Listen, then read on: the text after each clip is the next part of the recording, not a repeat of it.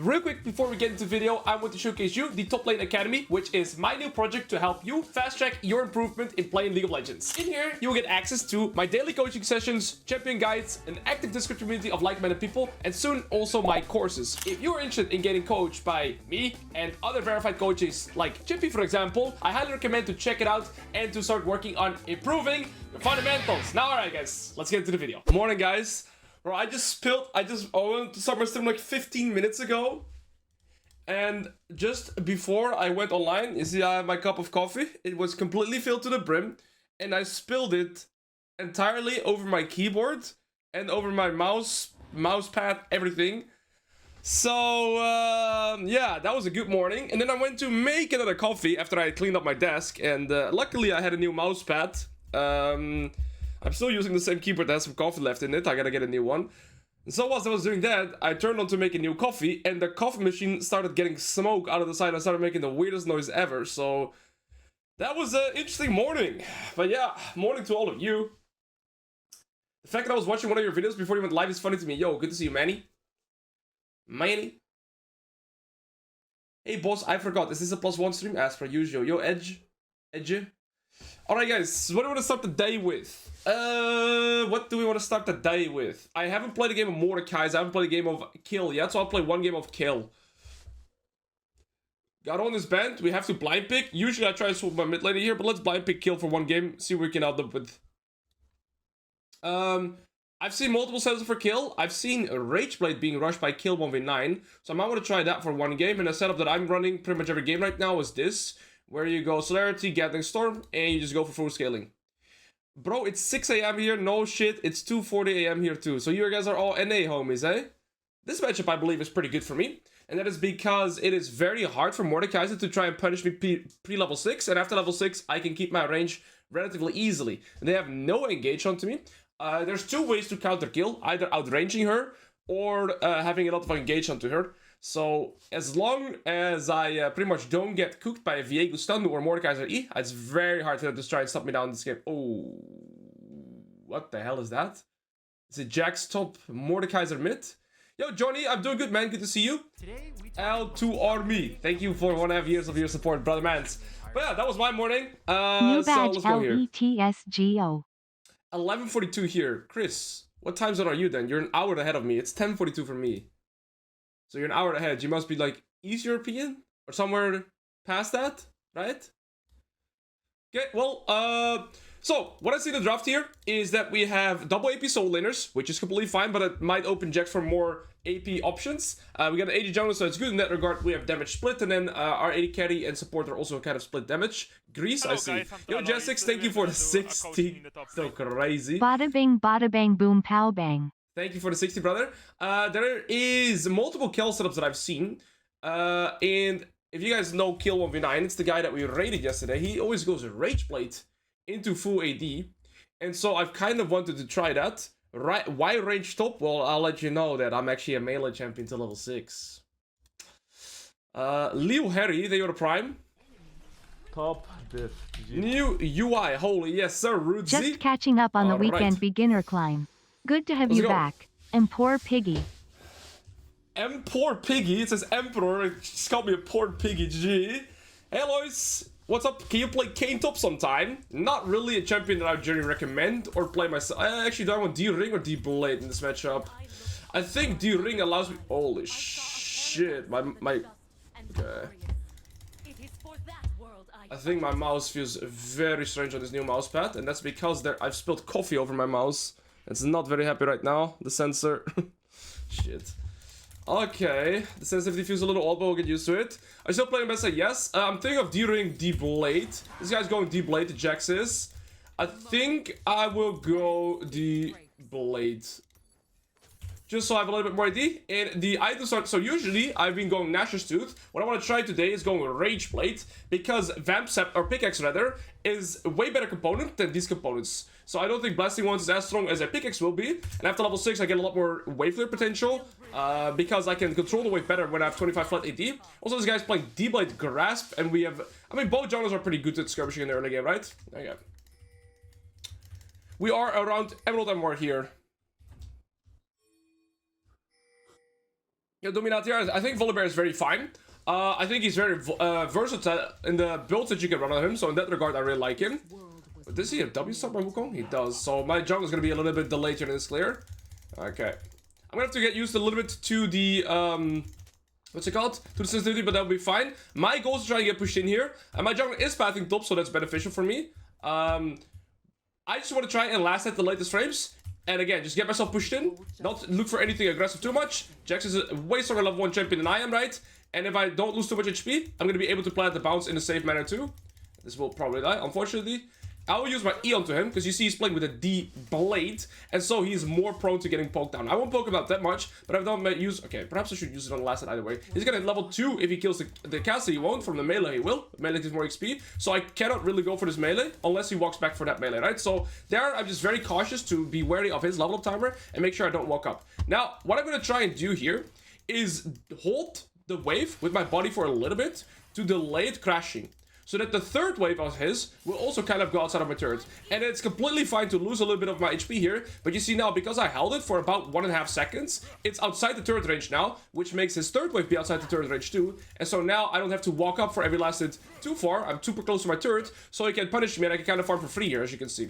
So there, I use my body to kind of delay the crash so that I'm able to farm a little bit more freely. And I'm going to try to do the exact same concept right here with holding it into my turret range, right? I don't want to take too much damage. And then, again, wave number 4 is also going to end up being here. And so now I don't hit these minions. I will only last it at latest frames. But as a result now, the wave is in a way safer position instead of being close to his side. And now I can farm for relatively free as well. Right? And now we can plant the bounce in a little bit safer manner. So the first 4 waves here, we're able to play pretty free. Now I want to see if I can get my 5 passive stacks. So I can max my movement speed and damage.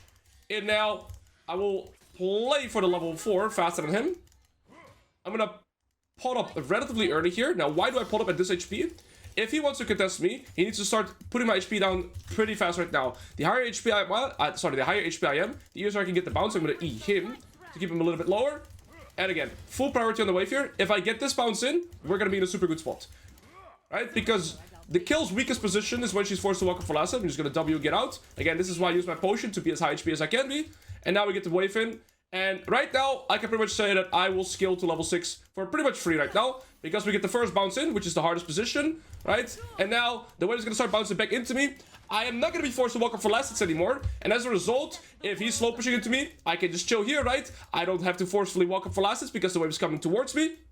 And then once it starts bouncing into him again, by that time I should be around my level 6. So that's what I mean, that we've got to level 6 pretty much unscathed. So again, the steps that we did there is try to delay the minions wave crashing into my turret. So I delay the bounce. And then on the bounce, I hard emphasize the wave and not him. And by focusing the wave, I make it crash. And then we are in a good spot. Now, I'm only last hitting latest frames so that this wave can still push into me. If I kill this minion now, it's too early. I'm waiting. And see here, I waited till that minion was about to die. And only then do I kill it. Because I want to ensure that this wave pushes into me. Okay, same concept here. I'm waiting to this minion to get very low HP. And only then do I kill it. Same thing here. I try to avoid AoEing multiple minions. Ooh, I'm going to walk up for this one. I have to. I'm going to use my W to get out though. Alright, you see here, we've pretty much got to level 6 in a very safe manner. I could walk up for one auto attack because his Q was still on cooldown, and now we're in a good spot. Alright, the purchase I'm thinking about is going to be pickaxe, but potentially getting extra boots is going to be really helpful too. I can just Q this, get 2 of them.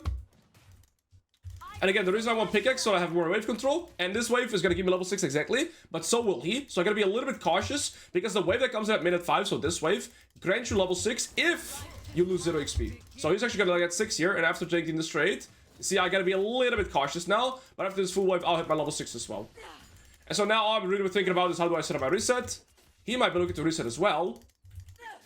Okay. If he resets right now, it's fine, because I can pretty much always base and TP back, right? So I think now I might just base and recall. Oh, there we go. Yeah, I can just base TP back here and plan to bounce like that. Alright. I'm gonna try this out. Plays my wall, let's see Kill 1v9 do it. +1. And I'll go for boots refill. Alright. Pretty good. Even in laning phase, that's what we're gonna do. Kayle, yo, good to see you. It's been a while, brother. Thank you for the 25 sir. How's it going? Oh. Now I want to slow push into hard push. Why do I want to slow push? Because the wave is at my side. The bigger I build the wave, the easier it's going to be for me to try and pretty much get this bouncing consistently. And see, every time I'm in a bounce position, that's where I'm going to be most cautious. So let's play with the range. And I want to try and avoid as many trades as I can. And just focus on the wave states. That's all. I don't want to trade. Also because he could walk into the river first here. I do want to try and keep up my passive. I have the boots advantage, so I have a little bit of gap close potential in that regard. And again, full priority on the wave, not onto him. If he goes left, I go right. If he wanted to go red, I'd go left. Just gotta be cautious that the Viego doesn't gank me. And then we try and hard prioritize this. I'm gonna avoid trades as much as I can. Oh, I still have my boots. Wait for the E.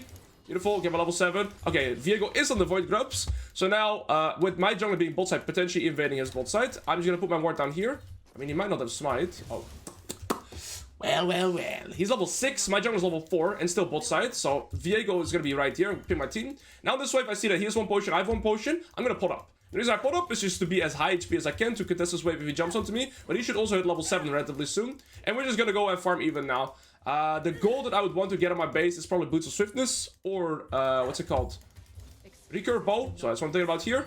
If I can Q him and the wave, it's always super worth, right? I'm putting all points in Q. So if I can Q him and the wave, it's extremely worth. Now with his E cooldown, I want to punch as hard as I can. If he jumps on me, I have my ult. So when his E is on cooldown, I want to try and trade as much as I can. And now I'll put full emphasis on the wave state.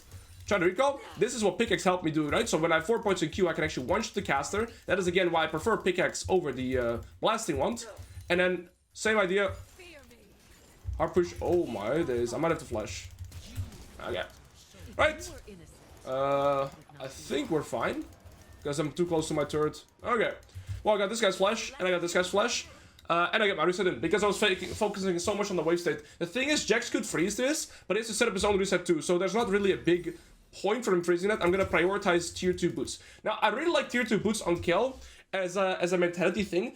Even against meta champions, because it allows me to space better, and as a result, I can skill easier too. I'm gonna end up losing a full wave here, but at least I got this guy's flash, I got this guy's flash, and my team got some space to play the game. Okay. Oh wait, Jack's still at TP, so I just end up losing a wave. It's fine. Oh.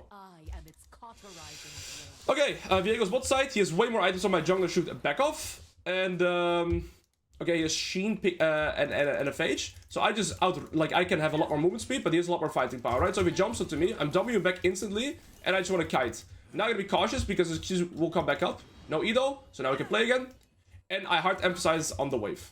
Right, so when he jumps me, I avoid him getting too many auto attacks. I W back instantly, and then after this E, I can start trading.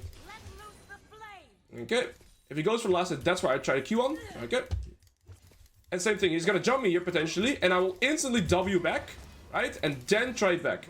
But his Q has a relatively low cooldown, but now when his E is on cooldown, that's when we trade back. Same thing, now that his E is on cooldown, I pretty much can step up and do what I want. It's about a 14 seconds cooldown now, just should put 2 points into it. And I'm gonna hard push this, now here's his E again, but by that point we have to wave push him. Again, if he jumps me, I'll be Wing back. He has no sustain right now, no potions left, so we're in a good spot now. And again, this is why tier 2 boots are so good, because you can pretty much kite your opponents. Again, here, oh. I gotta retaliate here. That was a good trade by him. I gotta try and push this wave as much as I can during his cooldowns now. Else we're cooked, also because he has flash advantage. So I'm just gonna get the melees and skedaddle here. He has flash advantage, I can play now, I have recurve bow, better to set up my reset. So far so good. Play with the wave states, play with my resets, and then we get the skill. Thing is, yes, the wave's kind of frozen here. If he stays, however, right, if Jax is on recall, I lose a little bit short term, but I'm gonna gain more long term by taking this reset. Why? Because if he freezes, it's fine, right? I'm gonna lose most of this minion wave, and that's fair. But by the time I am back, he doesn't have teleport, and he's half HP, half mana. So eventually, he's gonna have to try and set up his reset. And because he's slow pushed here, and kind of tried to freeze, he can't set up his reset right now. You don't want to reset when the wave is pushing away from you, from Jack's perspective. You want to reset when the wave is pushing towards you. And if he wants the wave to push towards him, kind of, he needs to try and crash into my turret, right? So now, I've lost short term. You see, I've lost 4 minions in total, but now Jax is half HP, half mana, and he can't lane anymore. Because I've gotten sustain edge, I've got an item edge, and so now, even though he froze, I actually don't mind it. This trade is fine with me. And now, he's stuck on a turret with 1 HP. The only way he gets out of this is if his jungler helps him. Okay, play for level 9. Full max Q. Okay. So even though we lost 4 minions earlier, I can look for a full turret here. For a turret plate rather, not a full turret. Alright, there we go. Okay, actually his support and jungler all top, so I'm gonna have to respect here unfortunately. But you see here that even though the reset ended up making me lose short term, I gained long term. Yo, Clara, welcome. Okay. I mean, they might still look for me, but Viego's also really close on the item. And Vel'Koz is no flash though, so we're gonna be careful and just avoid the Vel'Koz gank here. With fire if I must. I know he doesn't have flash, but he has tier 1 boots as well. Heal by fire. Okay. Viego's gonna be there. This little bastard. I have to deal with the Velcos Viego. And as a result, Jack was allowed to play. Let's say this jungler and support weren't there. This guy was pretty much cooked in lane, right? You need to breathe? Bro, this is not my final form, guys. I am going very slow at the moment. I just tried to explain all my thought processes. He doesn't have TP. I do 700 gold on my item. Since VA goes on 3 components, he should be looking to reset right now. That's why I feel relatively safe to try and play for this. I tried to get the last ultimate in there, so we might have to... Oh. Oh, I think I could have auto-hit him there. Alright, there I have to prioritize using my ult above anything else. Keep in mind, pretty much every ult in the game, nearly every ult, costs 100 mana. So there, I can't use any other ability but my ult, because if I use anything else, I won't have my mana, right? If I did Q there, I won't have my ult. So I had to hard prioritize using my ult there. And again, as a result of Jax staying in lane and having these items, I ended up getting 2 plates. He ends up losing a full cannon wave. So again, even though I lost short term, look how much he lost long term. That's why when your opponent pretty much recalls like that, his reaction had to be to hard push and not to freeze. But because he froze, he ended up stucking himself in lane. And yes, I lost short term, but I gained so much extra long term. I need this melee. I guess some refillable and have my item. Okay, so I'll highlight that one more time in the replay, but sometimes taking reset timers for a short loss is extremely worth it. Alright. Get this. TP back up. I'm gonna go with a blue trinket. Alright, I'm just gonna deafen again. Always risky. Well, we're 26 up, 2 plates up. We don't really have a big lead in terms of CS or kills, but going even on kill is always a good thing. Also, I'm going to be silent against either Mordekaiser or Jax later on, and I believe I can pretty much skill pretty good against both. I'm slow pushing this wave to allow next wave to come in, and now my mentality is trying to farm up as much as I can in terms of CS and Joan camps, especially with the Rage Blade. He should have his Trinity Force right now. He doesn't have Flash, but I don't have Ult. I still don't really want to trade that much with him. Okay, so he has Trinity Force now, but no boots, so I can still kite him pretty easily. I have the Rage Blade here. The reason I want to always say is because he's smart, people take him seriously. Push this in. Are you cooking some show build today? Yes, BPS. I played 2 Cho games yesterday, and we can play some more Cho games today as well. Wait, did I walk over the ward? I didn't see. No. I'll put my first blue trinket a little bit defensive here. I mean, this guy doesn't have flash. We do end up getting the tier 2, because, what's it called? The feats of strength, so that's nice. The game state is very even right now, but I think that's a good position for Kayle to be in. And, well, now we're gonna get to the more interesting part, which is how we play mid to late macro, right? So I try to push the sideways, see if I can play for junk camp. So I'm gonna ping that I want to take this. Hope he's fine with that. 2 people bot, so we don't have to be scared of anything. Wukong might go bot because this is bot side camps as well. If he goes top here, we might have to just concede this. And that's just okay. Now he's going bot side. Beautiful. I can take this then. As long as I can take camps, I'm gonna be super happy. Okay, can't set all the way here. Nice. Alright, I lose nothing. We're just gonna gradually do to expand our CS lead by playing efficient with the side waves. Also, this is an important thing to note. When you have mid laners like a Xerath, like a Zoe, these kind of champions, they actually are really bad at being in the side lane. And so, very often, when I have a Xerath mid, or a Zoe, or some other immobile mages, I can actually farm out both side waves, because again, they don't really want to stick to side wave as much, they're extremely vulnerable, they have no dashes. So that's a mentality thing that I can already have here as well. And I just want to look to maximize my gold and CS income. Sorry, my gold and XP. CS is, of course, both of them. I don't see Jax right now. They could be playing for Herald. So I'm going to do as much damage as I can to this turret. But when he comes back, I'm skedaddling. He's going for Tabbies. So again, full AP build's going to be good. We go Nashers into Rabadons into Lich Bane most likely. Push one more wave and then some... Oh, Viego's behind me. And we're going to have to ult here a little bit earlier. What the fuck? Get that guy. They have been annoying me the whole game. These two. Okay. That was a little bit random. Viego's randomly behind me. I'm gonna recall here. Xerath can take one top wave. I'm gonna ping that and I can go mid. Yeah, he's gonna take the top wave, right? Good communication. And then... I think I just prefer this. Alright, instead of having my having attack damage now, I get ability haste on my adaptive force, so that's good. We're level 12, I see a scuttle here. So now my plan would probably be to slow push this wave. Oh, I stopped moving. Hard push this wave, take the scuttle cap. Unless I can get some mid tier 1 damage. Why Rageblade first? Somebody wants to know. I'm testing it for the first time here. I saw Kill 1v9 using it. The main reason as to why I think it's good is because you get access to the pickaxe component whilst building it instead of going full AP. And pickaxe allows you to control wave states way more, right? So when you go for Rageblade, you get the pickaxe component. You don't get that in... Oh, Zeroth has to be top for one wave because I went bot. So that is just why.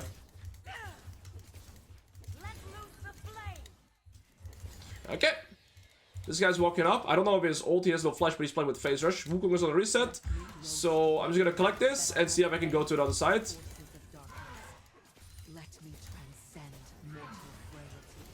I prefer to not share any XP. Looks like my Zealot is dying here. Oh, please don't. Oh. Get out of here.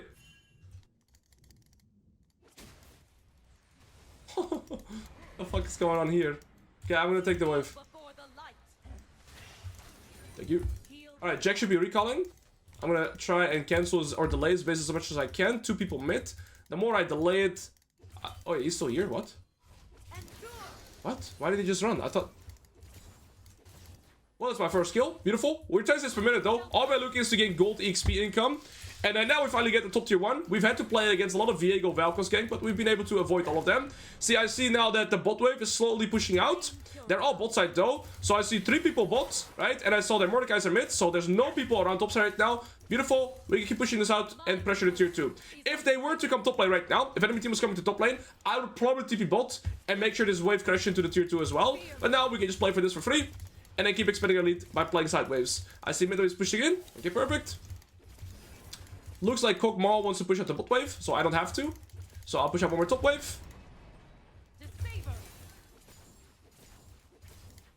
Okay, beautiful. I have tempo to take these jungle camps. Jax is here. Okay, the more camps I can take on my way out, the better it is, right? Ultimately, I push in the wave, I'm not losing out on anything. And again, I just want to look to increase my CS per minute. I see a golem camp as well on top side. Kog'Maw has kind of let the wave in bot in a pretty bad spot. You see how it's... This is what I refer to kind of as a bleeding side wave. It's kind of permanently slow pushing towards our opponents, and that because Kog'Maw pushed one wave and then ran away from it, which is pretty inefficient. I'm gonna go for this. Alright, so I would prefer to go bot side right now, so I'm gonna open up here. That's because Ezreal's gonna push it back into us. And my Kog'Maw and Tahm Kench should be looking to reset after this, so I'm gonna ping that they should recall and I'm gonna go bot. Unless they're gonna stick bot, then I should just take the wolves and go back to top. Okay, they're gonna go bot, so I'll adapt and I'll go back to top. Atakan is gonna be up in 40 seconds, so it's also fine that regard... Oh, I almost stole that. I didn't want to steal that. Okay, so we're gonna push out top wave as much as I can, and then probably just play towards the Atakan. Again, they left the bot wave in a bad spot. And that's what you see very common. People don't push out sideways into the tier 2. Because people aren't aware of the concept. Similar to laning phase, you want to push the wave into the turret so it bounces back into you. In side lane, you also want to try and push the side wave into the tier 2 so it pushes back into you. If you don't, you need your opponent to push it back into you. That's okay. There's no tier 1, tier 2. I saw one person bull, I saw the Viego bull as well. Right, so I'm going to push out top wave as much as I can. Then perhaps look for some jump camps afterwards. And then rotate there. I don't have to be there on the spot, right? Atakan is similar to Baron. It takes a long time to farm. So I'm just looking to, again... increase my efficiency on the map. I mean, you're level 12, I'm level 15. Okay, that ult was way too early. Let's back off now. I have no ult, I have no flash, I'm gonna back off. No good risk to the ward. That ult was way too early. Oh, it's just trigger happy ultimate. That's okay. You see Zeroth is moving bot. I have people moving bot here. So I'm gonna take this, and afterwards, I can look to take over mid wave. And that's the privilege that I get by pushing out top wave, because you see Jax is still collecting that. And so whilst he's collecting, my team moves bot. Well, it opens up mid wave for me.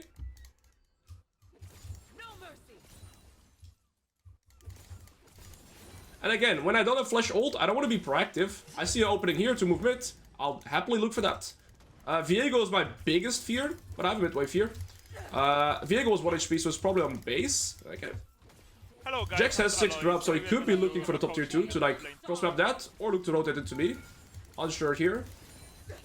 All the top side camps are up too. Okay, I want to be a little bit greedy and play for this, but if anybody shows, I'm just dipping. I have no ult. I don't have my flash though. Okay. I'm gonna dip. Not worth to risk it, because I can take farm here and here. We're getting this. I'm gonna be to level 16. Pretty much unscathed. And all I focused on is playing for my wave states, right? Into my resets. And then look to expand my lead perpetually.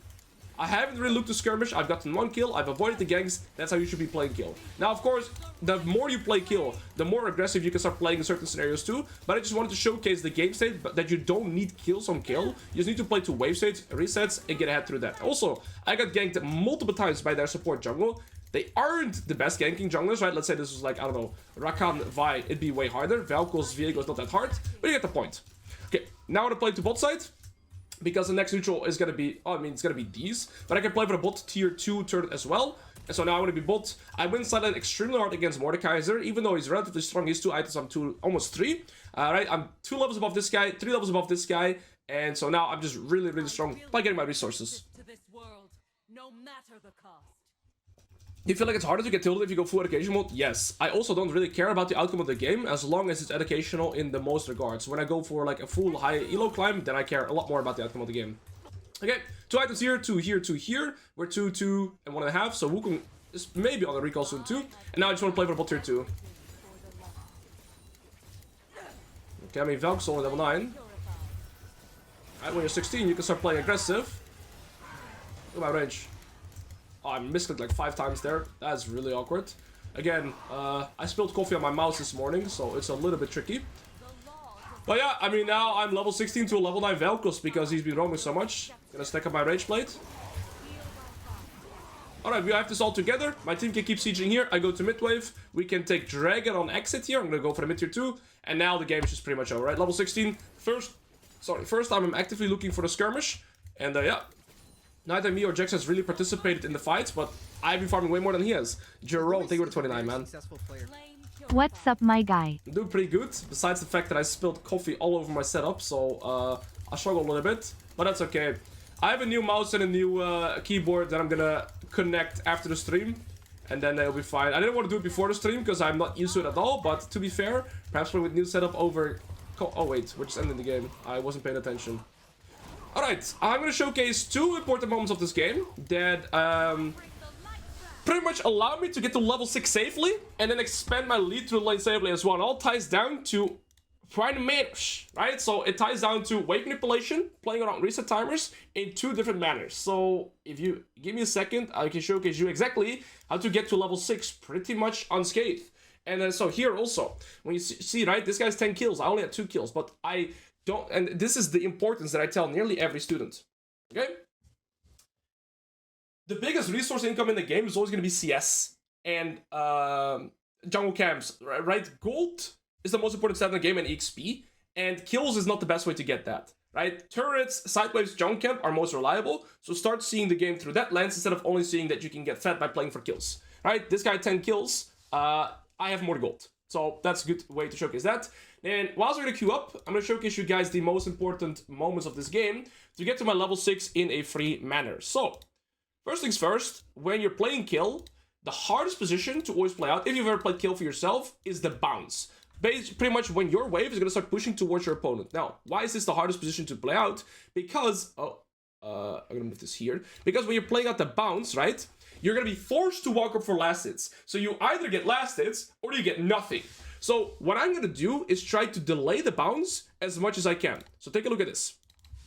Whilst I'm getting pushed in, I'm taking a look at 2 things. How fast Jax is pushing it. Also here, crucially, I'm avoiding his level up timer. So I'm not going for this last hit until he walks a little bit downwards. If he would step upwards, I would avoid it. And now I do the first concept here, which is I see that my next wave is approaching relatively close. And the longer I keep the wave outside of this, outside of my turret, kind of in like my happy spot, I refer to this as the happy spot. Why? Because I cannot get ganked here, and it's really hard for him to trade onto me. So if I can keep the wave around this area, I can pretty much freeze the game state and look to farm for free. So here what I'm going to do is delay the minion wave a little bit with my Q, and see drag the minions up with my position so that it freezes here. Now he tries to trade, but he can't really punish me, and now you see the third wave is outside of the turret range, and so his third wave is going to end up meeting here too. And now I do the same concept after he's done crashing the wave as much as he wanted to. right? I do the exact same concept. I'm gonna try and freeze it a little bit out of my wave. So I'm checking here, where's the next wave at? It's around my tier 2, so I need to freeze it for a little while. And it's worth it for me to lose some HP here short term to get into a better position on wave number 4. Because again, the faster this starts bouncing into him, the faster he can start looking to get trades onto me. And here, he cannot trade onto me. I'm too close to my turret. So I would rather take a little bit of mean damage and hold the wave here outside of the turret range. He even ends up taking a turret range. Turret shot, and now you see as a result the minion wave ends up being here, and so wave number 4 is going to end up being way closer to my turret, and so that allows me to push this in a relatively comfortable manner. And now what is the privilege or the advantage that you have when the wave is closer to your side is you can clear it easier, and so as a result I end up getting my level 4 faster, and then I will pull up. And because I pulled up, I'm level 4 and he's level 3, I'm actually able to get in the bounce now, and because I get in the bounce I get to skill to level 6 pretty much for free. First concept, that was really important, and then as a result, a wave pushes back into me, I'm not forced to walk up for last hits, and I get my level 6 without any effort. Second thing that I believe was really important in this game is this position right here. So, you see here in terms of itemization, I've bought tier 2 boots and a pickaxe, he is a Sheen and a Phage. Neither of us have teleport right now, and the wave is kind of situated on his side. So the thing here is that he all-ins me right here. I don't have flash and he does. And so after taking this negative trait, I'm very scared to get all-ins. Okay, I did trade half of his HP. And now I'm taking the melee minions as much as I can. But you see I'm drawing back because I'm scared of him flashing onto me. And now I will reset. Pretty interesting reset, right? Because you would argue with me that right now, I'm going to move my camera, that the wave is frozen for Jax, right? As in, Jax can freeze the wave here. Agreed? Which he ends up doing. Now, if you're in Jack's shoes, would you freeze the wave here or hard push the wave? Remember, neither of us have teleport. So, should Jax push in this wave right now or should he freeze? Now, what I would do in Jax's shoes is slow push this wave, hard push next wave, and set up your own reset again as well. See what happens if he doesn't do that. I'm just going to try and get last pick so we can yap a little bit more. See what happens if he doesn't hard push this wave is he's going to gain onto me short term by freezing this wave, because if he freezes this minion wave right now, I'm going to lose these 3 casters, and I'm probably also going to lose most of this minion wave that's right here, right? But what happens is he doesn't set up his own reset. So look, he ends up freezing here. He decides to freeze. I base and walk back. Again, I'm losing short term, but look, he is half HP, half mana, and now I have a full recurve bow over him, full HP and full mana, and so as a result, I'm gonna bet nothing. Jax actually cannot contest me. So now when I get back to lane, he trades onto me, I trade back, and now when you're in Jax's position, how do you play? So all Jax should have done there, in his position, instead of freezing, is match the reset by slow pushing, hard pushing the wave, making it bounce back into him, and then he'd be in a good spot. And so now, because he didn't end up setting up his reset, I am in a position where I can push him on the turret and look for plates. So even though I lost pretty much a full wave earlier, I get that back right now by getting this one plate. I'm going to try and swap with the jungler. Let's see. So I get a full plate here. Next wave, he still can't contest me. And as a result, I push him in. He tries to all-in me. I ult him. And he has to recall. He loses a full cannon wave. And I get another plate. So even though I lost 1 wave worth of minions, I ended up denying him a full cannon wave, which is 200... Getting this out of the way. I denied him a cannon wave, which is about 200 gold, and I got 2 plates, which is 250 gold, and so I lost 100 gold. Well, I'd say I netted pretty positively 350. There you go. So because he missed out 1 reset timer, I ended up getting pretty far ahead. And so again, this was all wave management and reset timers manipulation that caused me to be ahead. Hope that scenario made sense, because it's very natural here for this guy to set up a freeze here, but actually pretty much slows him down. Imagine how much your rank would improve if they added voice chat and ability to talk to enemies. You would make them FF every game with your weaponized yapping. Bro. Illegal. Okay. Thank you for the 7. I appreciate it. What do we play here, guys? Thanks, coach. Cassio top, right? Most likely. Yumi top? What? I don't know what I'm playing against. You know what, guys? I have AP jungle, AP mid. We need to pick an AD champion. I just go for the game of Garen. Like, we needed AD. We needed AD. I've been yapping about this game so much, so I didn't really prepare. If I don't know what I'm playing against as Garen, you are never wrong with running this room page. I'm gonna go with this, double AD, demolish second wind. You are always fine running this setup. Flush Ignite. I have no idea what I'm playing against, so I just kind of selected something that I know can just pretty much be fine against daily everything. He's small and people take him seriously. And Johnny, thank you for the prime. Appreciate it, brother. And NeoX Game, thank you for the prime as well. Braum top? Okay, banger. well, that's gonna be completely fine. Alright, so let me end this task. Okay, yeah, we are playing against Braum top. That is fine. Turn on some music. Yeah, my mouse is fucking weird. Okay, so I would say I would classify Braum top in a similar fashion as like Tom Kench top. Or like any tank neutralizer. The thing is, how I play against tanks top is I don't play against them. You don't have to play against them, especially when I'm playing with a setup that is extremely slow myself. So I'm playing with Phase Rush, which is a very weak early game rune. It deals no damage, it just gives you movement speed, so it skills by giving you mobility, but it gives you 0 extra damage. And then I'm also playing with a relatively, you know, slow rune page, where I'm looking to skill with my Demolish. So, you got this. Okay, for once, I won't deafen. What was I gonna say?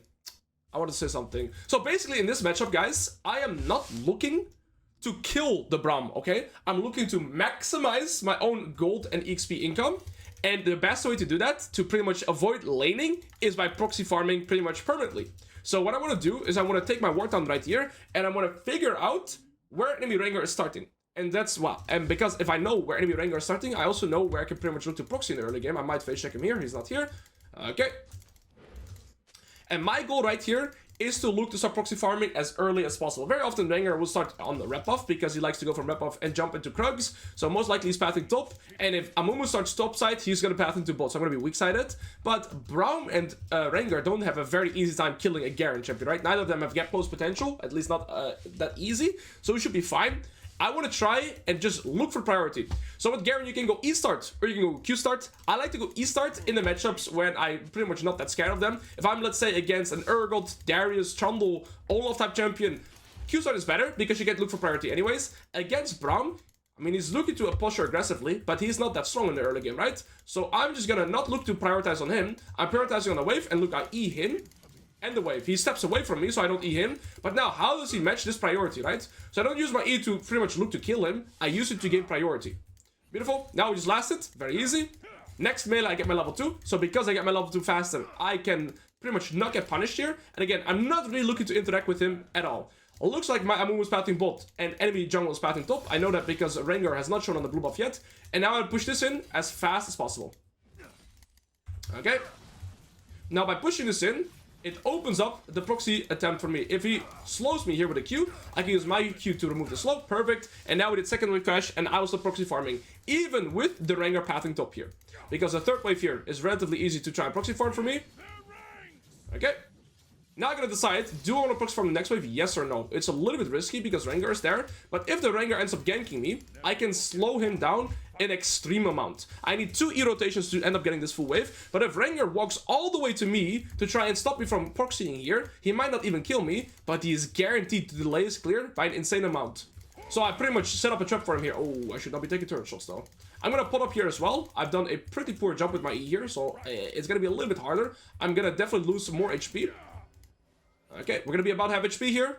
If Braum moves, he's gonna lose a full cannon wave by default. I'm level 4. If I die here, right? If I were to die right now, I wouldn't lose anything. Okay, Braum is still here. I don't think Rengar will come all the way from me. So now, even though we're on the weak side, we're just pretty much proxy farming. And all I did was go E-start, do second wave crash, and start proxy farming as early as I can. Alright, there we go. And this is how you skill for free into Garen. And you can do this into some of the counter matchups as well. If you're able to do this trick against a ranged champion, you can get your early on, you're farming for free. Again, I'm on the weak side, so generally speaking, you don't like playing on the weak side. But now I can get punished, and I'm pretty much farming for free. I have a 10 CS lead because it looks like he's struggling to farm on the turret. And I'm just expending money. I want to go for 1k gold so I get my boots of swiftness. So that whenever I'm proxy farming, it's even harder for them to kill me. Could you just execute here? I could. If they come for me, I could... Oh, why did the caster just almost walk away? Beautiful. Okay, I didn't hit this one perfectly, so I'm gonna have to auto-attack it once, and it's fine. I think we stay for one more wave, we get our boots of swiftness, we set up a reset.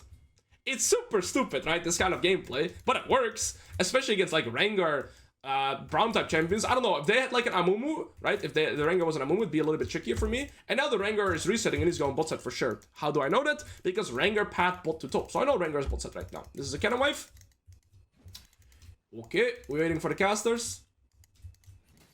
This gameplay is so silly, but it works.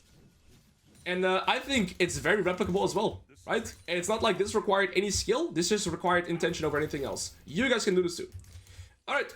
And now I can start my reset. I can get my boots of swiftness. Next wave will get me level 6, but I don't think we need this. And the beautiful part about proxy farming is, right, I never lose anything. See, the thing is, he is collecting the wave whilst I'm already running back to lane. This is the next wave I'm supposed to collect. I am literally in sync with this wave. So now I'm playing without teleport, but I don't even need it because I'm literally ahead with the tempo, right? Okay, Rengar ends up showing bot lane here. Two things I do. I check his items in his farm. He's 32. That means he's farmed his golems. And of course, he did a first full clear, leaving it to 28. Right? So that's why I know that he's farmed his golems. And now he has to go back to raptors. Okay, I'm back in lane now. And this is where I want to start utilizing my demolish too. See if I can utilize my demolish for some turret plates. And again, I actually haven't traded once with this Braum yet. He's gonna TP to the turret, most likely. And I get a full turret plate here.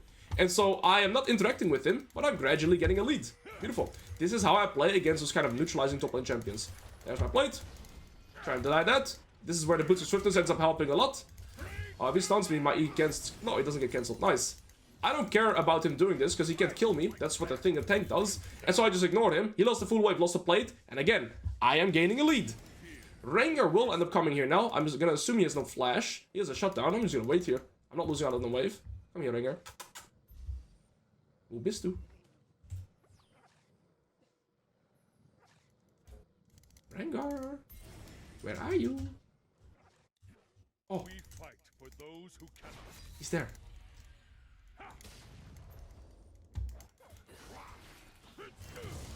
Oh, we're gonna have to flush out, I believe. I still have my phase rush. Uh-oh. I think we're dead as fuck. Yeah, we're dead as fuck. Okay. Maybe we bait the Cassio. Apparently my entire team is here. We got the full-on squad. What the fuck? We have 5 people here. I absolutely calculated that, of course. Yeah, that was definitely intentional. To just bait all 3 of them. Get assists a little bit like that. One problem though, apparently our minions ended up just winning the get to brawl here 1v1. And so the wave state is unfavorable for us. Perhaps I should have moved bot. There's a good chance my Jinx ends up getting dove here 2v1. Okay, my minions just lost 1v1. Oh, what the f... 1v1. Wait, what is this? Why do I see this? Why do I see this? I don't want to see that. Okay. Well, we ended up dying. My bad. This is what I came for, Pigget. Why do you call me a Pigget? What does that mean? Oh my days, I just realized what a Pigget means. You are such a bastard for saying that.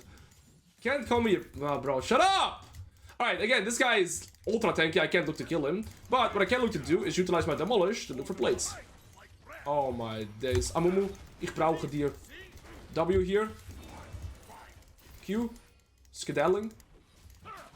And that's why we got 2 to boots with phase rush. So we can just pretty much escape as many ganks as we want to. I do have 2 plates and a tiny Sett lead, but yeah, I ended up dying.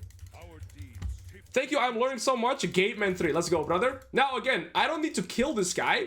I just want to look for priority permanently. Okay. But I'm scared of Rengar ulting me here. And also from Amumu's perspective, you see how he's starting golems right now? What do you think Amumu's going to do after golems? Go wrap off, then raptors, then go bot side. So I know that my Amumu is going to go into bot side right here. Okay. I'm a little scared of a potential Rengar ult. But on next wave, what I want to do is utilize my W cooldown to try and see if I can push out this wave. Again, I want to avoid interacting with this Braum as much as I can, so I can kind of use my W as like a stat check potential here to just push out the wave. Right here, I just stand in the center, press W, push the wave, and now I get tempo because Braum's going to be forced to collect the wave, which gives me timer, again with the tier 2 boots, to circle around and look for a proxy. That's what I'm going to do every single time. I don't want to interact with this guy. Rengar is bot, okay, so we don't have to be scared about Rengar. And so now, even though we... Oh my days. There's a Cassio here too. I'm not sure how to get out of this one. Cassio's probably pathing like this. So I'm thinking about maybe going through the lane here. Auto Q, phase rush, and run through the phase rush.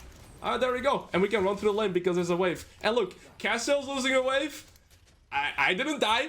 So this is why you go phase rush tier 2 boots. So the way I did that there, when you W, you get tenacity. So I tried to use my W for damage reduction and the tenacity. Then I auto Q, proc my phase rush. And when you have phase rush movement speed, you also have slow resistance. So the Braum Q and the Cassio W end up not slowing me, and I just walk away. That's it. Right? So I'm not looking to kill them. I'm just looking to skill like this. And Garen is an amazing scaling champion. Well, beautiful. Now again, same concept. He is gradually losing HP and mana. I have no problems with that because of my passive and I have no mana issue. So now I'm 82 CS and 3 plates by doing nothing but pushing the wave and looking to proxy. Even though Rengar and Cassio have been looking to Romo to me multiple times. Again, all of this comes with a little bit of experience and intent. And now I'm almost 90 CS at minute 9. Not that hard, right? This champ is disgusting. I mean, it is. I have no mana. You know what?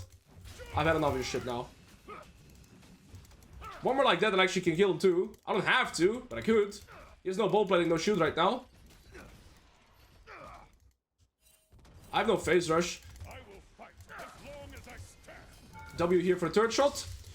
Okay, I'm level 9 very soon. I'm also on 1.5k gold. I have 15 CS lead, but I have 3 plate leads. So again, by pretty much never interacting with him, I've gained a sizable lead. The more he trades here, the more he sets himself up to potentially die to me. Okay. The risk to reward here is... I don't have my W, and I don't know where Rengar's at, but this is a plate. I'm gonna step behind my minions if I can. I got hit anyways. Well, we got the plate. How frustrating must this Braum be? And I do this exact same thing against Tom Kenj, Gragas, Ornn, Shen, if you can, right? Wait, this guy's... Okay, I didn't see the right one. Okay, Rengar's bot, so I'm not too scared here. I'm gonna hit level 9 on this wave. I mean, he has 1 plate left now. Again, same thing. Just push out the wave. I don't have to worry about mana and HP as much. I have my passive to heal me on HP, and then we're 100 CS at minute 9.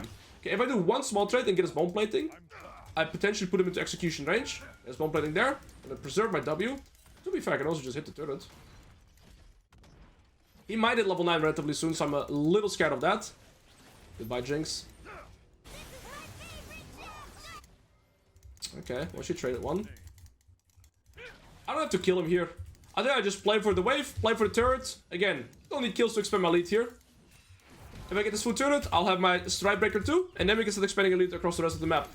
Beautiful. Well, we got 6 grubs, so our plan has been gotten a little bit easier. We got feature strength now as a result. I've only died once, but you see here, even though I haven't killed this Braum once, and I just play with intention to try and proxy farm and to play for plates, this is why I also play with the, what's it called, the Demolish. I am arguing up like 2k gold in this guy individually right now.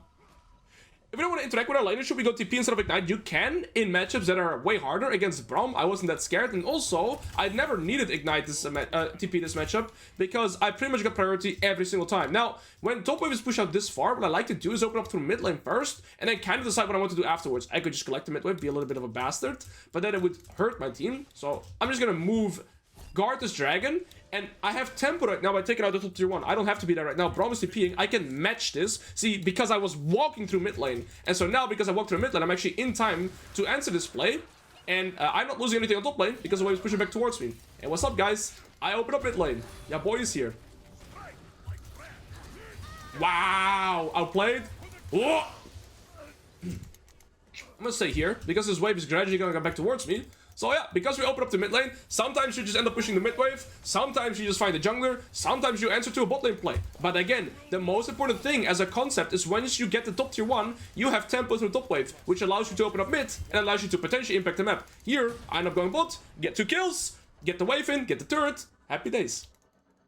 Flash Ghost, yeah, I guess Flash Ghost would be viable. I still think Ignite gives you more kill pressure in general, so I really like the Flash...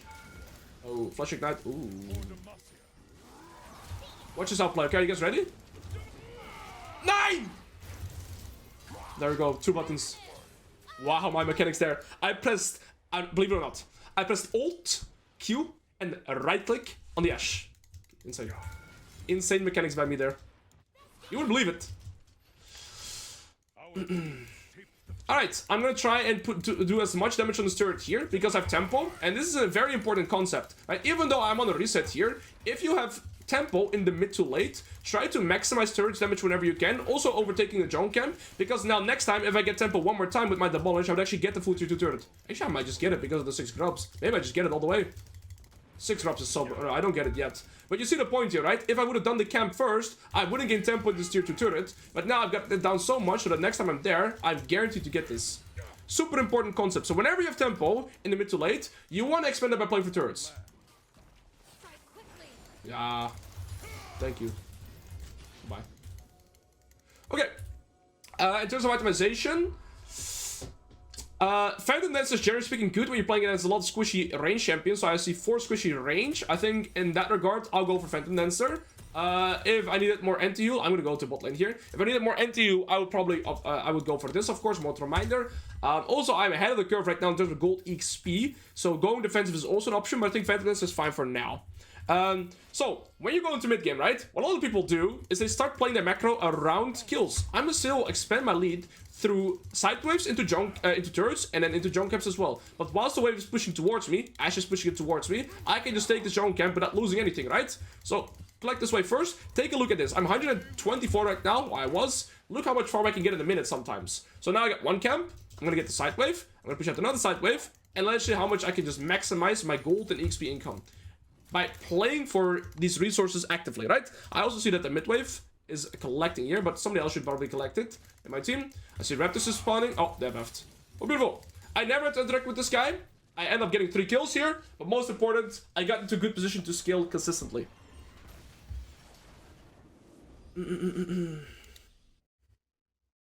Alrighties. What should we do play next? I mean, yeah, it's all just intention, right? Let's go to the review of this game real quick. It's all intention. So, because Braum is such a weak early game champion, I was able to just go E-start and just do second wave crash. And after the second wave crash, I proxy. Again, you can go either Q-start or E-start as Garen. What the fuck? What's going on? Urgot? I can play a game of Urgot. You that him? How do you play versus that? Well, you gotta try and avoid him from doing this in early game. But this is why Braum top is very easy to expose. Because look, he doesn't have wave control. I just go E. And I get priority by my E. Again, I'm not looking for him. And then I push in this wave. Same concept here. I get my level 2. And so I just E this wave. And then I start proxy farming. Well, what can he do? Maybe his entire team can move to me. But yeah, in this instance against Rengar Braum, it's also really free. Also, I tried to make this very easy to understand during the game, but remember that Rengar's pathing towards me because look, he didn't end up starting blue buff, but from Rengar's perspective right now, it would make no sense to path all the way to me to try and stop me because he would delay his tempo so much for a potential outcome, right? I could look to execute, I could keep wasting his time, and I'm losing nothing. So yeah, we were just able to proxy farm the entire duration like this. We're gonna be in a good spot afterwards. Watching this makes me want to play Phase Rush Amumu top. I guess Amumu could do the same concept, just harder to escape. See, the reason why this works so well on Garen is because your Q removes slows, Phase Rush removes slows, so in this iteration right here, okay, this was bad. But let's take a look at this one, right, and how to utilize Phase Rush in your W in terms of timer. So, I see Cassio is flanking me here, and of course, the more you find yourself in this position... Can you show some full split push Trundle gameplay? I would be down to play a game of Trundle. Thank you for the 5. I haven't played Trundle in an extremely long time. I've been trying to try the game. So here, I know that Cassio is circling around me, and she has to take an angle, right? Because I have this ward, I know she's pathing like this, and you look how good tier 2 boots and Phase Rush just makes you. So first of all, I want to try and time my W on the impact of the CC. So now I W, and look, the CC duration is significantly slower. You see, I'm CC'd here for a very short time. That's because when you time your W, as Garen, on the CC impact, you gain 60% tenacity for 0.75 seconds. Garen's W is a fucking broken ability. So I get tenacity here, and then I proc Phase Rush by, how did I proc Phase Rush here? Did I do auto Q? So I do auto, wait. So I do auto, and then auto Q, proc Phase Rush. So you see I have Phase Rush, and during the Phase Rush duration, you have slow resistance. So look, the Cassio W ends up not slowing me. I can just walk through it. I have so much movement speed that I walk out of this as well. And, well, I'm pretty much out by utilizing Phase Rush and my WCC timer. What's the app called? It is called Insights.gg. When will we be able to see chart again? Do you already know that? I want to do... So I'm streaming around 6 times a week right now. I want to do 4 times educational content, 2 times high elo content. So yesterday we did educational. Today I do educational. Most likely Wednesday, because it's going to be a new patch. I want to do tryhard. Thursday I want to do tryhard. So probably tomorrow we do educational again. And then I want to do high elo content. So I mixed it up. 4 times educational, 2 times high elo. That's my, I guess my stream split gonna be right now. We're last pick right here. If you play Trundle, what would you even want to ban? I haven't played Trundle in such a long time. Probably like Vayne top, right? Vayne top is probably like the worst one to just play against nearly everything. Alright, we'll just bet nothing. The replay app is called Insights.gg.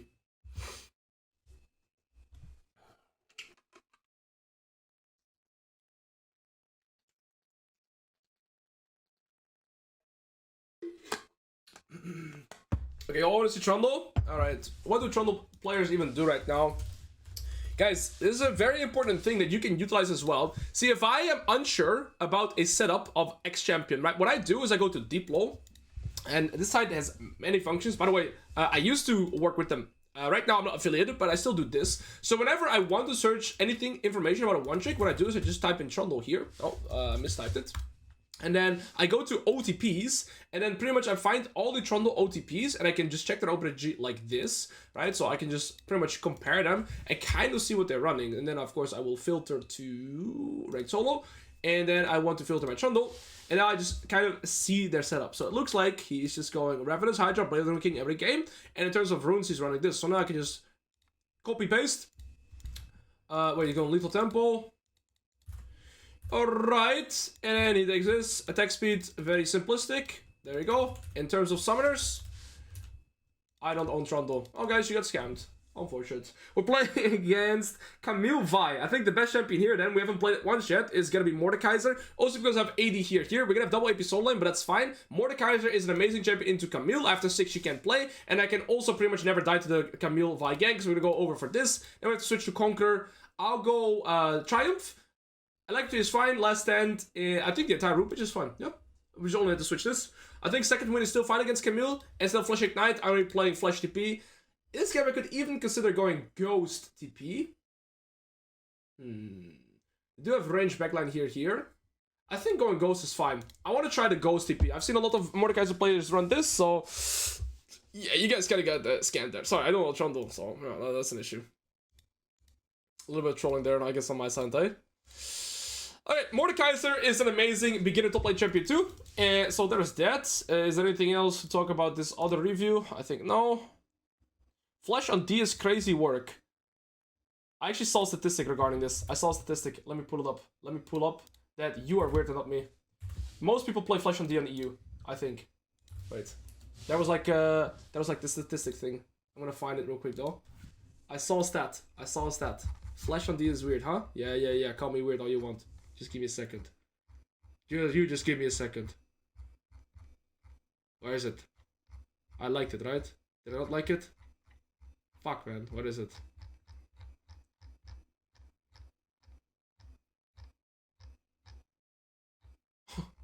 Why the fuck do I see this? Okay, never mind. It wasn't like DPM law.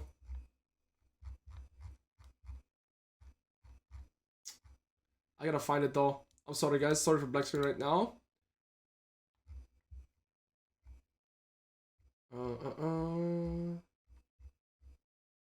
I can't find it.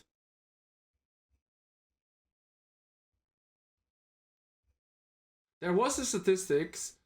Unlike it's somewhere here on this Twitter page, by the way. There was like they have so many interesting stats. They have a lot of interesting stats. For example, high spell cast per game. Riven is one of the highest, right? Because she keeps spamming Q.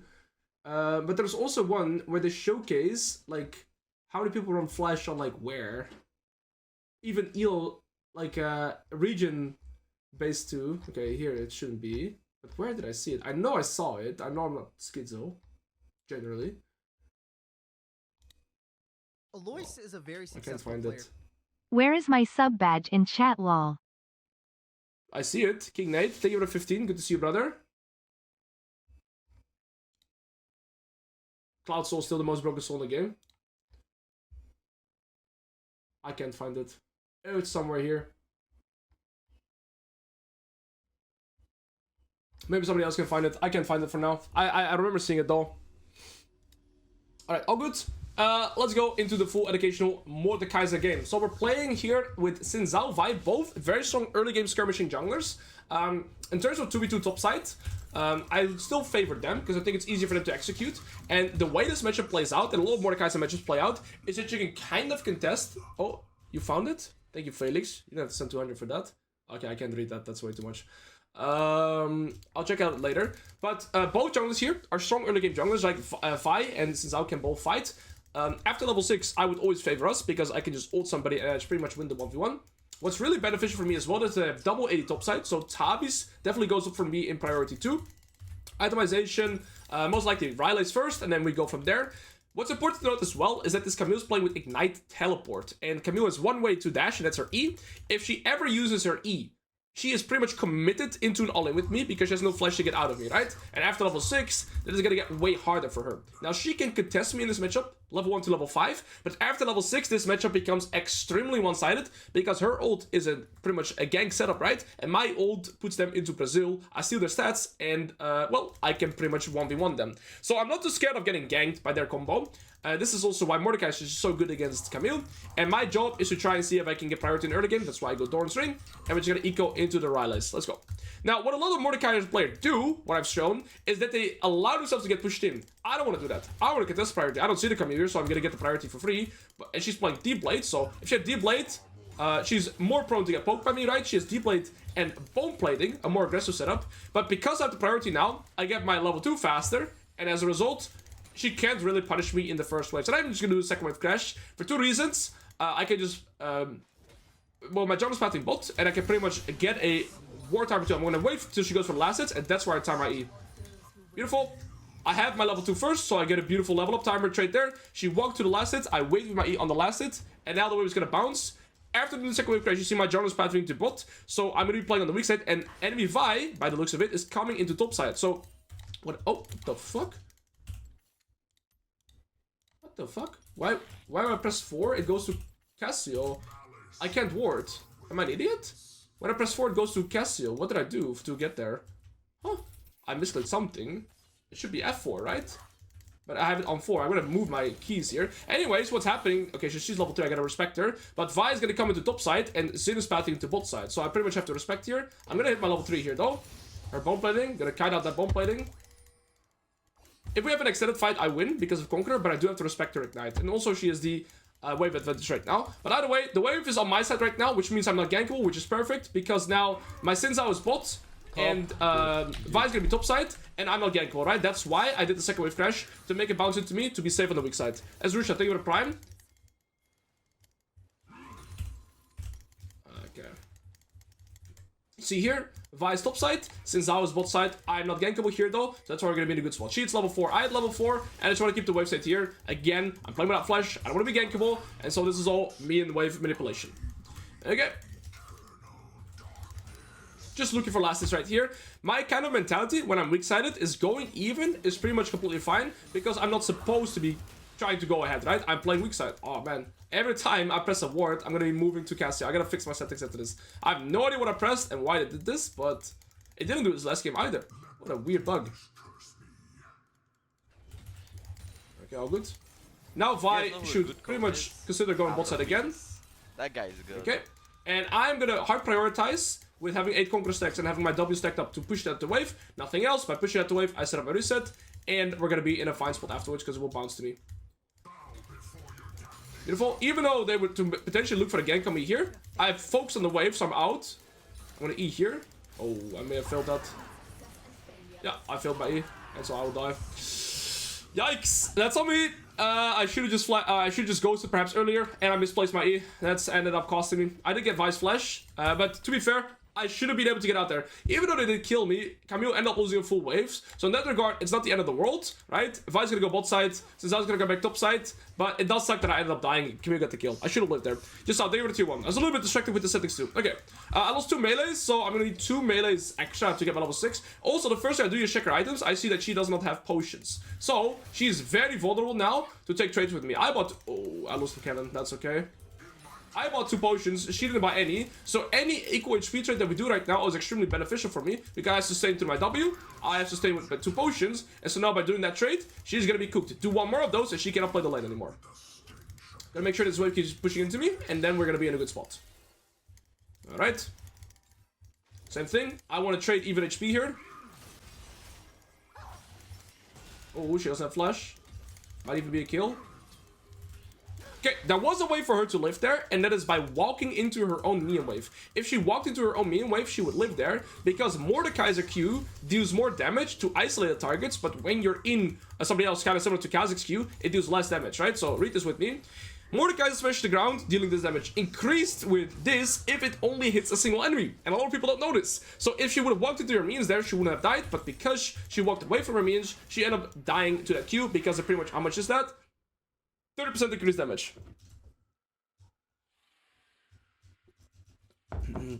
Why not add Sett? So I was thinking about it. I think I want to do more of these educational climbs, but I should clutter certain champions. So I think next climb, I want to do a tank climb. So I want to play Cassante, Sion, Ornn, Shen type champions. And then perhaps I want to do a climb where I play only early game topside champions. So like Olaf, Trundle, Olaf, Trundle, Sett, Darius type champions.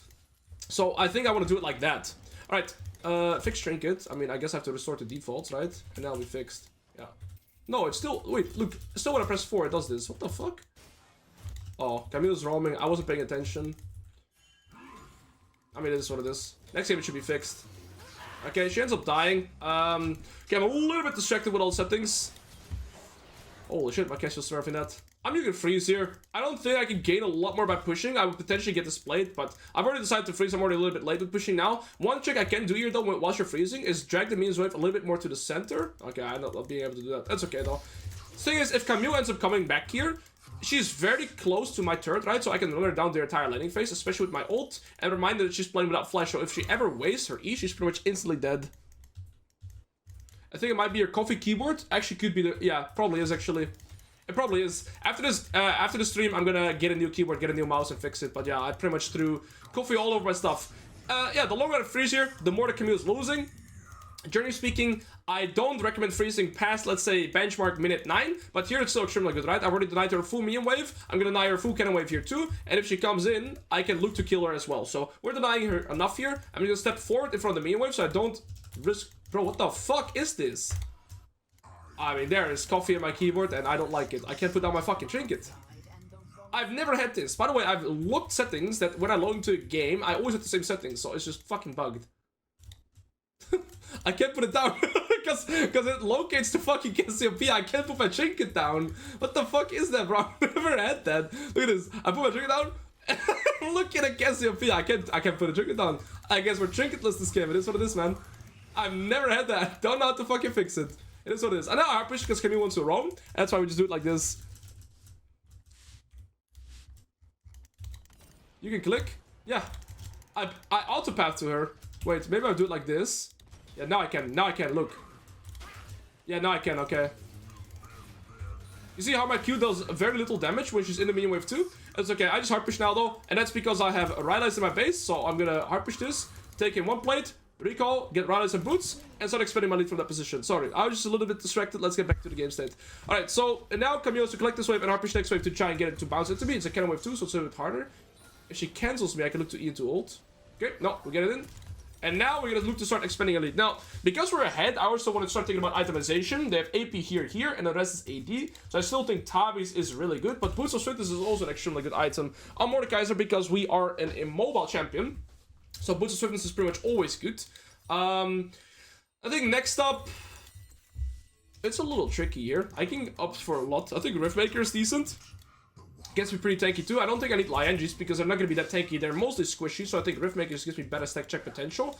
An item that I like to consider when I'm playing against a lot of range is Proto Belt. But since they're melee, this guy will play relatively close to melee. I don't think I need Proto Belt this game. I think I just want stat check potential. And what I could do as well, because I'm ahead of the curve right now, is go for a build where I get more movement speed options. So I can go for Boots of Swiftness, but then I would need armor, right? And then I can get that armor by going Deadman's Plate. But again, I would only do this when I'm ahead in the curve, and in this instance I am. If I was behind, or let's say more even, I would always default into Riftmaker, so I still have enough damage to stat check with the Camille here.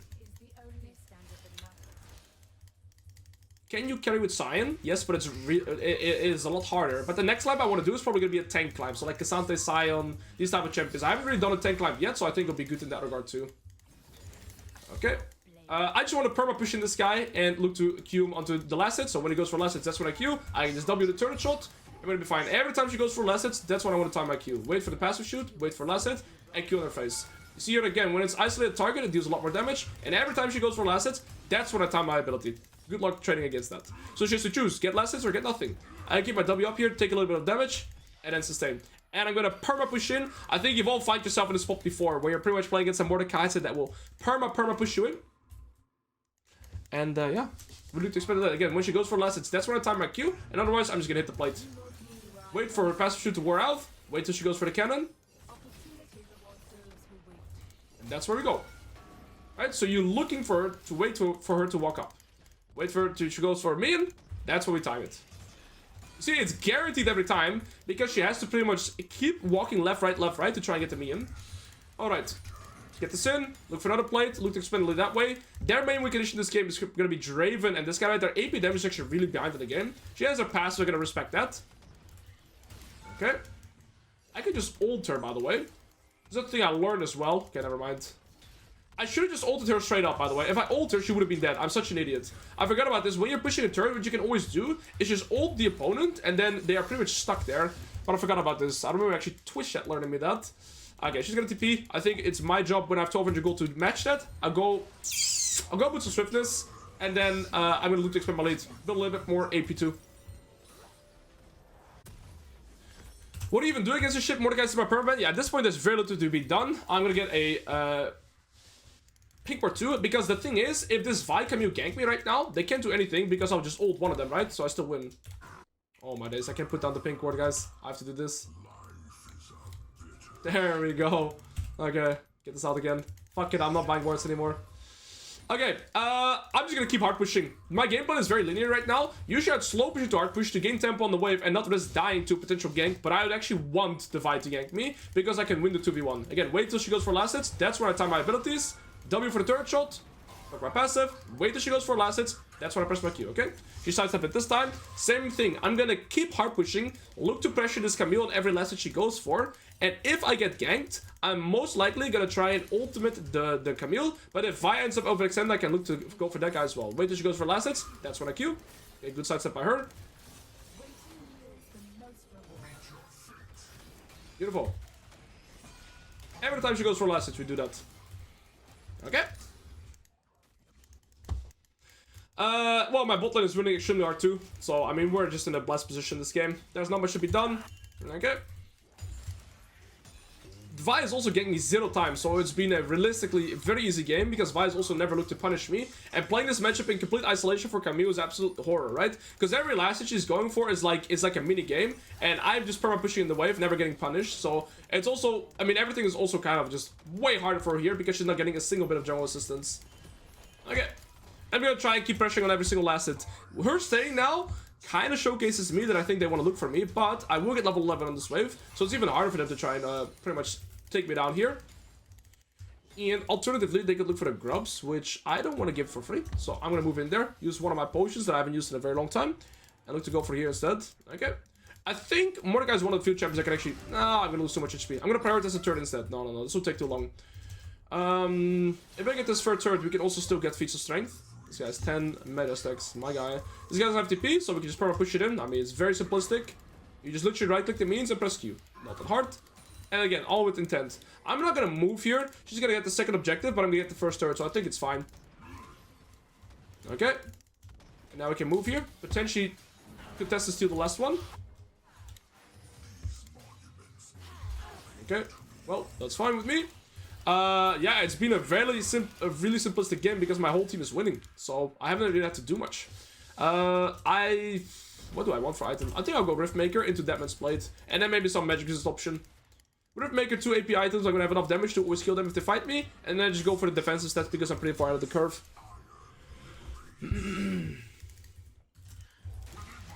Okay. Vi is still dead, so I pretty much have free tempo to this. I'm gonna W to just block the shots. Okay. I mean, at this point, right, when you're ahead of the curve, all I want to do is just keep farming for means. I don't necessarily need kills to expand my lead. You see, I have 1 kill. I'm never really playing for kills, and that is also intentional to showcase you guys that the most important resources you can get every game is gonna be that farm and CS, right? I'm trying to hyper-focus every game on getting high CS numbers. Talking about my resets, now, of course, last hitting itself is a skill you have to learn, but in terms of intention, if you stray away from perma looking for kill mentality and just look to get ahead through farm, you see, I am extremely far ahead this game, even though I only have 1 kill. And it's a meta through intent, like, it comes the best through intent as well. If you are against a tank, do you build Liandry's? Yes. Because Liandry's gives you percentage health damage, right? Okay, it's pretty hard to expand my lead right now as a Mordekaiser champion because it's relatively tricky to siege tier 2 turrets unless I kill somebody. So I'll just buy this right now. And then, I don't think I want a Dark Seal, it would clog my inventory. So I could go top, I could go bot right now. I'm gonna move through mid lane first. Same concept that I did last game. I can either answer the mid lane play, or else I can decide to go bot, I can decide to go top. Kayle looks to be going into bot, so then I might just go top side. We have 2 items here, almost 2 items here, 2.5 items here. Like, my entire team is super far ahead. And all I gotta do is just make sure that they don't get... I'll just take that, why not? Alois and this. And Ghost. If Camille comes into side right now against me, she can't do anything because she has no flash. I'm gonna have rep off Alois and Ghost to just pretty much stick with her. And I'm gradually losing CS here. You see how my minions are 11% stronger. That's pretty rare, but it's because we have level leads across the map. So you see how I'm 2 levels up, 1 level up, 1 level up, 1 level up, and 1 level up. If you collectively as a team have higher levels, your minions will get stronger. They might look to make a play on this guy, so I'm gonna TP here. Because enemy team is not playing for this Herald, which means it's likely they're gonna try and cross map. This guy's just 1 for 3. I'm gonna... Okay. You should... Oh, I should ult the Vi. So here, what ended up happening is enemy team is not contesting the Herald, right? When enemy team does not contest the Herald, or any neutral objective, what's very likely going to happen is that they look to cross map onto the other side of the map. Because if they can't contest Herald, they want to try and do something else, right? Usually that's going to be a cross map. So they're gonna go to the bot side, and that is why it was pretty safe for me to assume here that they are looking to make a play on the Casio. If she 1 for 3 the Casio, get the shutdown and get the turret, they at least trade something. What do you think about the new magic trade item? Only good if you're playing against a lot of tanks, right? This game, you see their Vi's going full lethality, this guy's going full, like, they're all super squishy champions. So yeah, I think it's okay on a champion like Mordekaiser, but this game, I absolutely don't need it. And remember last game how I said that once you get tempo into the side lane, make sure... Oh. Make sure to do as much damage as you can. This was a good example. I might be dead here. I just gotta run away. This guy's 2 items. Okay. I have no ult right now, right? So I gotta be cautious. Can you explain the mean scaling? It's very simplistic. When you collectively, as a team, are ahead in, I think, turrets and levels, your means get stronger. So right now, they're 10% stronger. Again, level 8 here, here, here, here, and here. No, not the mid lane right now. So as a result, you're... I've... Oh, no, I have no turret. I might be dead.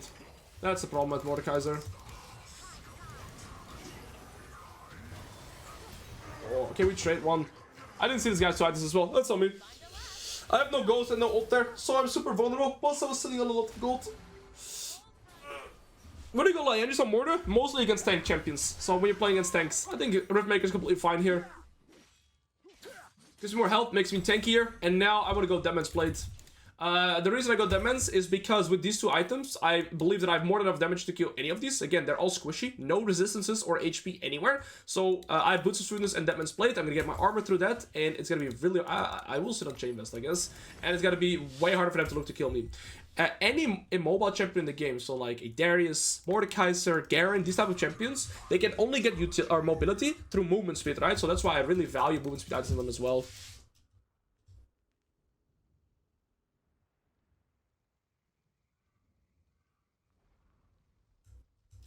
Why you're not in the team? I would love the content. I was invited to some teams, and I made the conscious decision to not join teams to be able to make my own educational content and work on the Top Lane Academy. It was either joining a team or joining the Top Lane Academy, and I decided to go for the Top Lane Academy, which I think suits better with my content, and also because everybody's joining a team. And yeah, I just like my line of content here. Gigamok, thank you for the Prime. Oh, sorry, thank you for the gifter. Oh, sorry, I misread that. Appreciate it, brother man. Okay, we play for tier 2. And at this point, like I said, I'm not really playing for kills, I'm playing for resources. I kind of just autopilot, took a camp there and play for the tier 2. But as long as I keep that up, I mean, we should be in a really good spot. And then we just play with numbers, play with our item spikes, and it's really hard to lose a game set from this position. And we can play for the Atakan now. I wouldn't prefer to keep pushing here. Tier 3 boots, yeah we could, they have 2 people top, so we should just be able to get this for free.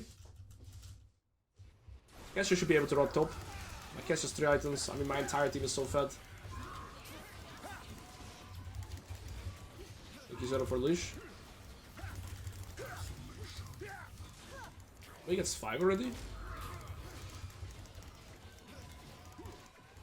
I mean, at this point, the game is very simplistic, right? There's not much to be done.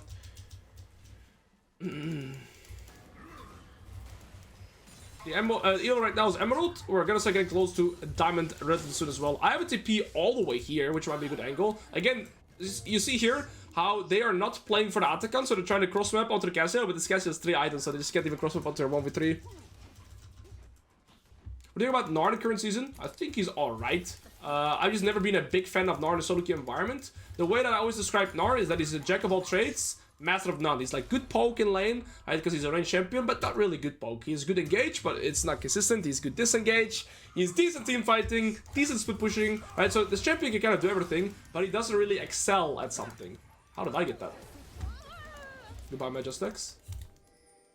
Jenna's like, instead of blaming herself for her death, it's like instantly pinging. Well, they just all died. Here's where Ghost is really good too. This guy's a flash. I steal her stats. I missed my Q though. First time I got to ult her. I think this is the first time I used my ult this game, no? Did I use my ult earlier this game? No, I used it once. Yeah, I think I used it once on the Draven. This is the second time I've ulted this game. Actually crazy. I haven't really ulted. I'm gonna go for the Gromp, sell my D-Ring, and have my 3 items too. Yeah, wow. I've actually just realized I've never really ulted this game. I didn't play for kills. I just kept playing for farm and EXP. And that's why I'm super strong this game. But I never really needed kills. Yeah, once against the Draven. Otherwise, I never ulted. To be fair, I know that there's nothing for me to do on the map if I recall right now. So I can also just stay. My teammates are dead too, so I can just collect the mid wave. And then I don't have to sell my Dorans.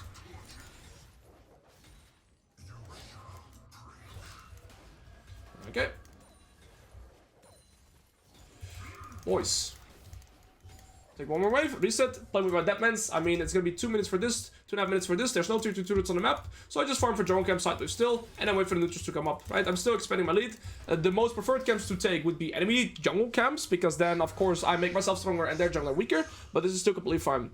What do you think about Nasus buffs? They're gonna be pretty significant. 3% lifesteal in the early game is gonna allow him to get through the earlier parts of the landing phase. So yeah, I think Wednesday, I really want to try the Nasus buffs. I want to try the Cho'Gath buff, and I want to try Trundle buff probably, and or Warwick. Okay, well, we're gonna be level 16 here, and I can't fight until I have my ult, but once I have my ult, I mean, this guy has 3 items, so am I, but we can definitely fight with our ult, right? Before our ult, we can't fight, though. I'm gonna get my ult during the fight here. I can always ult this guy. Yeah, what do you do now, chill guy? You're not chilling now, are you? Yeah, you're not chilling now, are you? Yeah, that's why Mordekaiser is the 1v2 legend. And I choose the old Nami there because it pretty much it makes him lose his lethal tempo. I guarantee win the 1v1 there, and then I mean yeah, I get my W cooldown again. I get all my cooldowns again. So third ult use. My team ended up winning mid lane. I think it looks like we're ending. Slow, clean game, but every game I played today, right? The first, what's it called? Kill game. The Garen game and this Mordekaiser game, I never played for kills. I just played consciously to resources and play around that. And that allowed me to get strong in this game. So, again, very often, we're not going to check the top lane academy right now, for example. One of the things that I say the most against students is that they need to learn to see the game and like gold income, not through kills, but through everything else on the map. You see, I'm not actively playing for kills at all this game, but I'm just super far ahead because I'm permanently trying to maximize my resource income on the map. And of course, you're gonna have to try and find the balance, right? You can't only play for side waves. There has to be a balance, but your main intent has to be to play for side waves until you can group for neutral, something like this. So yeah. Alright, get this, and then we can play for the Dragon, then we can play for the Baron, and game should be... I have no cooldowns, but I mean, this guy's going mid-range with me. That was very mechanical in depth. Yeah. This guy's 3 items with 12 deaths. Very impressive. Well, yeah, I mean, this game is over. Absolutely over. I'll buy this now, Swift March, and because I'm so far ahead, I mean... I think magic just makes the most sense against this. Also, this guy increases magic damage on other champions, so I think this is just best. Oh, what the hell? That's not what I wanted. That's not what I clicked either. I clicked this. How did I get a Giant's build there? Money, money. Sure. Your drone camp. It would be very interesting to see how you apply your knowledge unranked to master in jungle. It seems that there is no way to play for resources only. You have to constantly look for kills. Am I wrong? Yeah, no. Yes and no. The thing is, I mean, I'm not a big jungle player. I would have to also learn to jungle. I know how to track the junglers really well, but the macro of a jungler is going to be completely different, similar to how the macro of an AD carry is completely different, right? So, yeah, top players... Oh, let me just go and run down this guy. How scary is this? How can you do, bro? I have too much movement speed with my ghost as well. Zero should be dead to my AD carry. Yep. Oh, I have barrier. You baited me with that. Look how much movement speed I have. Alois. Today we are gonna do Fucking disgusting movement speed. That's why this item and this item on Mordekaiser are so fucking broken when you're ahead. You see, the hardest part about Urgot, Garen, and Mordekaiser, or even Sett, Darius, these kind of champions, is you need to be able to get close reliably. Look at this movement speed, bro. How the fuck is this balanced? Also with Jenna, of course, but movement speed is like one of the most important stats. That is why Cloud Soul also has the highest win rate, right? Prime example. Sonsa QT, thank you for the prime. Okay. Jeez. Okay, I think I need to give my voice a little bit of rest. We have two options. I think I want to play a few more educational games, and then we go climb a little bit on the main account too. I think I got some voice left in me to yap for about 1.5 hours, and then we do some high elo games. I just played a show game into Trundle where I got double level 3 and did not have a good time. It's karma. Yo, Chronicler, good to see you, bro. Buy Trundle? Oh yeah, you guys want to see a Trundle game, right? Okay, we can buy Trundle. Okay, yeah, you guys want to see a game of Trundle? Okay, we'll do that. I'm legit gonna play sideline the whole game. Karaoke stream when? Yeah, this is never happening. Fundamentals. Is there any noticeable difference between clients you coached on your own and now in Top Lane Academy? In terms of mentality, general mistakes they make, etc. No. What I will say is, generally speaking, the elo brackets of the people that I've coached, well, actually not true as well. I've coached. So Top Lane Academy, right now, you have, I've done a lot of, so I've generally coached, okay, how do I rephrase this? What the fuck? My brain is frying. There were 5. Okay, I will say this. Generally speaking, when I've done solo coaching, I don't know why that is, but usually I've coached people that are like platinum and above. So I think the biggest switch for me was also to play more like coach more true beginner top laners, like people that have started playing the game for like 3 months.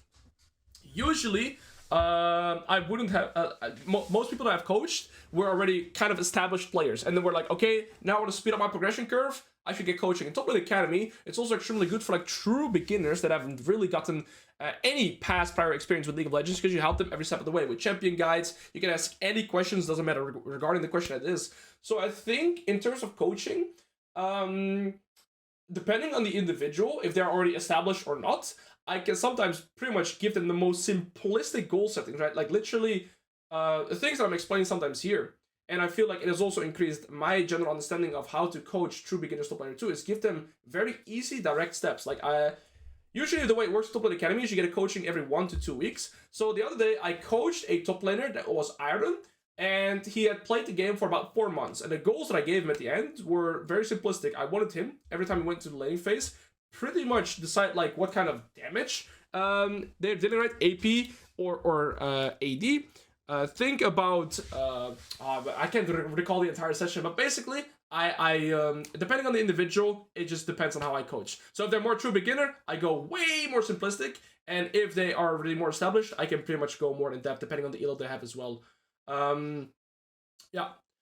Coaching true beginners sounds so hard. I've felt like that for the first week too, but now if I give them direct goals to work on in the next 2 weeks, it's way easier. I just have to simplify the goals. So yeah, okay, we'll play a game of Trundle, and then we'll see.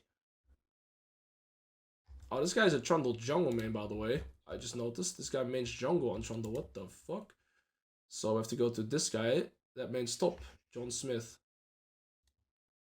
Oh, I played against John Smith the other day. I remember. I'll bet nothing.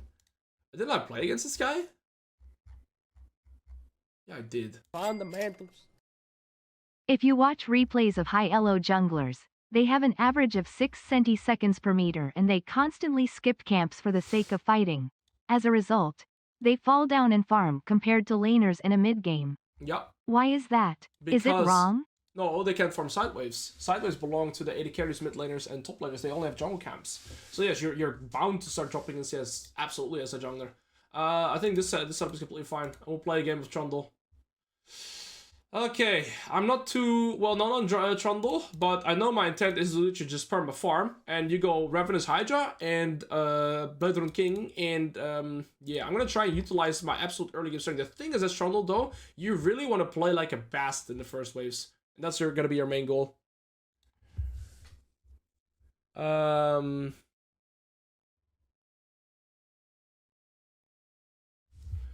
Okay.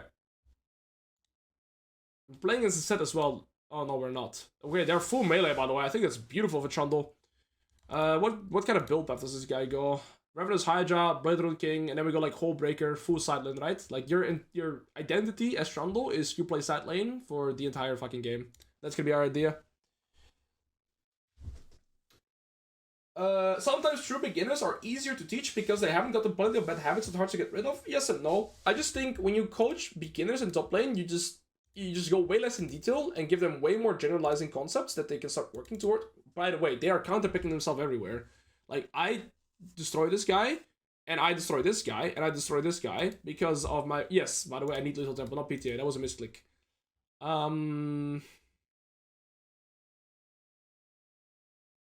Okay. That's a dodge. Okay, I'm thinking if I want to play Trundle, yes or no. Somebody asked me to play Trundle, right? You gave me a donation, but I actually don't know if I want to play Trundle because it's gonna go shift away from what we've been trying to do the whole day. With this champ people I've selected, right? We read chat right now. These are the champs. I've kind of also selected a pool. My whole keyboard is fucked, by the way. My whole keyboard doesn't work. I can't do exclamation mark. What the fuck? My coffee in my keyboard is completely cooked. Well, if anybody reads exclamation mark champs, if I go Trundle, it's kind of counterintuitive to how I've been playing the whole day. Because with Trundle, you do want to look to abuse your first 4 waves as much as possible.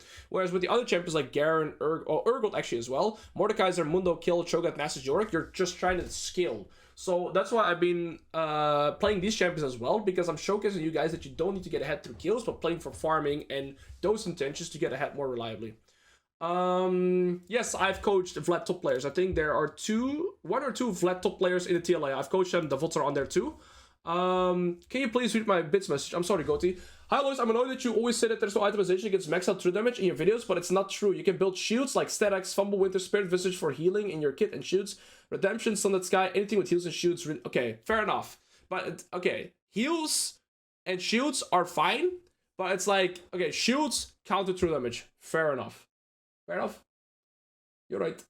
Also, kill top for pro players around gold. Really good. Look, also there's a win rate. She's doing extremely well. I've made quite some kill content. I played the kill game earlier today as well. And this champion around gold is doing amazing. Look, she's S tier for a reason. So yes, I would only recommend a champion like Kayle. Chat wants Trundle. Okay, I mean, if Chet wants Trundle, I'll play 1 game of Trundle, but then we do have to switch our game plan and play more kill-oriented, but then we're gonna have a snowbally heavy game. So the reason I've been doing all these other champions is because I don't want to play the snowball the game and just look to kill my opponent over and over and over again. I want to showcase you guys how to play the game through the lens of playing for resources like farm and EXP, right? But okay, I can play a game of Trundle, but we're gonna switch the game plan and look for a lot more kills. I gotta go toilet real quick though. Yeah, be right back real fast.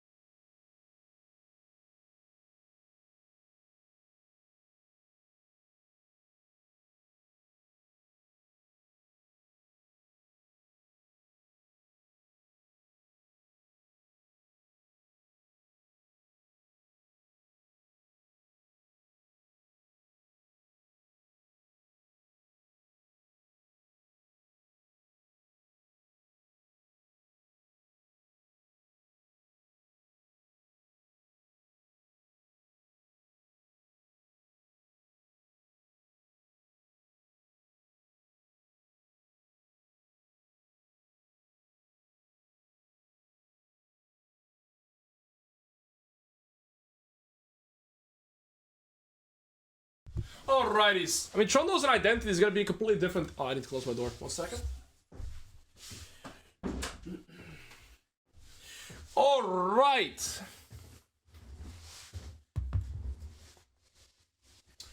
Yeah.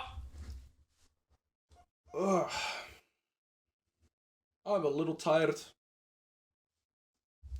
Do you think Kiana top can work? Into certain matchups, yes, but it's the optimal no. You can't really sideline as Kiana as well, so I think nearly every bruiser and tank is also gonna, like, just be stronger than you. Damelo, yeah, right now I'm not doing one champion to master because it's very time intensive. I'd rather do multiple champions to have more education content like that. And I can also bulk certain champions. So for example, next lamp, I want to do a tank lamp, so I can do like Cassante, Sion, Ornn, Shen. Type idea. Okay, we're playing against a Riven player here. So if we pick Trundle here, right, which is what you guys wanted, so I'll play one game with Trundle, we have a way more volatile, kill-oriented matchup. Right? This game is not going to be around farming and look to get resources like that. We still will have that, but in an early laning phase, we're not playing a Kayle. We're playing like a Nasus, Mundo, Mordekaiser champion. We really want to look to utilize our early game strength. Trundle is objectively, let me think. I think Trundle is the strongest level 1 champion with lethal tempo and Q start. I don't think anything can out-stat check a Trundle level 1. So we have to utilize our level 1 strength. We can do it either to invade, we can do it to get priority, but we want to make sure that we're using our early game strength as Trundle. Urgot is good too, but Trundle would still beat Urgot, for sure. If you 1v1, what's it called? A Trundle as Urgot, you're gonna lose, 100%. You don't win.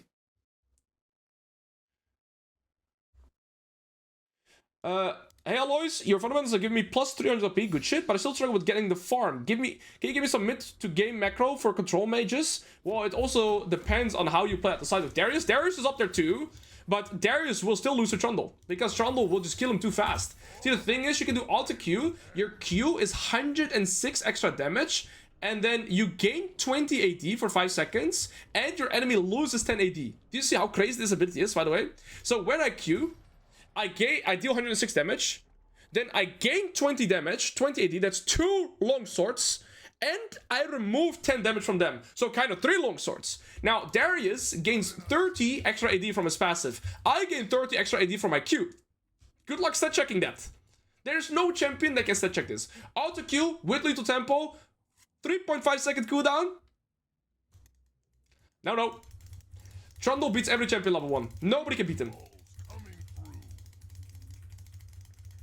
Darius is top 5. Urgot is top 5. Trundle is king. Alright, we're gonna work out. Oh, no, not this thing again. Fuck me, bro. Alright. My keyboard is completely cooked. I can't do exclamation mark. I can't do my 4. I spilled a whole cup of coffee this morning into my keyboard, so I'm going to get a new one. Olaf is good, but again, Olaf, Sett, Darius, Trundle, sorry, Urgot, they stand no chance against Trundle. So we want to utilize. Oh, we still win.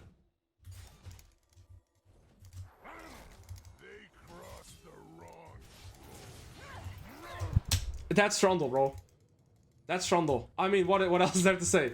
This room was like, oh guys, oh I killed the lane. Oh guys, I killed the lane. I got flashing. That's how it goes. Now we do second wave crash, get the way to crash and bounce. Guys, I have 103 AD when I press Q. There's nothing you can do against that, man. There's nothing you can do. Oh guys, oh I did my kill the lane. Yeah, eat shit. Nobody beats Trundle level 1. That's it, man. You get the point. Alright. Game is kind of cooked already for the Riven. We're gonna go eco into Revenant's Hydra as fast as possible, and then we'll go from there. Alright guys, I did the most insane Trundle combo level 1 you guys have ever seen. I pressed right click, then I Q'd, and like right click. Most in-depth Trundle combo you guys have ever seen in your life. Jax beats him. Guys, take it from me. No champion beats Trundle level 1, okay? You can't stat check his Q. Trundle Q is similar to getting Darius passive in terms of strength. Oh, Nocturne is topside here, but Kayle is taking... I should have traded back there. Nocturne is gonna look for top lane gank now, by the way.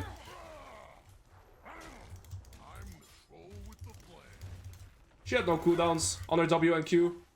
Nocturne is gonna look for the gank here now, though, because Nocturne has no topside camp. So I'm gonna ping my jungler to come here, because Nocturne is guaranteed to move here. I gotta wait for my W and Q.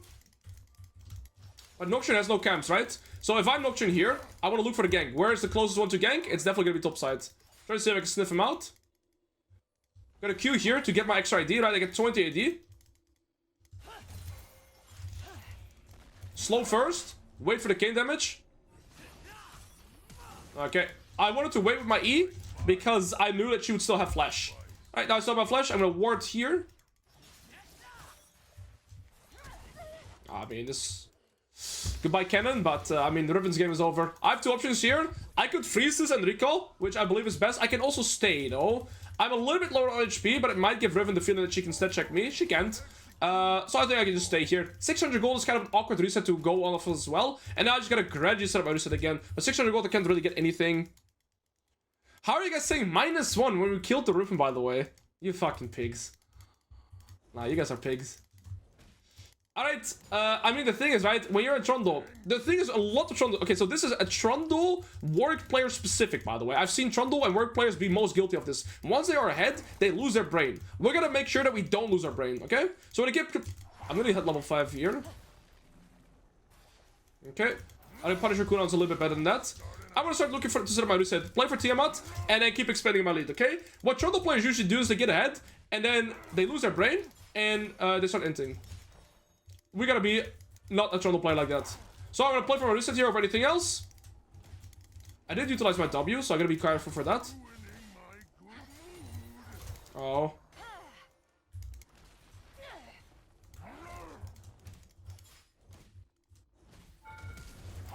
Wow, guys. I play Trundle. I right click. I kill. This is why I didn't want to play Trundle, guys. This chef is too fucking stupid.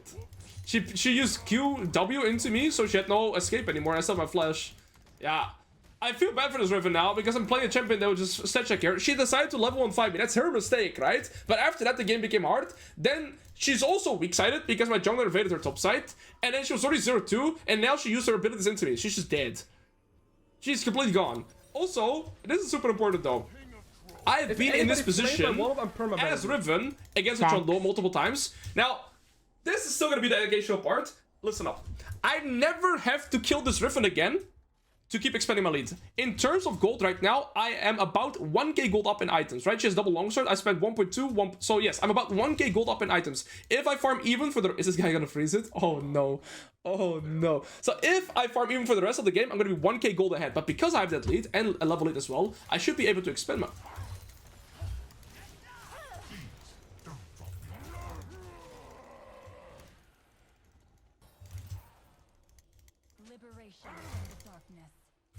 That's fine. Even though she doesn't die, she's gonna end up losing 2 plates here. So guys, what I want to explain now, and this is where a lot of Warwick and Trundle players go wrong, I don't have to kill this Riven anymore to expand my lead. I just gotta make sure I keep getting turret plates, more farm, and that's how we're gonna be looking to expand our lead, okay? Now through kills, I didn't run Demolish, that's my bad. I should be having Demolish, right? But it's okay. I'm gonna expand my lead by playing for farm, proxy, and expanding my lead that way. I mean, you got a kill on my Kayle, doesn't really matter, right? With double CS, 2 plates, and that's how I'm gonna keep expanding my lead. Even though I didn't kill the Riven there, I at least get 2 plates, she loses a wave, so it's still worth it. Alright. What do I prioritize here? I think I'll go for this. 850 gold, extremely important gold set tier 2. Before going back to lane, I need 850 gold, I'll have a full Ravenous Hydra. You'd agree with me that if I have 3 components, I'm relatively strong, but if I get this completed item, I'm gonna be twice as strong. So for the next 800 gold, my goals should kind of play even. If I get 800 gold as fast as possible, I'll have a full item. If she gets 800 more gold, she gets a pickaxe. It's good, but it's not as strong as a full completed item. So, she is gonna have ult advantage onto me. I don't have my ult yet. And my main intention here is to play to my item spike as fast as possible. I don't need to kill her right now. I just want to spike it to my item. Once I have my full Ravenous Hydra, then I can fight her pretty much without any drawbacks. Also, when you're ahead, building defensive is offensive. In regards that if I buy Tabis right now, I will still have enough damage to kill her, but she cannot kill me, especially when they have double 80 topside jungle. So right now, I'm not looking to kill this Riven as easily, right? She's gonna have flash, she's gonna have her ult. I'm gonna look to keep expanding my lead through that. I don't know where Nocturne is at, he's level 6. I do have a shutdown, so I don't want to play too aggressive right now. Okay, we can play for this. I'm gonna probably just start it up myself. Okay. Nocturne should be bot.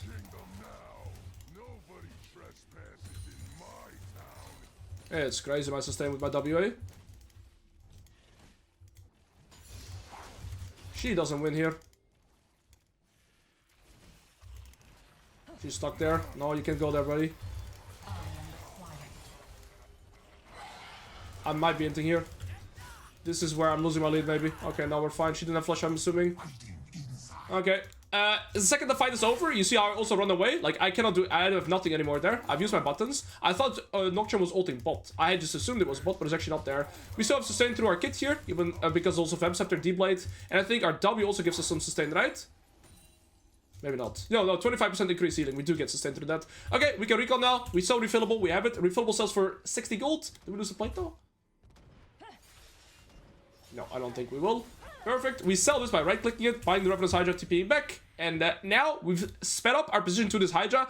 Like I said, I wanted to farm even for the next 800 gold, get my full item. Now I want to start expanding my lead, right? I can play a little bit more aggressive because I have a full item spike. Look at this wave play now. Crazy. Again, biggest thing as Trundle is to, once you get a lead, don't play like a pig. Don't start running it down. Keep playing for turrets, keep playing for farm. We don't need more kills. Like I said, I don't need more kills to kill this Riven. She was 0-3, she got 1-3, but I still expand my lead. I'm great, getting a bigger assist lead, and pretty much getting a full turret here almost. How do you deal with Ornn as Garen?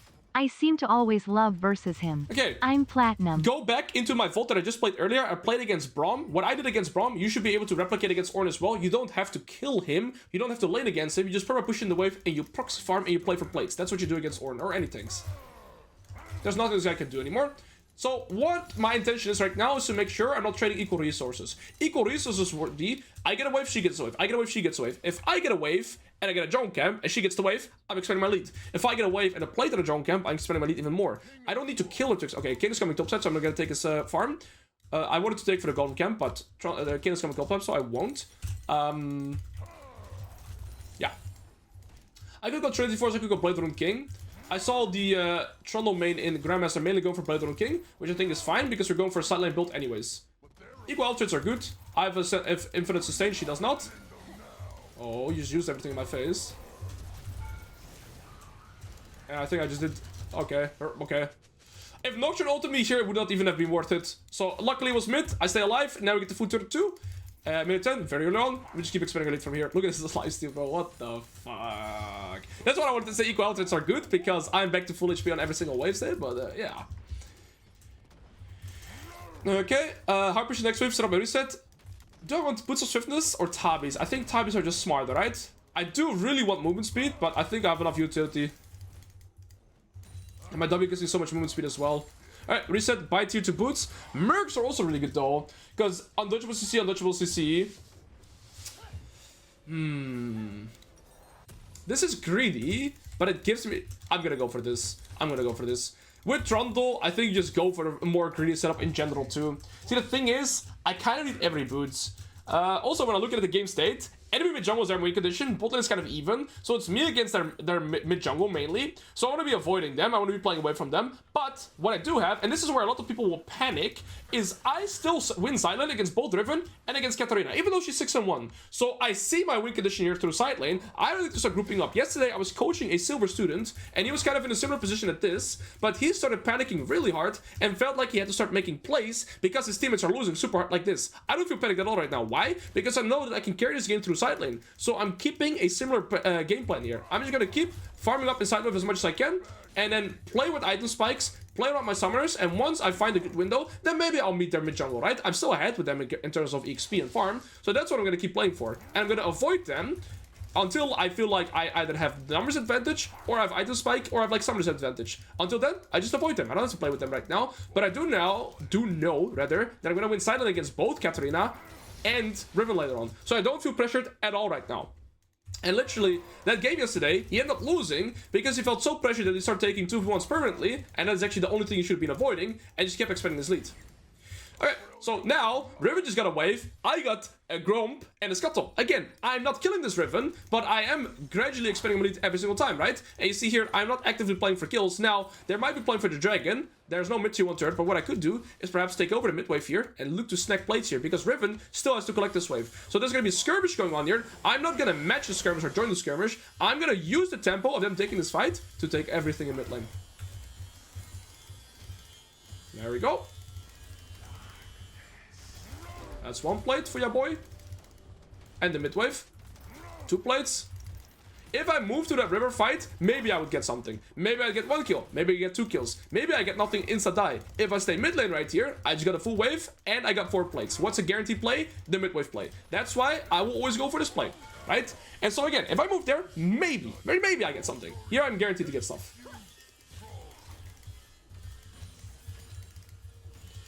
I'm gonna keep playing my tempo like that. If she fights me here, I can kill her. Else, I get the full mid tier 1. Beautiful. I'm gonna take top lane right here. Afterwards, I have my Blade Rune King from that. Do I want Blade Rune King? I mean, I think I will. I just go for the full side oriented build into Hullbreaker, and then maybe a Death Stand, something like that. Probably some magic against these three guys as well. Beautiful. I push top wave as much as I can. Similar plan here. I'm looking to set up my reset, but before recalling, I would prefer to put this to push this top tier 2 as far as I can. Sorry, the stop wave as far as I can, and then set up my reset, getting tempo through that. I want to match myself into either Katarina or Riven. I would prefer to not lane against their bot lane. Ooh, give me that shit. I would prefer to not lane against their bot lane. Okay, nice. We killed the Katarina here. She hadn't recalled. Very great, best play.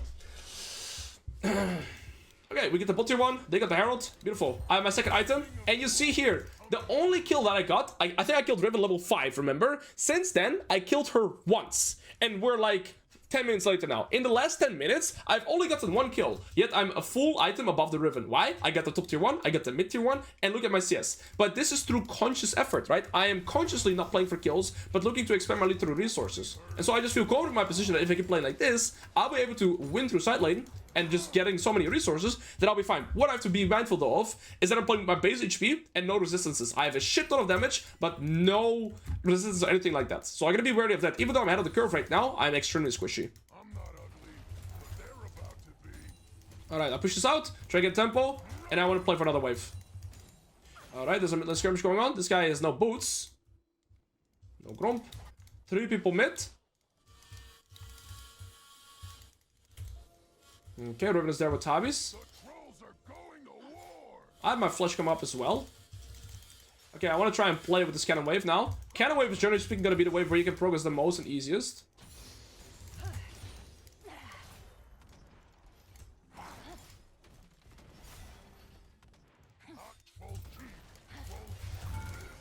I'm gonna try and fight here. Okay, never mind. I failed my all-in very hard. And the ult is still proccing. And Alois here. Back the fuck off, Alois. You're being a greedy bastard. Okay, I probably will start going into bot side right now. Because the Herald is gonna be the next neutral objective that people will play for. So I'm gonna move to bot lane right here. I think I'll take 1 top wave. See, this bot wave is in a pretty bad spot for me now. Okay, guys is gonna push it back into me. Katarina, 2 items. What I'm doing permanently throughout the game as well. Let's check out. Does this guy wanna fight me? Okay, let's not go for the fight here, but back to 4 HP real fast, sorry sir. And now I'll be going bot, because Lulu is here, Nocturne's probably here, I saw Katarina going top side. I'm actually going to TP here to speed up my own tempo, even though I'm low on mana, because they're all going to play for Herald. You see there's 4 people on Herald right now, and so that gives me a tempo time into bot. And I'm going to try and see if I can get the bot tier 2, whilst we're still top side. I should have made this plan faster though. That fucking healing is crazy, yeah? Especially with my W, you increase your healing. Right? They're fighting on mid wave right now, and you see how I'm pretty much avoiding any 5v5 opportunity. I'm playing away from neutral objectives, and I'm looking to just expand my lead through a tier 2 turret. This is all macro decisions, right? I see Katarina potentially hovering to bot side here, so I'm gonna be cautious of that. I still have a shotgun on my face, but I think I have this in time. No, I'm not. I'm gonna skedaddle. The Katarina is coming too. She is oh, I might be dead. Please don't be on me. I have to flash. I'm still dead here. That's 4 people. That's too much. Nocturne got it. I think that's fine. I don't know how he had vision on me as well. Maybe I should have done Red Trinket. I think I buy this. Game is rough though. We can't control anything, right? My team is very weak, and my only weak addition in this game state is through side lane. But I did lose my ult there too. I think it's fine that this guy gets it though, because he's already really strong with this guy. But yeah, I need to find a position where I can side against either Riven or Katarina. Else it's really hard to play this game. Remember, Alois, defense is offense when you have a big lead? Yes. But if I build defensive right now, you see this guy's almost on 3 items, I'm on 2 items. It's not gonna help. And I need to be able to kill people. If I go defensive right now, they still have a lot of people that can kill me. I can't also buy armor and magic resist, so I'd rather go full damage in this instance. Alright, well, the dragon is going to be up here, and I would love to play for this. Katarina is still topside playing with Flash Ignite, so we actually have tempo over the Katarina, but my team is playing into the Cat instead of into the dragon. Whereas I would much rather play into the dragon so we can deny one of their potential win conditions. We need to make sure we win this. If we die here, we don't get the dragon, and... yeah. Okay, we do end up killing her. But I would have much rather end up playing for this dragon, because now they have a win condition to that as well. And the problem when dragon becomes a win condition is I'm going to be forced to group up instead of being able to split push, right? They're still both tier 2 turrets on the map, so I can play for that. I beat the Katarina hard 1v1. I beat I can beat this guy 2v1, but I might go for the risk. I'm going to take the risk here and try to fight them. And I'll explain in a second why. I'm going to go for this.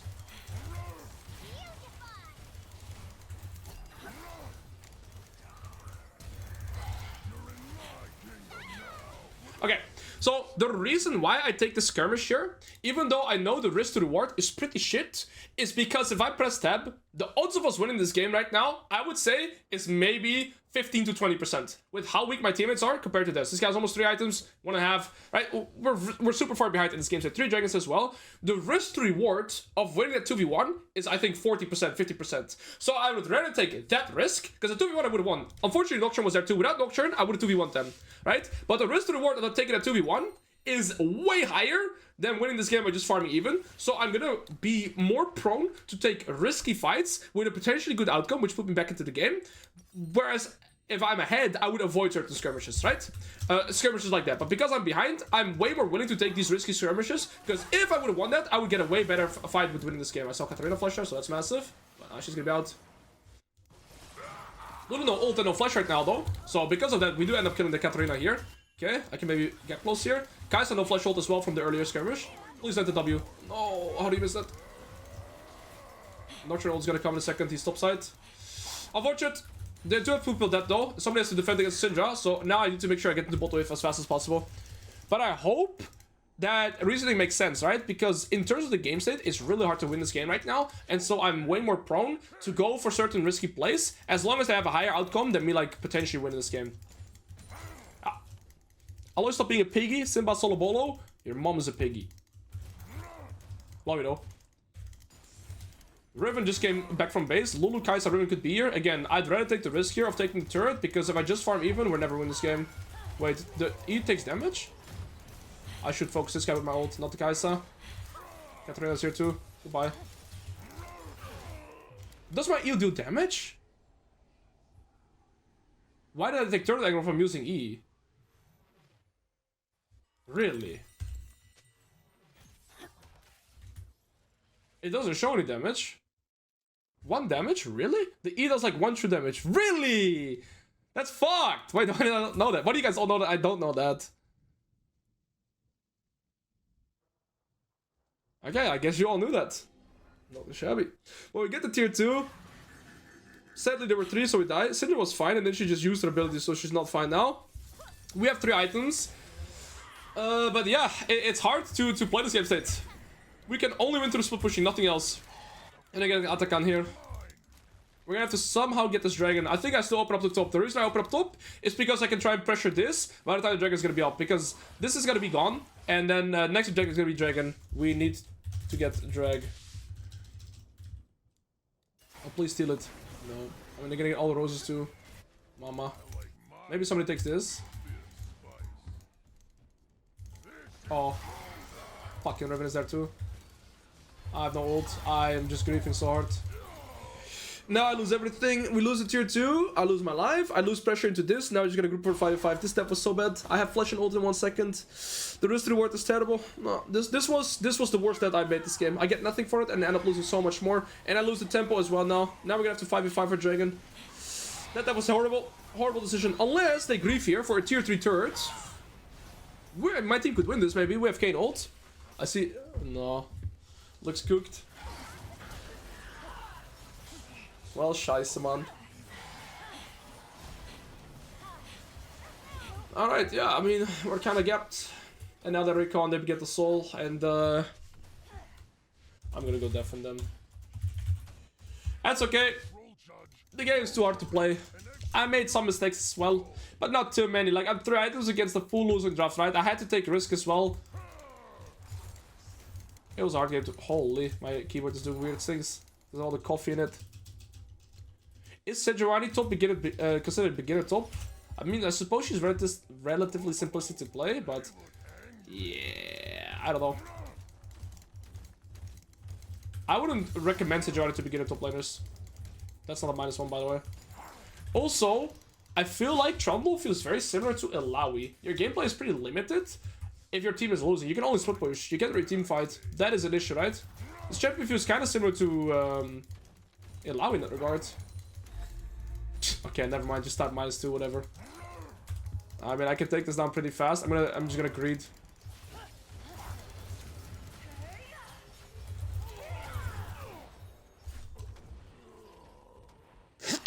Yeah, I'm fucking squishy after this game. It's gone done. They're gonna get Baron, they have soul, there's nothing we can do. But what the fuck, my ass got blasted. I mean, I have zero resistance, it makes sense. Yeah, guys, it's game over. There's not much to be done here. But again, guys, like, the game was so hard to win. Caught me some slack.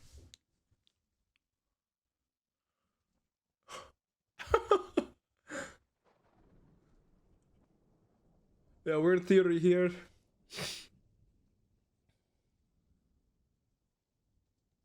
I think you should try that Riven champion. It is what it is.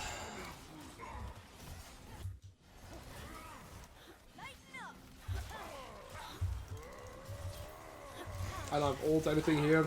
I think I'm just killing myself by going here. I can get a +1 though. Uh-oh. Not me. Oh! Get off! Get him off me. Thank you. Alois is a very I mean, we had a fine landing phase. We expanded the lead pretty well. We were still, in terms, like, relatively even with the gold curve of enemies. But let's take a look at my team compared to the gold curve, right? That's why the game felt so impossible to play. What is it? I'm 12k gold. This guy's 11k gold, right? But this guy's 5k gold over 6k gold over a mid laner. This guy's 2k gold up. This bot lane is not even that far up. It's mainly these guys. It's just really hard to do anything. And then with 4 dragons too, that doesn't calculate here. But yeah, hard to play. Hard to play. Hard to play. All good. Moving on.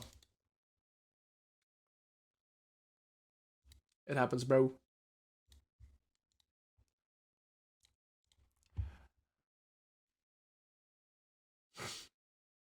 At the start of the game, you talked how Trundle players lose their brain later on in the game. I think it happened now. Shut up! Alright, next game. Let's play something. Next game, Trundle win. We'll let Trundle be there for now.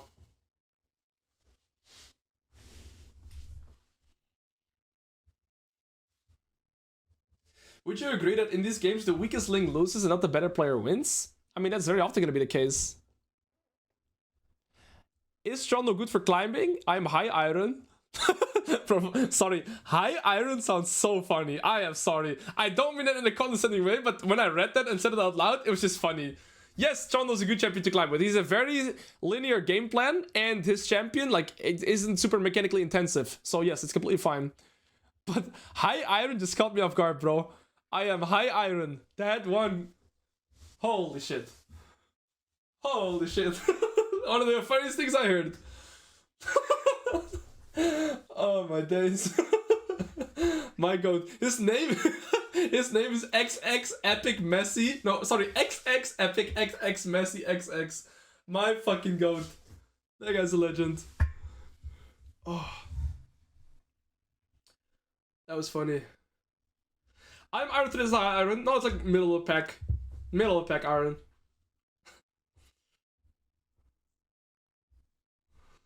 High iron sounds better than low master. Yeah.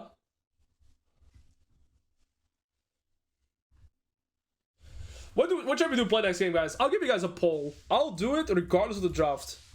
But I gotta see the champions list first. Okay, who play? I'll do it regardless of the draft. We can do Urgot, Garen, Kayle, Nasus. Full scaling champions. I'm legit typing Nasus and it's typing B and Nasus. Look, look, look, look. My keyboard is completely fucked. I'm typing N right now. I press one numpad. Look. What? Okay, if I do Shift N, look at this. I'm pressing one key. What the fuck is this, bro? Okay, Nasus. No capital. What the fuck? Yeah, my keyboard is cooked. I cooked it. Alright, you guys can choose. Yeah, I gotta get a new one. Scheiße, man. Yeah, I spilled coffee over it. Is it a Logitech keyboard? No, I have a, what's its name? Razer or not a Chroma V2. There's somebody actually that reached out to me and he's building a custom keyboard for me with things. I don't know how that works, but that should come in like next month. Okay, who have you guys chosen? It looks like it's either Kayle or Nasus. Okay, so both are fine for me. Kayle is so boring. Please no, chat. Please no, chat. Please. Kayle isn't boring. Kayle is amazing. And we can look to scale. Get it? Sorry.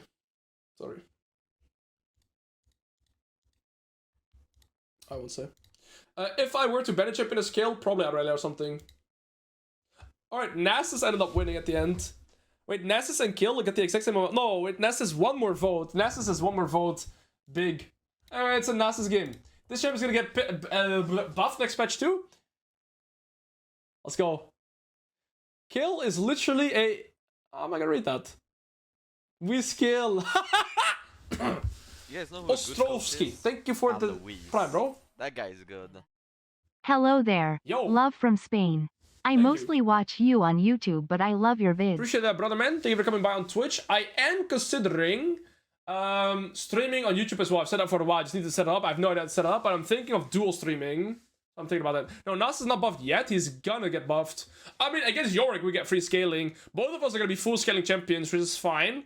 There's two setups that you can run on Nas. Alright, this is also still both scaling. I'm gonna go Ghost TP. There's two setups that you can run on Nasus. You can just go for like your normal setup like this, right? Where we pretty much play like this. I mean, you probably still go this, you go this. Yeah, I think this would be a general good Nasus page. The page that I like to run. It's a little bit more like, let's say, it's weaker early, but you're not looking to progress early game anyways. So I can phase rush because it's better scaling because it gives you mobility. Good coaches. And you're an immobile champion with no dashes, so it's really nice. Then I go Mana Flow for Mana Sustain, Transcendence for cooldown, Gathering Storm for scaling, and then I take Inspiration second, again, which is pretty greedy. I go Triple Tonic because you can get 5 points into your W at level 12. And, I take Cosmic Insight, right? Or do I go Jack of all trades?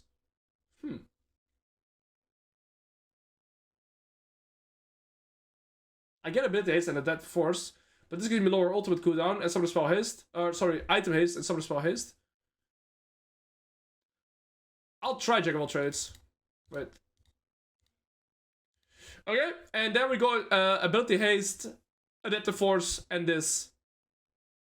We're playing against Garen. One thing to know about Garen is that he has built-in slow removal in his Q. So if I press W and he presses Q, my W is gone, literally. If he has Phase Rush, it also works. Approach Velocity. Approach Velocity is good right with your W. Actually, I'll try Approach Velocity. I usually go Cosmic Insight. But they do have Melee Champion, Melee Champion, Melee Champion. Approach Velocity is fine. We'll try Approach Velocity.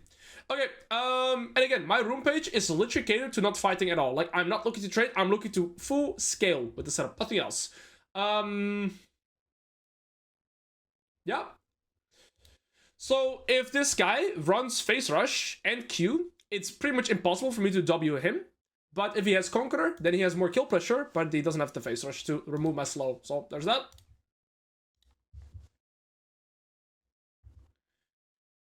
Okay, he's playing with Phase Rush this game. Alright, we're gonna start getting to Diamond MR 2. Very good. So we're in Emerald Diamond MR now. It's still going to switch out a little bit every now and then. Okay, so Garen is playing with Phase Rush and with Q. So again, he has built in removal of slows in his Q, right? Every time, if I W and he presses Q, it's gone. I go dealing with the setup as well, by the way. So again, for the mana, and I'm looking to stack my Qs, nothing else. He has a relatively, what's it called, weak early game setup too. He's playing with Flash Teleport, and he's playing with Phase Rush Precision.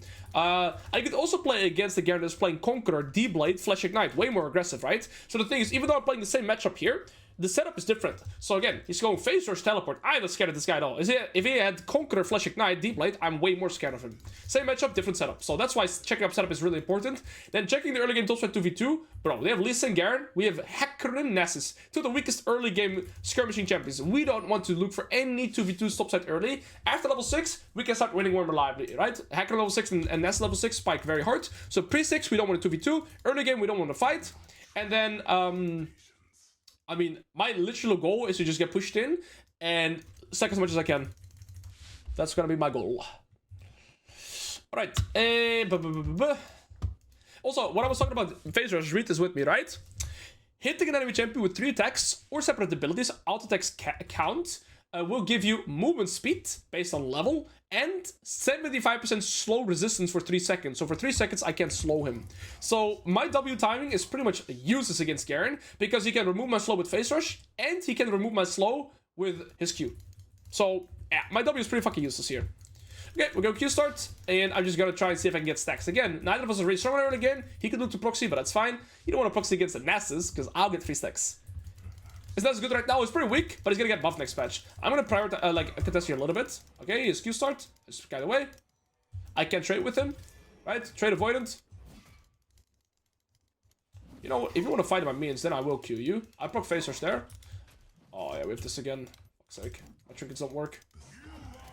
Oh, okay, I shouldn't get hit by that. It's fine. We get a Q. I'm happy my trinket doesn't work and my Q does work, because else, I mean, I literally couldn't stream right now. Here's Q again. Okay, he used it though. So when he has downtimer, I can look to walk up. Okay, he hit me twice, but it's in the minion wave, so it's okay. He's gonna hit us level 2 though. So even though he's playing with phase rush, he's still way stronger than I am in the early game, right? What I tend to do as well when I'm getting pushed in. Okay, that was really fucking greedy by me. That wasn't... Yeah. Okay, that wasn't mean. I was simply not allowed to walk up for. I'm kind of disrespecting him because he's playing with teleport and phase rush. I'm gonna hit level 2 here though. Okay, my bad. I can't press shift. I can't press shift. My keyboard is bugging out so much. Fuck's sake. I can't... I'm limited in a lot of regards. My keyboard is completely cooked today. He's level 3. Alright, we're just gonna prioritize the queuing the minions. Anything other than that doesn't go. Dude, my keyboard is cooked. He takes a lot of turret shots though. Yeah. Oh, this is gonna die to the turret. Yeah, unfortunate. The minion damage end up bugging it out. Garen has to choose now. Make this wave push towards him. Or make it push it back into me. If he makes it push towards him, I'm cooked. And the way he do that is by pretty much not hitting the wave. But, yeah, he's looking to do that right now. No, he's pushing the wave again.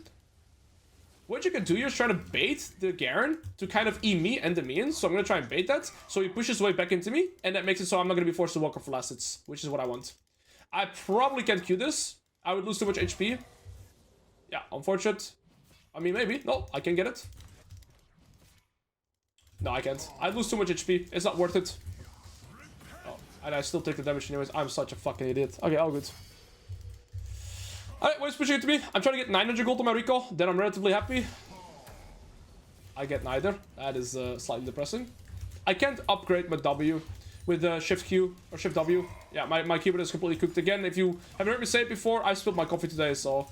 Yeah, I have some problems with my keyboard, unfortunately. Okay, we're gonna stay here until I have 900 gold, and then we can start a reset. This guy's proxy farming. Okay. Dude, it's pinging when I'm left clicking. What? If I left click, it pings. Okay, I gotta switch my keyboard after this. Something is going horribly wrong. Look, I left click and it pings. What the fuck? I don't do anything else. I gotta switch my keyboard. I'm sorry. I am ultra limited, and then I can't focus on my gameplay. Gonna eat like this, because else they both die. I have my Machine in base right now, but looks like my Hackrim is pushing this guy out. Nice, he's gonna flush away. He does have teleport, so now it's a cannon wave. Okay.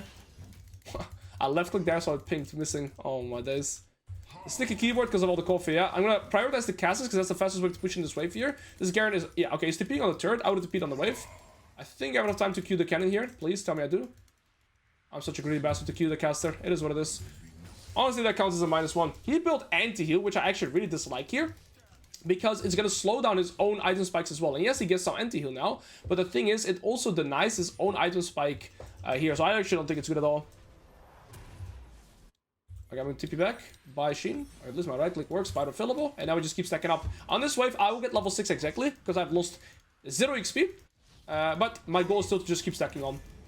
Put my face rush here, he procs it too. Okay. And I'm just looking to keep stacking up. Nothing else. Okay, with Sheen it's way easier. I get my cooldown as well. Alright. I'm gonna wait for the turret shot to go out. To basically delay the turret shot. Same thing here. Delay it. And I get another Q stack. Unlucky. Dude, I can't switch this. Oh my days. I'm level 6 here, by the way. Here's the flash. I gotta upgrade my ult though.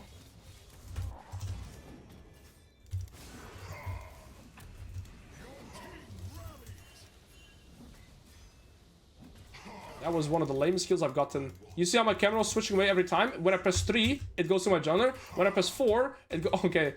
So it used to be F keys, right? But, okay, whatever. If I press normal numbers, it goes to my thing because there's... I don't know even how that works. There's just fucking copy everywhere. I'm sorry, I cannot focus on the educational aspect. I'm gonna have to switch the keyboard after this game. I cannot fucking focus. We get the +12 though. This time, let's make sure we get the Cannon in. But holy moly. You see how my cursor is also trying to ping permanently. Look, I also can't press shift right now. Earlier I could, it's just dying at the minute. Your control key might be constantly being pressed. If you can't unbind control, it's not constantly being pressed. But thank you. Alright, perhaps I should have bought CDR boots there. It's alright though. Okay, let's focus up. My gameplay is still going to be very linear. I just want to stack up as much as I can, and that's how we're just going to play the game. Stack up every time, nothing else really happening. Pressing 4 to switch to Jhin is can... Okay, yeah. Wait, no. If I press 4, it goes to Silas. 5 is to Jhin. I'm sorry. 5 is to Jhin. I'm sorry to disappoint. Okay, stack this up. I don't have to E anymore. Nice, because I have the longsword now. I still have 28, what's it called? Adaptive Force in AP, because I went for the Doran's Ring. Smash the keyboard, that may fix it. Yeah. That's usually works with controllers. It is what it is. I have a keyboard here with me. It's a Logitech keyboard, but it's a wireless keyboard, and I've never used a wireless keyboard, so I can plug it in. But I just hope it's gonna work well. It should. Okay, well, I'm really far ahead of the Garen already. All I really gotta do is keep farming even from this point onwards, and I'll keep getting ahead, right? With Nasus, you don't really have to look for kills, because every meme wave that I keep... Let's say we trade even, right? He gets a wave, I get a wave. I'm always getting more value, because I'm, of course, getting stacked from these meme waves. I'm gonna E him here to get my mana flow stacks. I need 3 more after this, and, I mean, I don't want to really trade too much, but if we trade, I have a really good sustain as well. And I'm gonna hit... Okay, he's level 7. I'm gonna hit level 8 soon, and I'm gonna keep stacking up as much as I can. I think now I can Q this and still get the Camille in. I'm gonna max my W second. Oh, I can't upgrade it like that, so I gotta keep that in mind. Okay, I have my ult, shows GT. If I can bait out his face rush here, so there's his face rush. He used... No, he didn't use it. He just used QE. If I bait out his face rush, then we can actually look for an all-in. Okay, so if he... You see how he has his face rush right here? I gotta try and bait out that cooldown. Once he's used that, then we can look for potential all-in. Because then he doesn't have the movement speed to get away from him. I'm just E him for the mana flow. And now we need 1 more, and then we're gonna be in a good spot. I have my 10 ability haste now from my Transcendence. I'm gonna slow push this wave, probably push this wave, either look for a plant in the river, or I should set up my reset. Yes, it's just simply unplayable for Garen now. That's the thing against Nasus though. If you lose early, that's his face rush out now, and his Q is out. Okay. We just keep stacking up.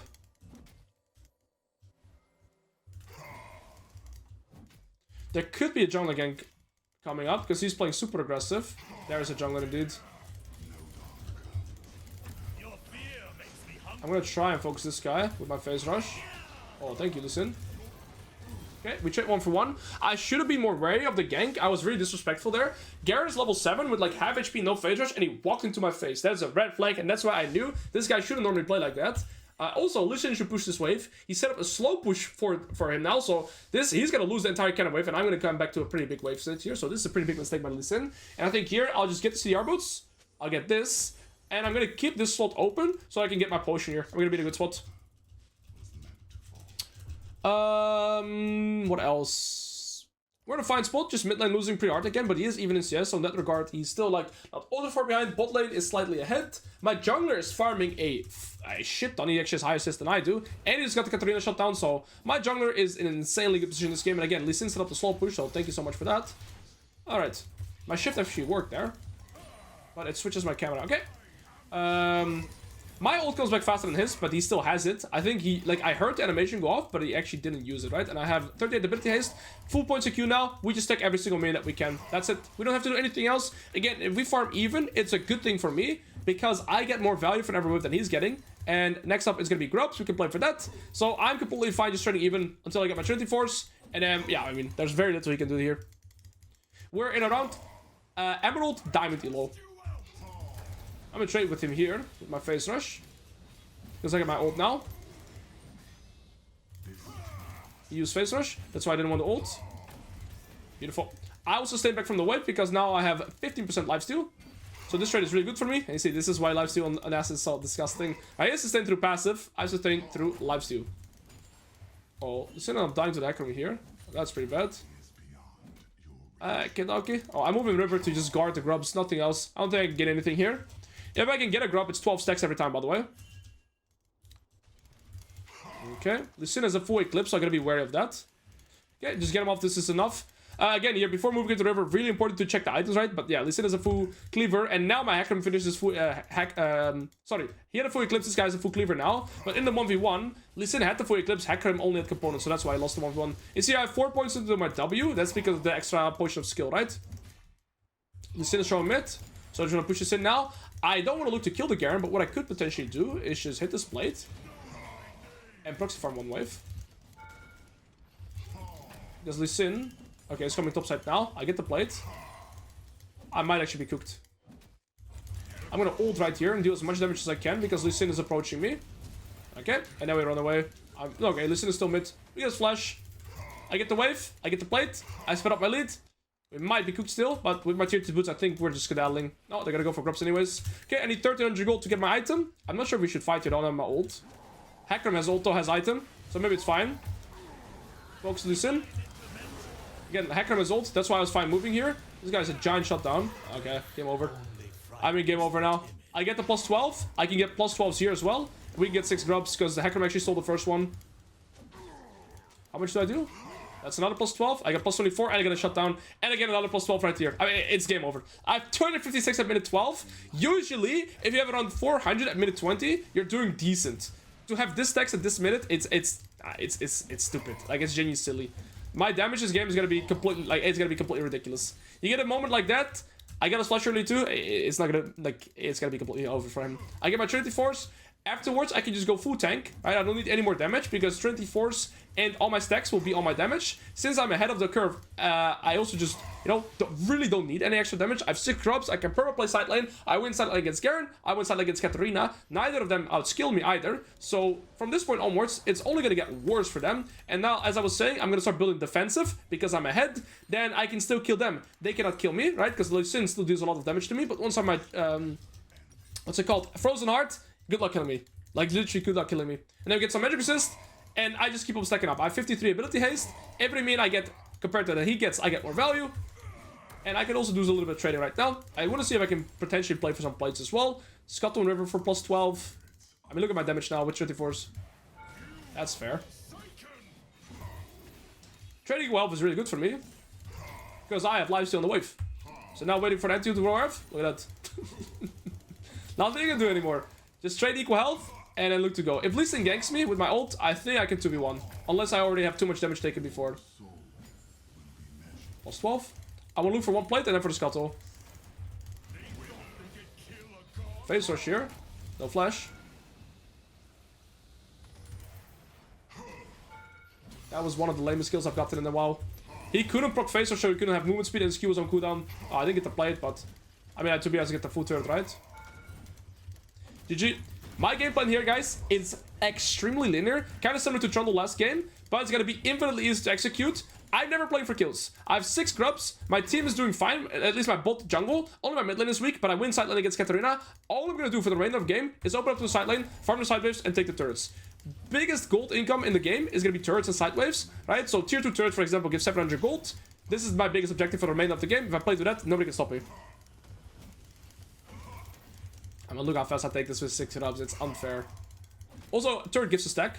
Only 3 though, not 12. I remember one time I didn't know about turrets giving stacks, and my whole YouTube comment was filled that I didn't get the plus 12 from turrets, and I was like, damn, you get plus 12 from turrets, and it's plus 3. So they lied to me. That's all I'm saying. I still remember. Alright, eat this, get this. Take this cannon wave. To be fair, I'm just gonna ult. Why do I ult? Because my ult is low cooldown. I stack up faster, and I'm gonna reset afterwards anyways. So I just speed up my tempo here by ulting. And I have 400 stacks at minute 15. 400 stacks at minute 20 is a decent benchmark. Game's over. Now, I want to go bot. Why do I go bot? Because I can play with a bot tier 1, bot tier 2. Not because they're skills, so I'm already gonna ping that I go bot. Me bot, please. I don't care about the silence 2 and 8. I will take over the side lane because I'm the weak addition in this game. Now we go magic resist, so I have that stat as well. Sell this. And I'm going to say that I go bot, and I will claim my side wave. Even though the scoreline right now is 12 to 17, it doesn't matter. Most of them are from Silas. I'm just going to ask him very kindly. Silas, can I please go bot to expand my lead? I can't type normal. My entire keyboard is fucked. Him dying, unironically, is a good thing for me. Because now he can take over my side wave, and I can play for the bot tier 1 and the bot tier 2. Alright, keep pressing tab where I'm opening up to the side wave. I have my ult in a second. I 2v1 them with genuine ease, by the way. This guy is treated for this guy's components.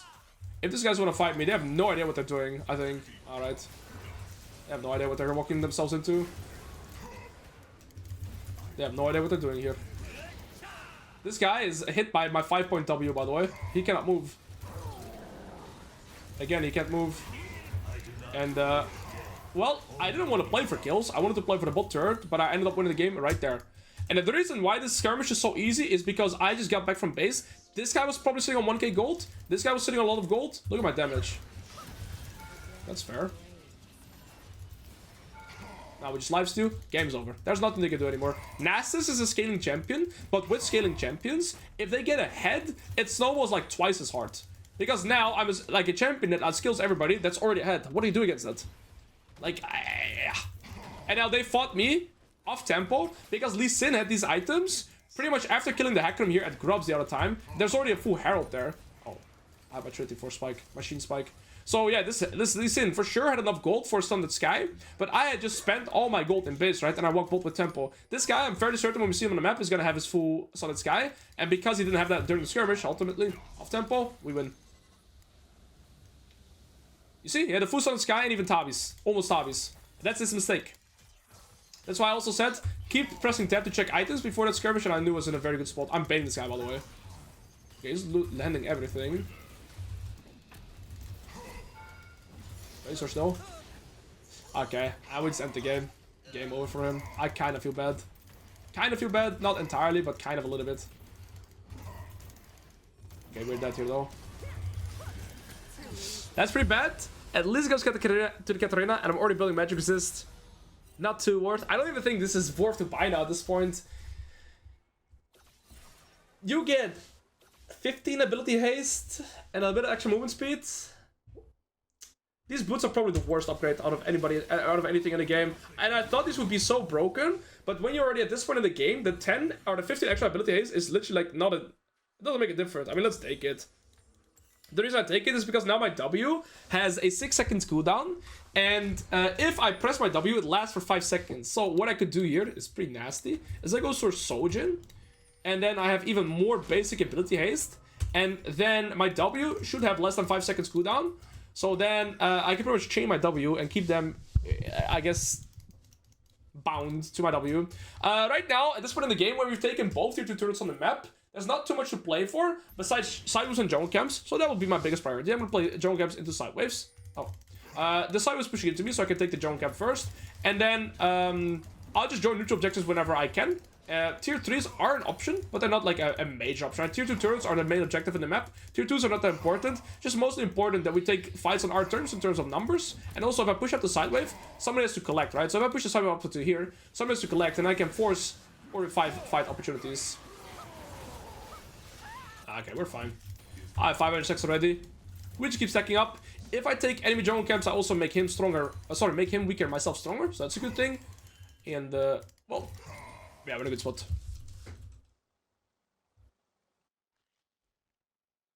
Jackshaw and you're the Baron? Yeah, Jackshaw is probably the best item to buy here. Then I just have, like, no ways to die, especially with my level 16 resistances. Okay. Like I said, taking jungle camps is a really good idea. I make myself stronger, make the jungler weaker. I hate that. It just went to 700 instead of 800. Come on, man. It says 800. Piggy. Plus 12 for the good guys. You don't want this fight. I just phasers and run away though. Look at that movement speed. This is why I go phasers on Nasus. Similar idea to like Garen. You are a mobile champion with mobility. Good luck dealing with me. And I can get plus to him so easily as well. I want to ask to last hit this. Thank you, sir. And then we keep pushing here. If I move here, maybe I get something, maybe I get nothing. Silence is already dead. This guy is doing a sprinting session. But if I push bot, I'm guaranteed to pressure the tier 3. They have to answer me. If they answer me, they can play Atakan. If they don't answer me, I take their entire base. And I can TP to Atakan. So either way, being bot here is the correct choice. You see here, they're chasing for kills. Their whole base is getting punished here. Waiting for this guy to use his face rush. Okay, they might all go for me. I'm dying for this inhib, which is completely fine. Because if I get this inhib, it's going to open up playing for Atakan way more as well. Gonna wait for the minions to stop hitting me. No, probably just that here.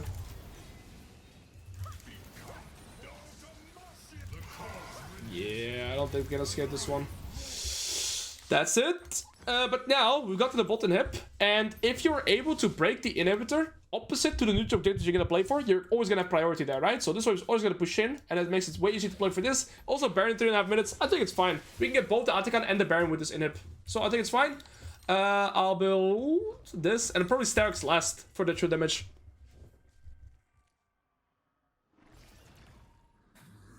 Have you ever laid against Raider? Very often. You did what you think of his laning phase in gameplay. Raider is very consistent. Every time we lane against Raider, it's a mutual respect laning phase. He's extremely good.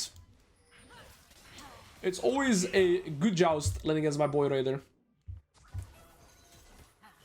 But very often we just kind of go even, and the jungler end up deciding the matchup. So I remember the last time I played against Raider, it was like 3 weeks ago, 4 weeks ago. I was Riven into his Camille, and he got weak-sided so hard. So I got like 50 CS lead because he was weak-sided. Another game, if I get weak-sided, then he just stomps me, right? Very often, when both players know the matchups extremely well, it's gonna be a matter of jungle pressure. Ooh. I'm gonna get level 60 potential TP in here. I don't think my team needs me. That's a -1. I want to play Atacon. I don't play for more kills. Where did Ezra go? Did he go here? I think he went here. Oh no, I'm bugging. Okay. We can play Atacon. I mean, my team doesn't even need me. They just won that 4v5, which is kind of crazy too. Game over. I think after this game, guys, I have to fix my keyboard. And then, let's see. This music is making me tweak. Okay, let me switch it then, sorry. I want you to tweak out. Go for this show playlist. Okay. Yeah, my keyboard is still bugging completely. We're not playing this? I'll TP here, and then we can do Atacon on the exit.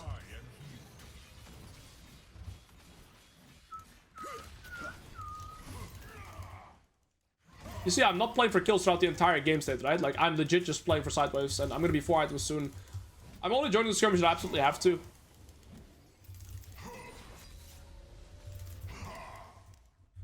Have you ever played Tonkin top? Like, 2 games, not much more than that.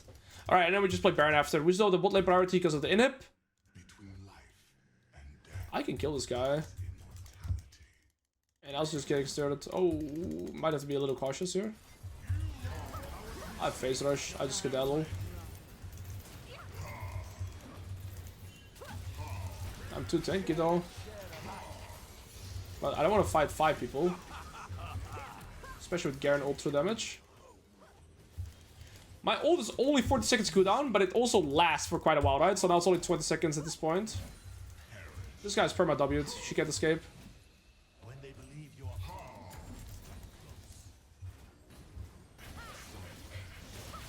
My W is a funny ability. He can Q. Okay, now he's perma crippled though. He can proc phase rush. Just so stupid. Yeah, and game over. Okay, sorry guys, my energy is a little lower. I'm thinking about how to put down this keyboard, or if I should just keep playing with this keyboard, because I'm so bad with PCs that it might just take me like 50 years to fix this keyboard. So I think I'll just play with how the keyboard is currently for the remainder of the stream. We just stick to educational content. Tomorrow, I'm gonna play on the main account with new keyboard. I think that's my plan. Yeah, I think we just stick to educational content for the remainder of the day. Keep climbing on this one. We play with a limited keyboard. We just deal with it, and then I'll fix it after the stream. I think that's my idea. Hello, sir. I just started playing top recently, mainly playing Jax. I feel like I struggle a lot in early game and lose lane. Is that any good? Do you just know what matchups are losing level 1 to level 5? Well, I think that comes with experience in one day, and I wouldn't have an overview that tells you, oh, Jax wins or loses against XYZ. But okay, there's probably like a mobile fire guide out there with Jax guide, so I think that's good. But yeah, right now there's just coffee between all the keys, so it's just kind of sticky. You might also need a new PC. No, we don't need that. I have a new keyboard ready as well, but I don't know how to plug it in. I'll figure it out after the stream. I think we play 1 to 2 more games, go full all in on the educational aspect, regarding like your wave management, your wave ideas, and we just play a simplistic champion that doesn't really need too much, like a Mundo, like a Kayle, like a Garen. I think I'll play another Garen game and just play that around.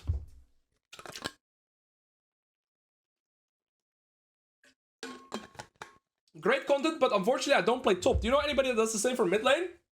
Coach Curtis is really good. What's his name? Nemesis is extremely good. Who else?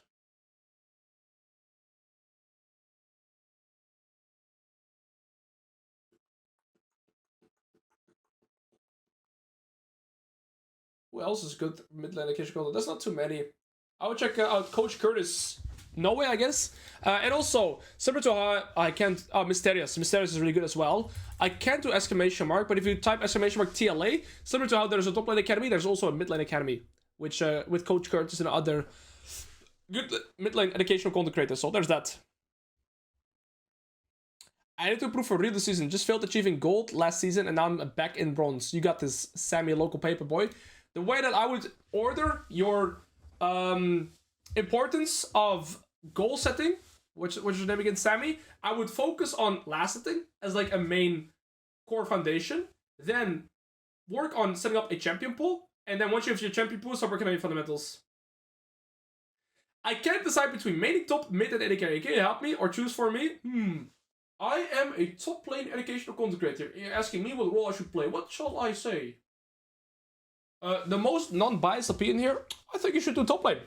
I have no specific reason as to why, but for some reason, again, without bias, yeah, I would Vortamix recommend you to try top lane. Absolutely, yeah. I'm not sure why I would recommend that.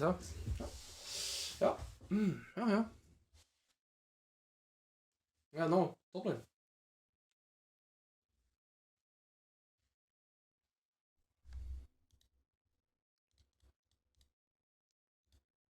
Might as well sign up to the TLA. Yeah, might as well.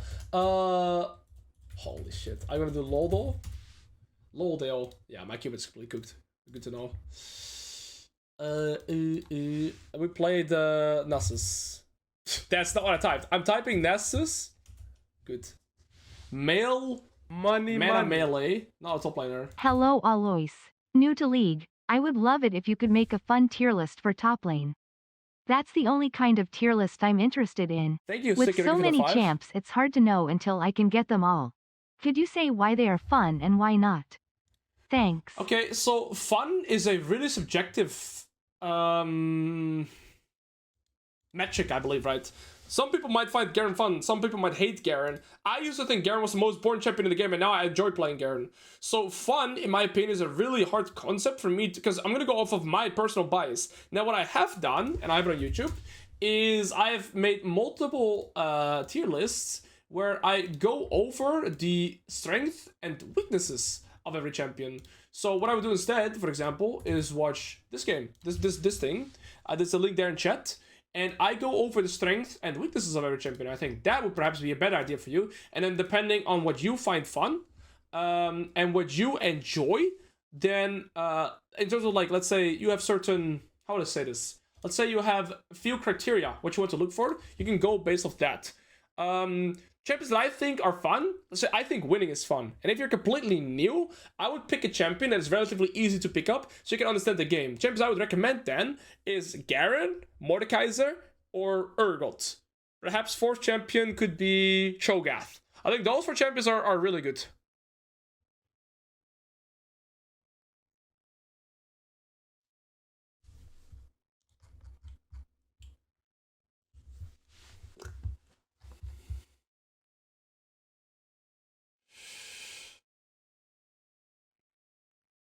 Alois, your Garen proxy strategy made me int 3 games. Show me how it's done. I got you. Let's play one more. Let's play another Garen proxy game, okay? You don't need kills, you just need to proxy. I'll show you guys. Hey, for your information, you can put your keyboard and mouse in the dishwasher and on cold cycle, just make sure that they're dry before plugging them in. Really? I'm gonna throw this thing out though. This guy is old as fuck. Wie gut ist dein Deutsch? Alright, setup that I'm running proxy farming with Garen is gonna be this. Movement speed, damage. Vladimir is an amazing champion to proxy farm against. I don't have to lane against that guy. I'll just farm a proxy farm. And so what I'm seeing into enemy comp is that they have not too much gap close, but well, they have decent gap close potential. But Vladimir Kindred are not super good with like punishing proxy farm. Also because Vladimir has no dashes. Kindred can go over walls, Vladimir can't. So yes, you could argue that I could take teleport in this game, but I'm legit gonna play in a way where I don't lane against Vladimir, okay? I'm gonna go for the full proxy, lane avoidant type strategy. That's what we're gonna do.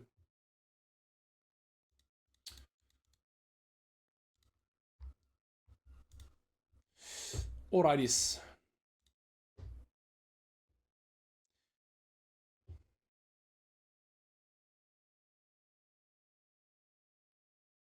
Isn't Ghost better for proxy? You know what? I'll try a game of Ghost. I'll try a game of Ghost. And yes, I go Halo Blades in 90% of my matchups because I don't like to play lane as Garen. I like to go proxy. Phone, phone, phone. Okay. Okay. Okay. Then we just stick with that.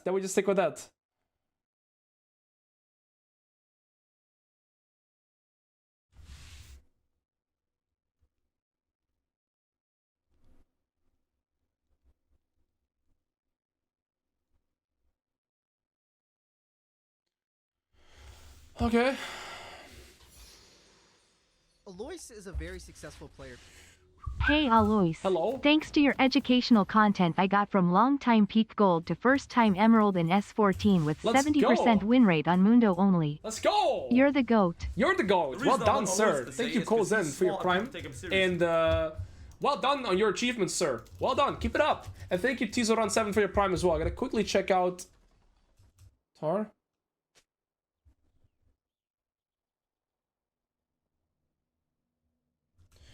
Alright, hey guys, so the proxy Garen strategy, I showed it earlier as well. I'm gonna showcase you guys the exact same steps again.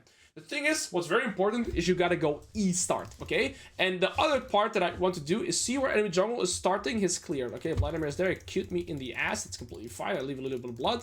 But I want to see where Kayle is starting, so I can't shrink it because of my keyboard. There we go. If you're wondering why it switches every time I press 4, it goes to my mid laner, 5 goes to AD carry.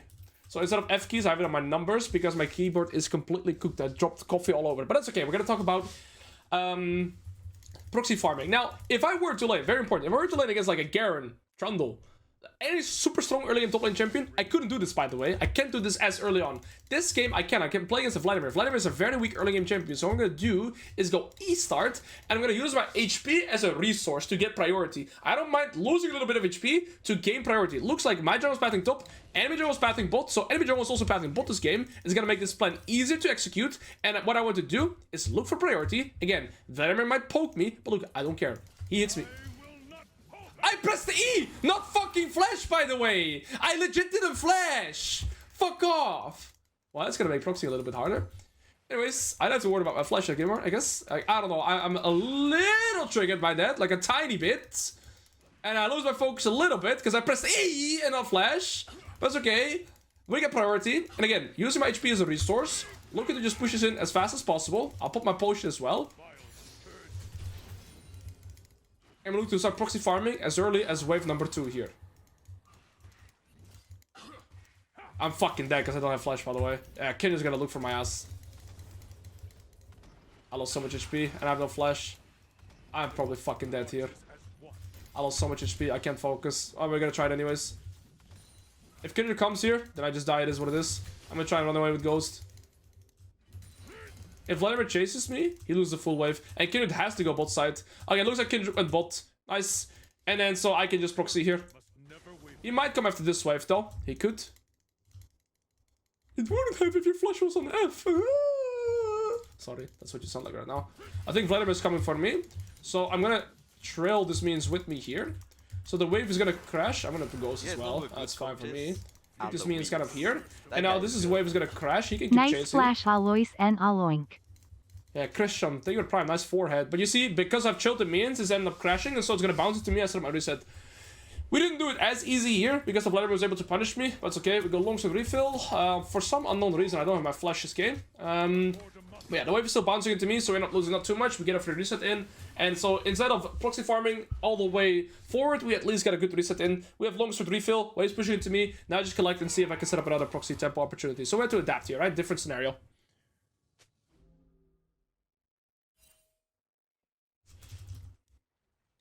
Okay, we lose the melee, but not the cannon. Beautiful. I think I got the melee XP. And now I want to collect this wave as fast as possible. Why? So that I can also look to proxy faster. Well, looks like this guy wants to stay in lane. In my opinion, he should be looking to reset. Because if he doesn't reset now, he's not going to get a reset opportunity. Because you want to reset whilst the wave is pushing towards you, right? Well, the wave is going to start pushing towards him right now. And afterwards, it's going to start bouncing into him again, into me again. If I get it to crash into his turret, which I'm going to be looking to do. I'm fine trading here, but I'm going to get out of his Q range. And this is really good. Now I'm going to be slow pushing this wave, hard pushing that wave. On that hard push, I get priority again. right? I get tempo, and Vladimir has to choose stack counter third or try to deny my proxy. But again, because he doesn't have items, it's gonna be relatively tricky. I didn't even press Q, by the way. Fuck me. My keyboard is against it. It's like playing Russian roulette at the moment. I don't know what my keyboard is gonna do. Okay, wait for his Q to go out, and then we do the same concept here. Full AoE the wave. With W, get tempo. Lose some HP, but it's okay. Only problem is that Kindred should come into topside again, so it's not easy to proxy farm here, but at least I do have the item lead with the longsword, and he can't really do anything else. I can't proxy here because Kindred comes to topside again, so yeah, remember how I have top to bot, Kindred should be topside again because of that reasoning, so it's a little tricky here. Also on this wave, because Vladimir has missed 0 XP, he's actually gonna hit level 6, but I'm gonna try and do it one more time here. I press my W a little late. Okay, I can look to proxy, or look to just set up my reset. I think setting up my reset is more a consistent play, because I'm unsure where Kindred is at. But resetting here, I lose nothing, so it's still fine. Right? I should lose pretty much nothing, and Vladimir still has to set up his reset, so that's why he's never going to freeze here, because again, he has to set up his own reset. I'll go for boots here, and it's going to give me tempo. Again, Vladimir is going to have to decide to slow push or hard push this wave. The best way for him would be to hard push, potentially even with his ult, to set up his own reset. But every time I'm looking to prioritize wave state into either proxy, because Kindred is unknown, I end up resetting, right? So you can either proxy or reset. Here I set up a reset twice, and at least we're in a fine spot. But again, he still needs to set up his reset, and because of that, I should get the tempo now to finally proxy farm. I want to try and see if I can cancel his base as well, being an annoying little piggy. If I keep him in lane with his items, he can't really do anything, right? He should be here. No way. I'm not mad. No, why would I be mad? That's completely fine. Alright, canceling would be money. And I'm not working. Yo, Greg Secret. Women are always ungrateful to me.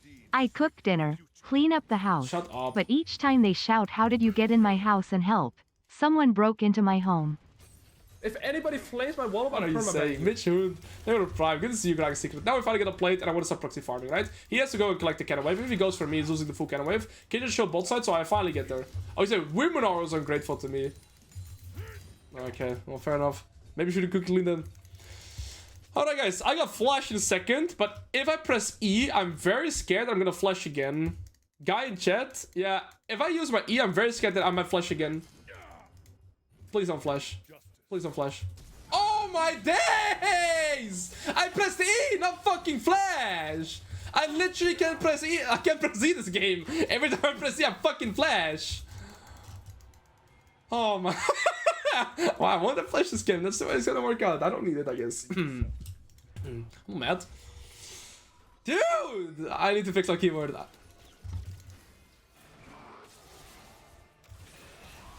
That's on me. It's nothing wrong with me! My keyboard spilled coffee, and so because every time I press a button now... Whatever. It is one of these guys. I don't need flash. Ah! Okay, yes, I have to click E with the mouse like this so that I won't flash. Big brain. Okay, well, we don't have to worry about that for 5 minutes right now. Or I could also... It is what it is. I'm just gonna keep it like this. I'll work around it, I'll work around it, I'll work around it. I played Garen with one hand before, unironically. And I don't mean it in a fucking weird way. Alright, let's focus up. We're even in CS, we gotta play it. Yeah, it's been a little bit slower because we had to worry about a lot of Kindred ganks. I have item lead, by the way, here. You should be a little bit more respectful for your elders. If I silence into ult, he can't. There we go. Silence, he can't go into pool. Silence is broken. Goodbye, little piggy. Don't need my flash. Now we get plates. Proxy. By the way, I pressed E, not W, but fine. I wanted my W pressed as well. We got a good song though. Dude. Yeah, it's a banger. But to be fair, I like the challenge, right? Dude, I'm not pressing my Q there. I'm A-clicking. If I A-click, I press my Q as well. So there's just a lot of random things happening, but it's okay. We can showcase the theory more often. Also, when I press W, I'm S-ing. So W is S as well. Right, look, I press W, I stand still. Every time I'm pressing my W, I stand still. So I have a lot of limitations. If I press E, my flash goes. If I press W, I use S key. If I press A, I use Q usually. Alright, this is weird as fuck. Basically, they're going double every time. It's alright. We work with it. He's got tier 2 boots now as well. He can kill me though, he doesn't have enough damage. Oh, I pressed W. I pressed S, so I pressed W. I have a little bit more less damage reduction here, that's okay. I think, yeah, Kindred is mid. So I'm gonna see if I can proxy farm here. This is where I would need my W. Not the best. Sorry, not the worst, rather. I'm just sustaining with my passive as well. He's gonna sustain with his Qs, but it's okay. He has flash, so I gotta respect that a little bit. Kindred. Oh, I Q'd on accident. My keyboard is gaslighting me the entire game. I'm not pressing keys, but it's doing it anyways. That's all good. You give it to me. Beautiful. We gotta set up a reset here. We go Tiamat. We can get Phage, or we go Tiamat as well. Would I prefer Tiamat or Phage? I think I prefer the Phage and double longsword setup, and I'll go Dagger here. I just think in terms of priority, Phage is the better item because it gives you more health, and then you also have more healing through your passive, so I like that more here. What elo is this? It's around Emerald Diamond, but it's okay. Alright, we're just gonna collect this wave here. He's ulting for priority to try and set up his reset. I'm gonna try to do the same thing, which is cancel his base if I can. So I'm gonna delay these last hits and see if I can cancel his base. By canceling his base, I slow down. Right, looks like he's out. That's fine. I am not sure if you realized, but there might be some issue with your keyboard. Have you considered turning it on and off? Oh, this guy's the best dad joke out there. Like, this guy's a funny guy. This guy's a really funny guy, I think. What do you guys think? Yeah, you're a funny man. I'll try and turn it off. Oh no, I didn't press the Q. Okay. If I miss a cannon because it automatically queues, I'm gonna get really upset. That's all I'm saying. We got flash in 50 seconds, so we're gonna start working around. What was the point that the jungle gave you the ward? It just spreads more gold. If you use your red trinket and you kill ward, basically the person using the red trinket shares more gold if the other guy kills it, if that makes sense. You pretty much both get the gold. We need 1250. I gotta be cautious, guys. In 30 seconds, I can't use my E anymore because it will flash as well. Look, if I press S, my W goes as well. I pressed S, by the way. It's fine. Oh, I pressed A and my Q goes. Yeah, it's full sticky. It's fine, guys. I have a new keyboard. I just had to plug it after this game.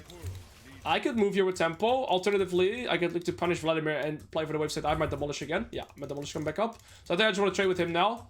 I can't use E normally. I gotta click it here. Alright. I can't use E. I can't use E. Oh, I almost pressed it. If I press E, I flash, by the way.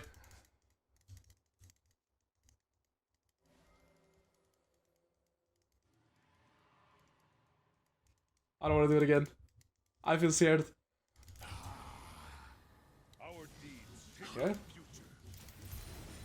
I press S key when I W as well. It's funny because I'm pretty much playing with like 5 limitations, but it's working. Because I'm just focusing on farming anyways. I'm not focusing on really killing this guy. Okay, now I gotta run away though. Okay, all good. If I E normally, I flash, by the way. I'm waiting for level 11, 1250, then a recall. So my goal here is to hard push this wave, get to my item spike, get to 1250, get my full stride breaker. Ultimately, if I have a full stride breaker, I'm going to be way stronger than just having these components. And then level 11, I can look to kill this guy. Alright.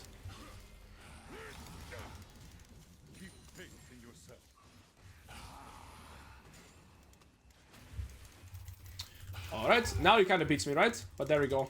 We just recall now, get my item, everybody be stronger. Beautiful.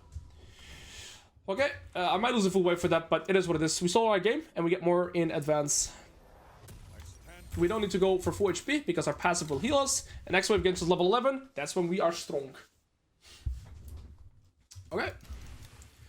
My team is winning. See, that is usually the most important fundamental, winning team. Pretty important concept. Alright, he isn't reset, so now I have giant item lead, and I'm gonna hit my level 11.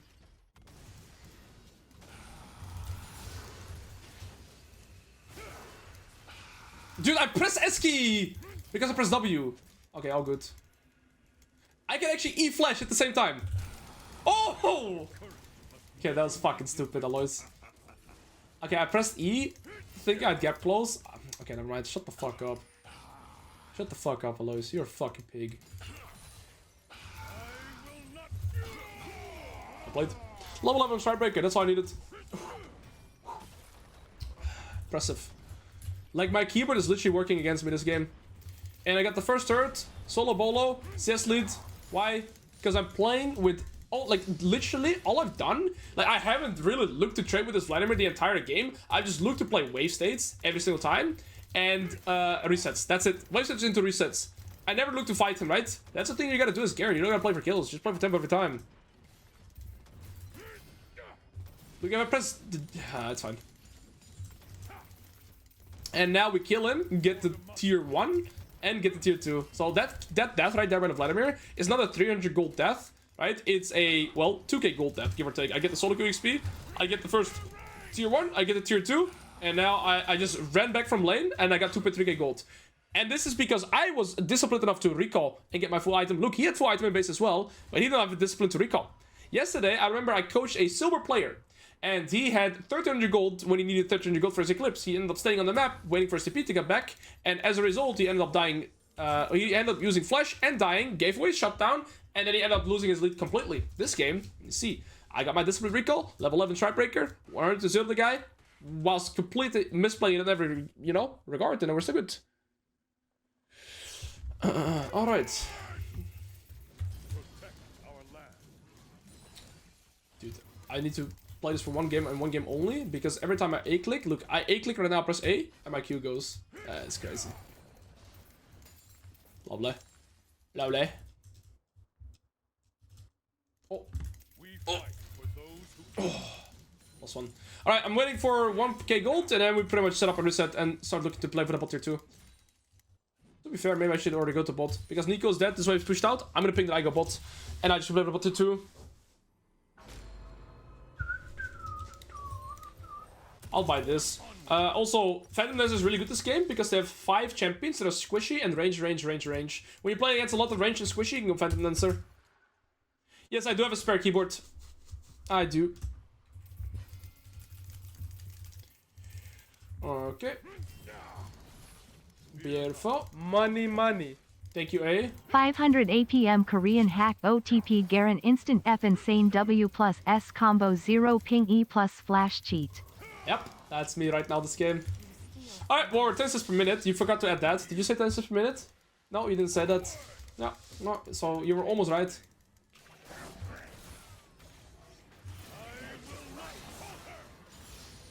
I'm losing. I'm asking as well because I pressed W. Dude. I was asking because I was spamming my W, so every time I press W, look, I stand still. I'm pressing W right now, not my S. Funny as fuck. Hey! He's taking my shit. Just took 6 roses. I take that personal. Mr. Mark. Yeah, good sir. Sorry, brother. Oh, this guy's 3 items. Alright. Well, the game's over. All I gotta do is just farm resources, play tier 2, and we're chilling. Yeah, but the Vladimir King just...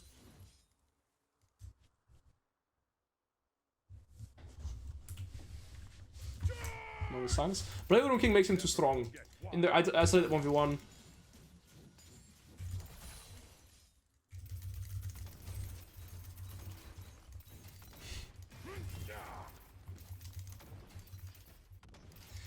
All good, guys. I'm not mad.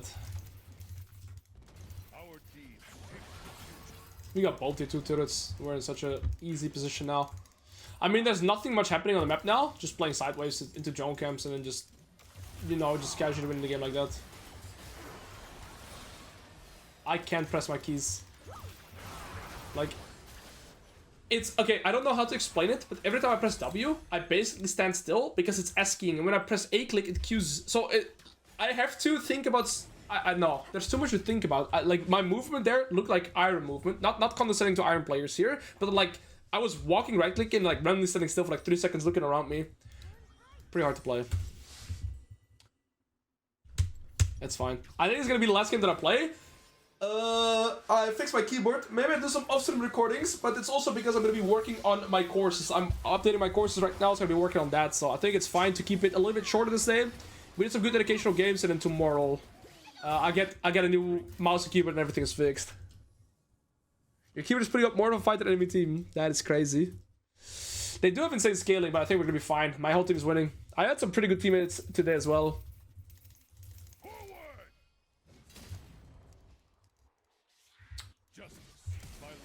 Fuck me. I didn't think of it this time actually. I didn't do that one on purpose. I actually forgot about it. I didn't see that flash. Fuck me, man. I didn't think about it. Nah, fucking FF, man. I haven't flashed once this game. Unironically, I haven't flashed once. I fucking forgot. You guys didn't give me a hint. That's fine. I don't need it. Use your Q3.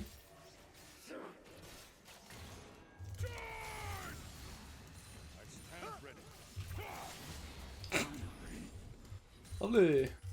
I'm pressing 3. Oh, yeah, I can F key finally. I can be like Faker and less, because it's not F key, it's 3. Sorry, I'm getting epilepsy. My bad.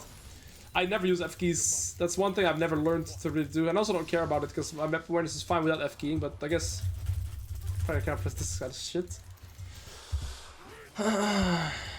Yeah, it was a good outplay. I'm sorry, guys. There's not much more educational to say about this game because my whole team is kind of winning. This guy's 10-0. Their jungler has 1 kill. Get some roses. My job is just to farm sideways, farm jungle camps, and pretty much don't lose my lead, and then we just gradually win this game. Okay. Farm out sidewave, play Atacon, and then we just win this game. Dude.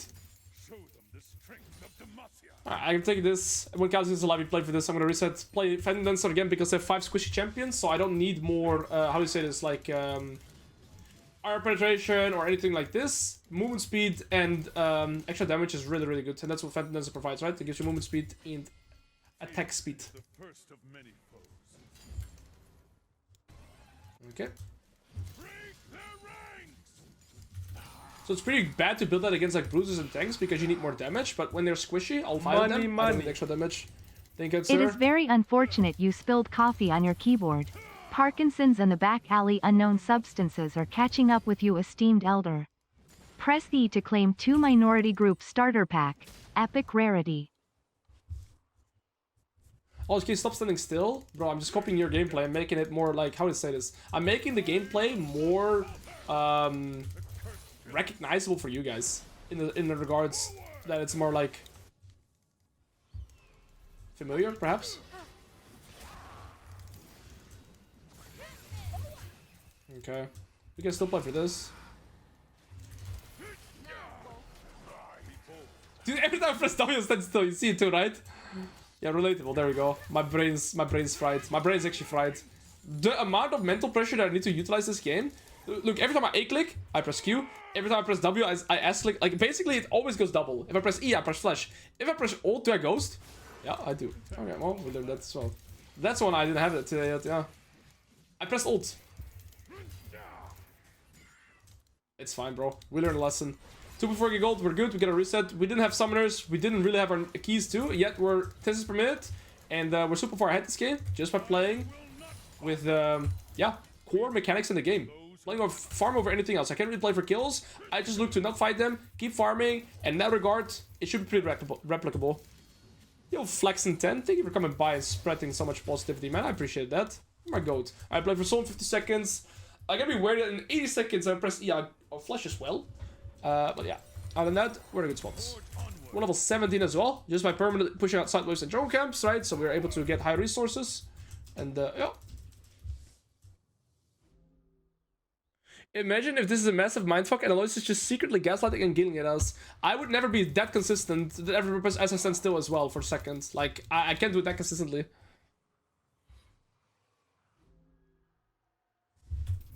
Yeah, so look, every time I press E, it says my flash is not ready. Every time I press E, it says my flash is not ready.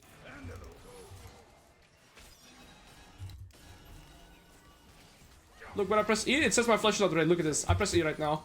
I'm not pressing flash. I literally press E. So, I'm not gaslighting you guys. And you can look throughout the VOD, it was consistent every time. I'm not like playing.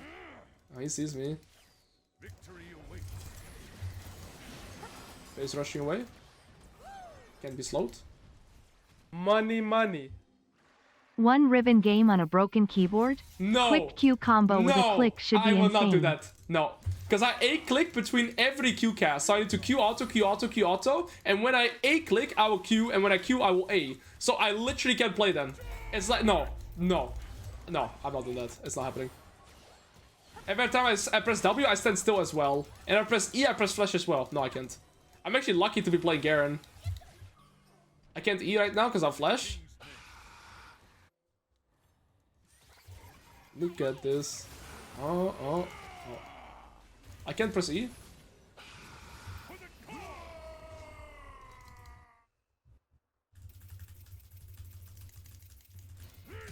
Oh my fucking... I forgot. Yeah, I forget. It's hard to keep thinking about it every time. I'm not doing this for fun. I'm not having fun. If I silence him, he can't ult. I have phase rush. I think we just gotta skedaddle. Goodbye. Fuck me, bro. I keep forgetting. You can't keep thinking about it. Especially when I'm also trying to... Nah, whatever. It's fine. We play for bot tier 3. We're actually throwing the game, though. This guy's gonna be 3 items now. We just play Baron. We do have Soul, though, so we're good. Never forget why we fight.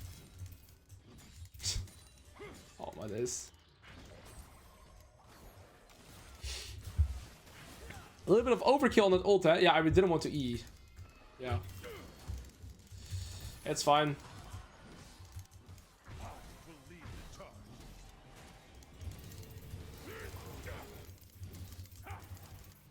Okay, we're level 18. We just play Baron now. My team can play Baron without me. I can just pretty much try and see if I can get a pick. I'm gonna act like I'm walking away. That's the last thing they saw me do, but I'm actually walking straight back in, and now they don't know if I'm here or not. The answer is I'm not. I pressed 4 for sweeper. This guy might ult away. Yep, I had a feeling. Well, I just micro Jackson movement on that guy's thing. I just crit 3 times in a row. On how much? 50%. Okay, that's realistic. Yeah, I mean, I didn't have to worry about summoners there, so it's pretty easy to outplay that, I guess. And I just did Michael Jackson movement over his ult. Q Strikebreaker E, and I can one-shot this guy with Ghost as well.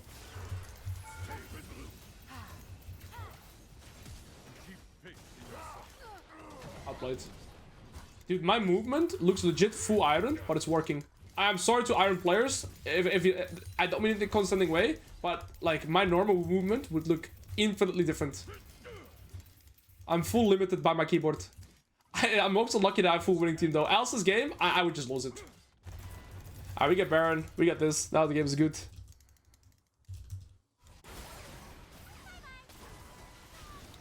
Goodbye touch. Okay, we got this. Why not? Full squishy, let's do it. Normally, I'll go this.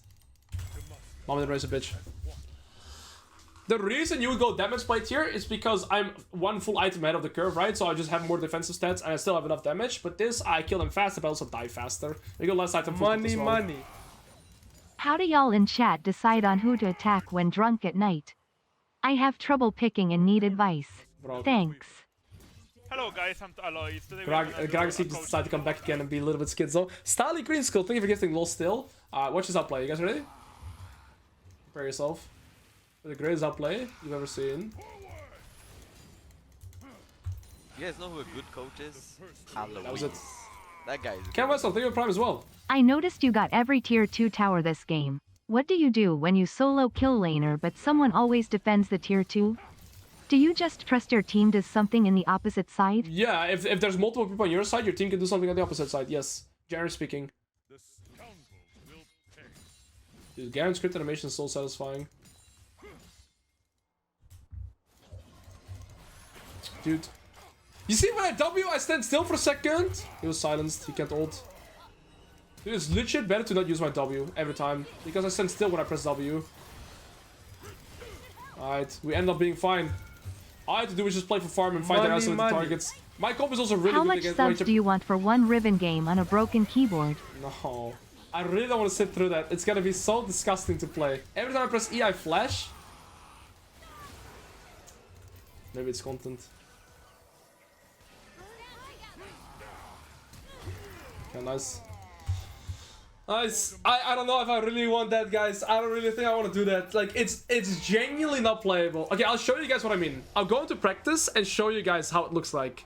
Okay, I'll show you guys what it looks like with my keyboard right now, with how sticky it is and like how bad it's doing the inputs. It's genuinely not gonna be playable. Okay, I'll go and practice it real quick. GG's. Platoon now. Okay, I'll showcase you what I mean. If I go Riven, we're gonna have a severe issue.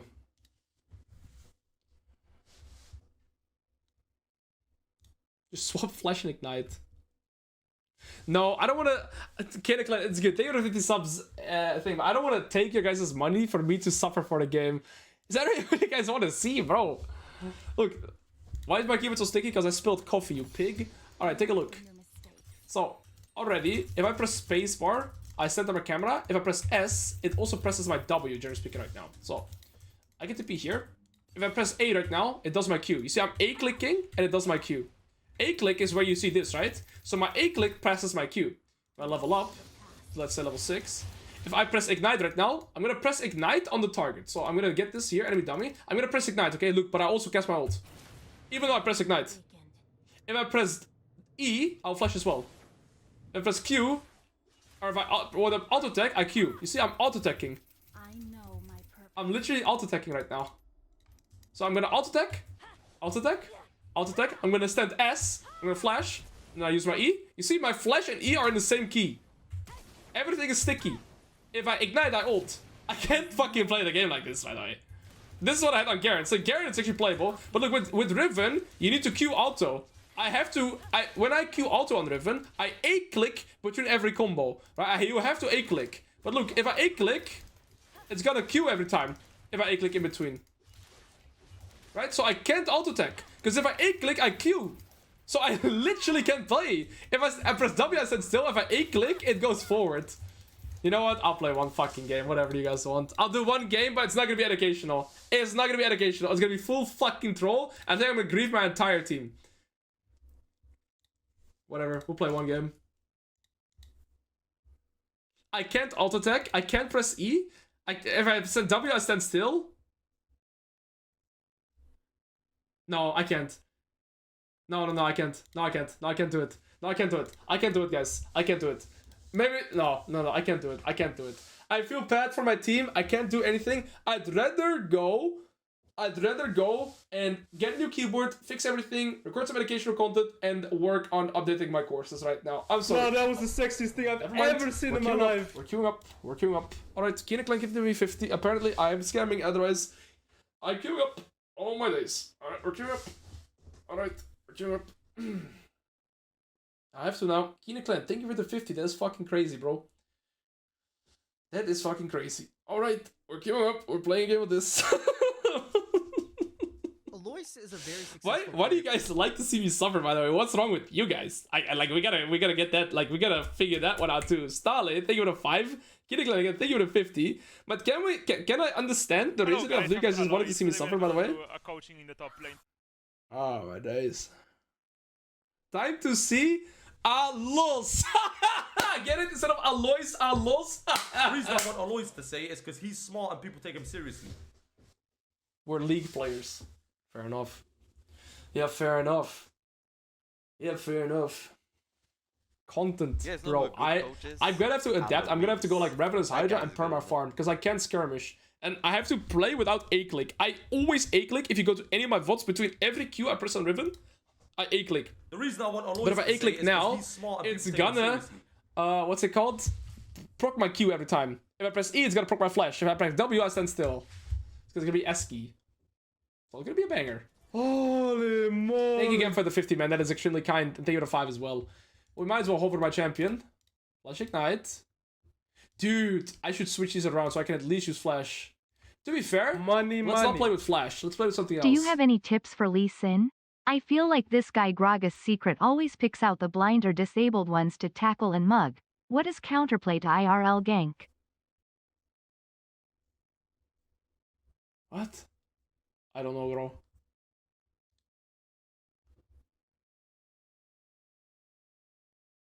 Ignite TP. I can't go TP because I can TP on minions, by the way. And if I press ult, I will TP. Exhaust. Exhaust is the play. I can only target that on champions. So when I E, I have to hover on my champions to press exhaust. That's the play. That's the play.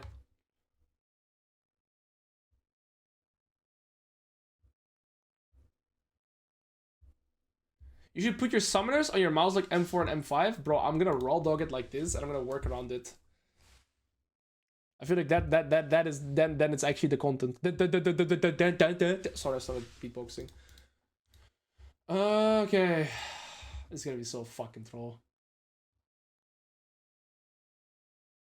Yeah, I know the good song with this song too.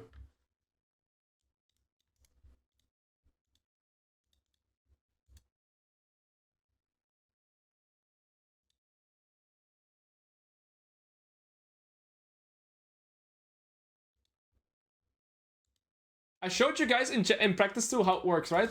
I showed you guys in practice too how limited I am. Every key I press, I'm pretty much fucked. Okay, I go turn it real quick. Let's suffer for the game. If I win this, GG. I'll be right back fast.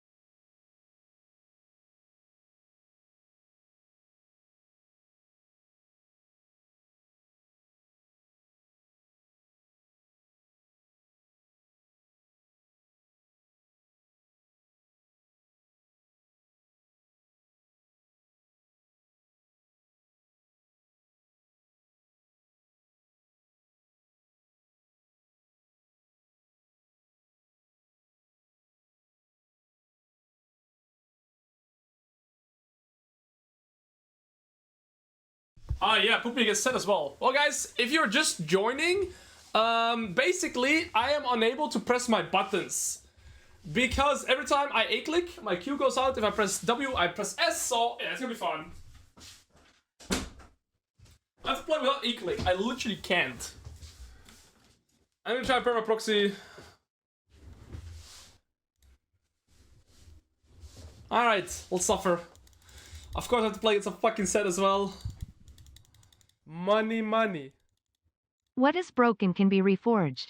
It's about your keyboard, by the way. Ah! Okay, I got the song for you. The Year 1 Cancer. Okay, I got the song for you. Alright, guys, so you see when I press A, that there's a circle around me. This is my A click, okay? Every time I press A, this is how I usually auto attack. I'm gonna deafen my team as well. Oh, I tried to press def. I'm trying to type deafen. Deafen? This is what happens when I try to deafen. I can't fucking deafen. Alright, so now this is my A click, okay? When I press Q, when I level my Q, look when I A click. I'm queuing. Yeah. Oh, this is gonna be fun. Deafen. Doesn't work. You see how it presses 2 keys every time? No, I can't press def. I can't type deafen. I can't A click. I'm just gonna Q and right click for auto attacks. Like, I can't A click. I can just only Q and right click for auto attacks. Why exhaust? Because if I press E, else I would be flashing. Every time I E, look. If I press E, I press E right now. I'm pressing E. It's typing D as well. Look, if I type E, it types E, D, D, D, D, D. Right? So I have sticky keys on every fucking thing. Every time I press A, it goes Q as well. If I press E, it press D as well. Oh, now I understand it. When I press 3, it's doing F3 as well. That's why. Now I understand it. So when I press 3, it's F3 as well. Same with the trinket. If I press 4, it's F keying as well. Alright. Oh shit, I can't A-click. I literally can't A-click. Okay, I'm killing with my A. I'm killing with my A right now. He's playing D-Blade. Oh fuck. I don't know how to play like this, guys.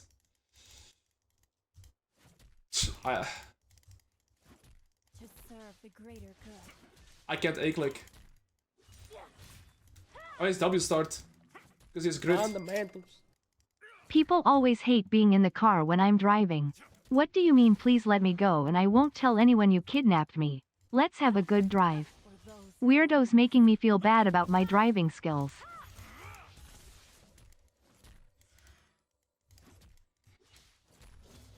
I gotta look in so fucking hard, by the way.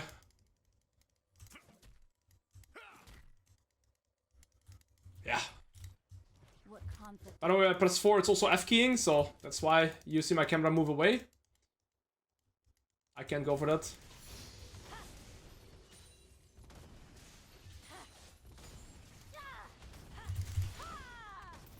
Okay. 2 minutes, get my level 3. He's gonna have bone plating.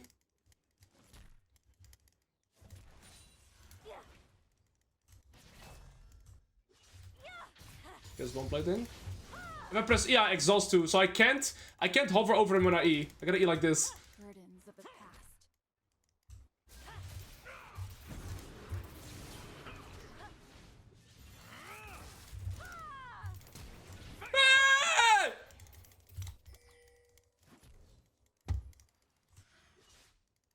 long I've wandered.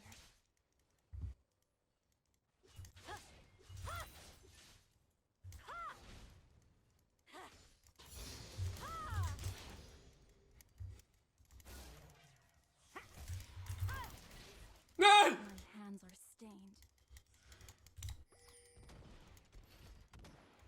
Hey! Hey! Hey! Bad piggy! Fucking pig! I can't farm! I can't do fucking anything! It's impossible to play Riven on this setup, man! Fuck! And I almost had him! Okay, but at least share everything here. Okay, at least share everything. My sis is 11, by the way. I am so ultra cooked. But at least they share all the XP. And the wave will push it to me. It's at least not frozen. Sett got the kill as well. Mamma mia. I had the level 4, that's why I played there. I played for level 4 so I could get faster and potentially kill him like that. I am down to kill in 13 CS. We might as well have. We might as well have. No F. No lurf. That's what I typed there. I can't focus on anything, by the way, in terms of like jungle checking or anything. Because I have to focus on all like my keys. I'm A-click. Look, I A-click. Again, when I press E, look, it's gonna say this is not ready. If I ult, it's gonna say my ignite's not ready. Please, Carfus, come here.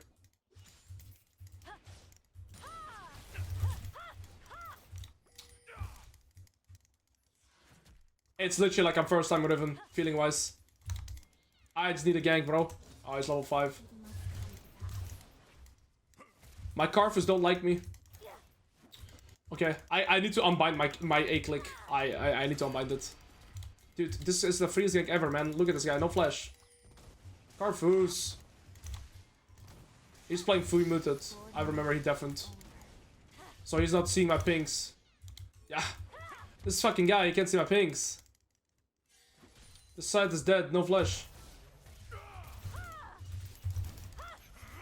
I gotta get out of this W. Yeah, unfortunate. I really need ganks, I can't play otherwise. My card's gonna go bot side now. Playing cards on full deafen has to be a war crime, by the way. Because then you also can communicate his ult. He's hitting 6 way faster than I am. I gotta try and hard push this. They've crossed the line. But he's gonna hit level 6 here. So will I guess.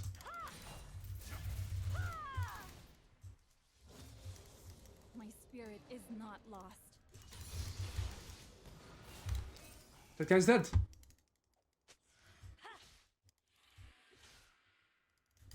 Guys, I'm really risking this here, aren't I?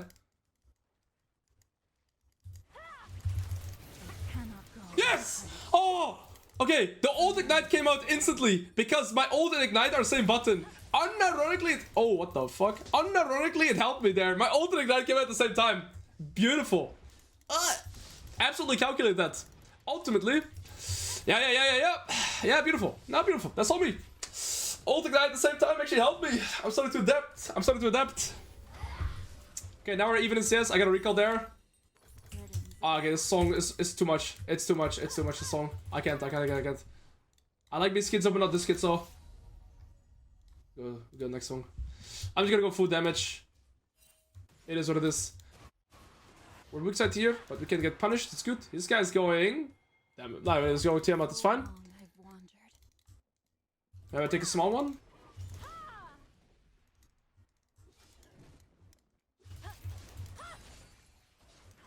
Okay, that's it. Anyway, just collect. Sett can move here, and he has ult. I wanted to type has R. If you basically translate what I said there, I type has R, but every time I type something, it goes 2 buttons. I don't know what my team's doing here. And then Sett gets a kill. Or at least he used ult. Top not moving. I don't have R. Yeah, that's top lane. That's top lane gap there. Let's flip the game on 1 grub. Top lane not moving. Classicus. Oh guys, let's flip the game totally on 1 grub. I'm A-clicking. Especially my Q with A-click. Apparently it's my fault, everything that happened there. All good, bro. I'll take it. You can put the blame on me. Oh, What the fuck? Oh, I should get 6 from that, of course. I had to focus that.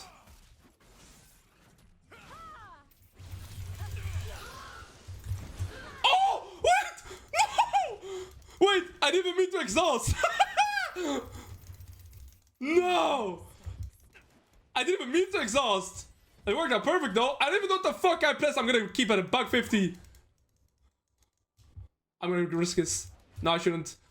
What the fuck did I just press? Unironically, no idea what I ulted. Like, no idea what I pressed. No idea what I pressed. I eat something or something to get my exhaust off. E and Ox in the same button. And he flashed. He's mad as fuck. I have Eclipse in base after this though. Oh, he's mad. I feel like I can outplay him, guys. I'm gonna outplay him. Okay, are you ready? Ready? Fuck, I need to A-click.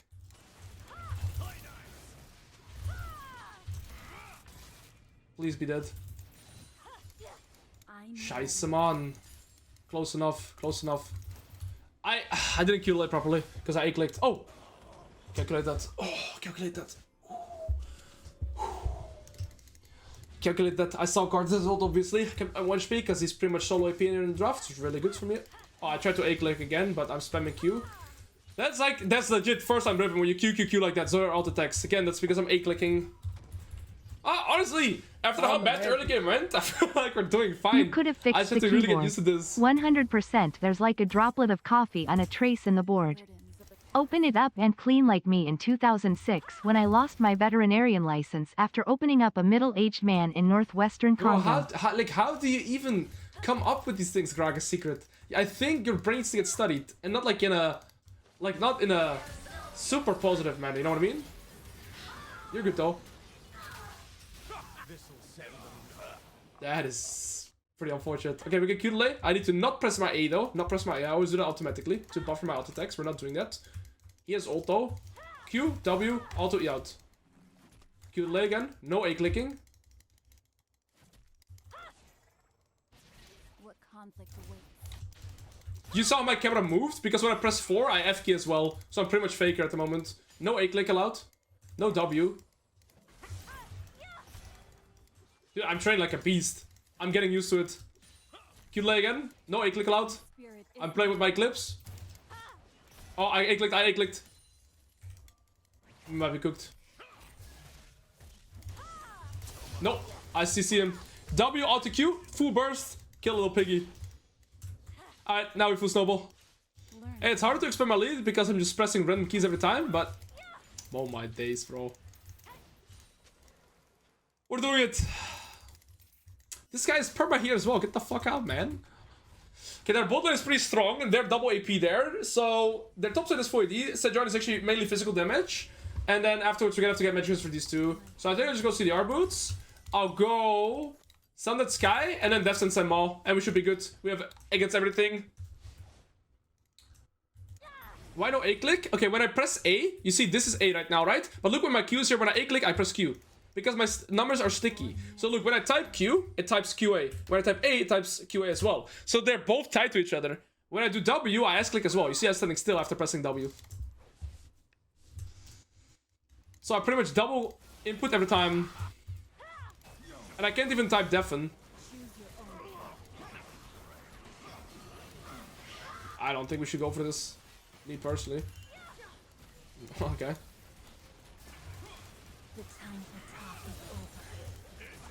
Dude, I just pressed Q 3 times in a row. I tried to ignite and I pressed ult. I somehow killed him. Okay. If you... Fuck! Bro, why do we even fight this, man? Okay, so I wanted to Q auto, but because I auto-attack in between, I'm pressing A-click, so I just Q'd. And then I wanted to ignite, but I pressed ult because ignite is also ult. Yeah. Yeah, if I'm in 1v1, I can think about it. In teamfights, I can think about it, by the way. I cannot do that. Look, if I type deafen... That's deafen.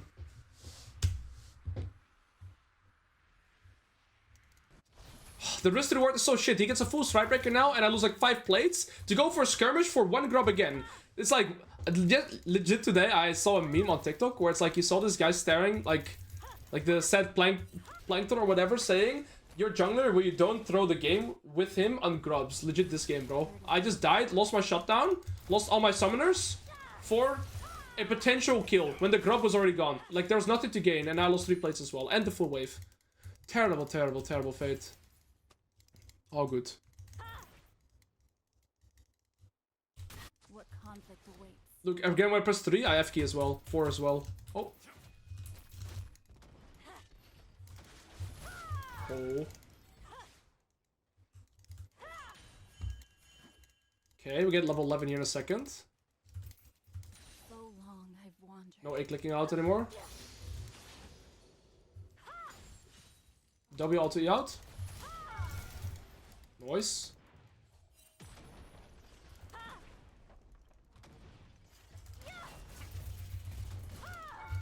Dude. Not lost. Ah! Nice time by him.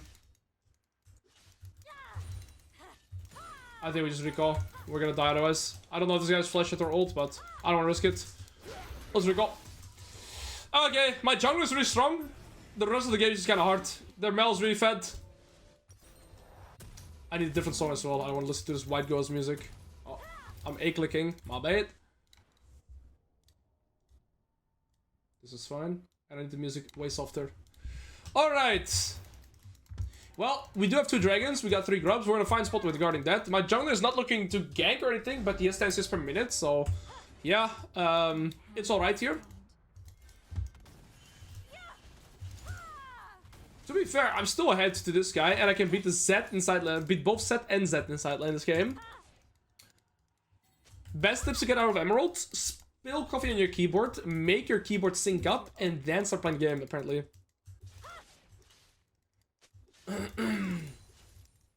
It's just hard to focus on saying anything educational in this game, guys. I'm sorry, because I have to focus so much on like the buttons I press.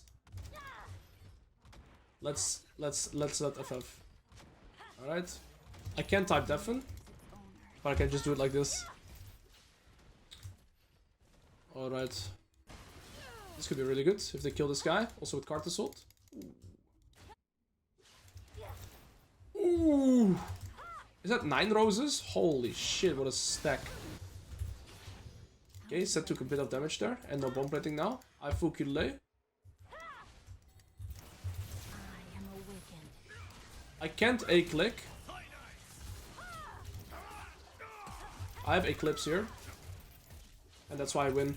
So my ult and auto there gave me Eclipse shoot, and that's why I knew I could win. That was fucking close though.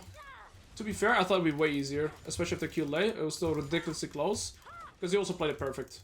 He got the full damage off, right, with his W. Alright, but now we kill him and get the foot turret and get his flash, so now we're in a really good spot. Okay, I kind of want to risk it for the biscuit on this next wave. No, I shouldn't. I should just summon. Nah, I'm gonna try it anyways. Again, I F-key when I put down a trinket. Goodbye, life. Exhaust. Oh, this guy is fucking mad. Okay, nice. Really worth it. This guy's terribly mad. What was that? Holy shit. Okay, nice. It's good that we risk it. I want to take this. I need 50 gold. I'm gonna wait then. I don't have to summon my D-Blade. The problem is I'm gonna lose my turret for waiting. Is that even worth it? Nah, I should summon my D-Blade anyways. I should summon my D-Blade. Okay, I got Zett's flash though. If I don't speed up my gameplay here, he's gonna get my turret before I'm there, right? Now I can at least punish him if he gets for my turret. Okay, get red buff and defend the turret. You know, I waited that gold, I would not be able to defend this. Okay, I'm learning to play without A-clicking, which is very strange for me. Is he gonna go for it? Go for it, buddy. Oh, I wanted to S and I press W. Okay, well I have 2 items now. Next time is gonna be Death Stance and then we go Maul. We just need Death Stance against this, and then Maul against the rest. Okay, that's pretty good.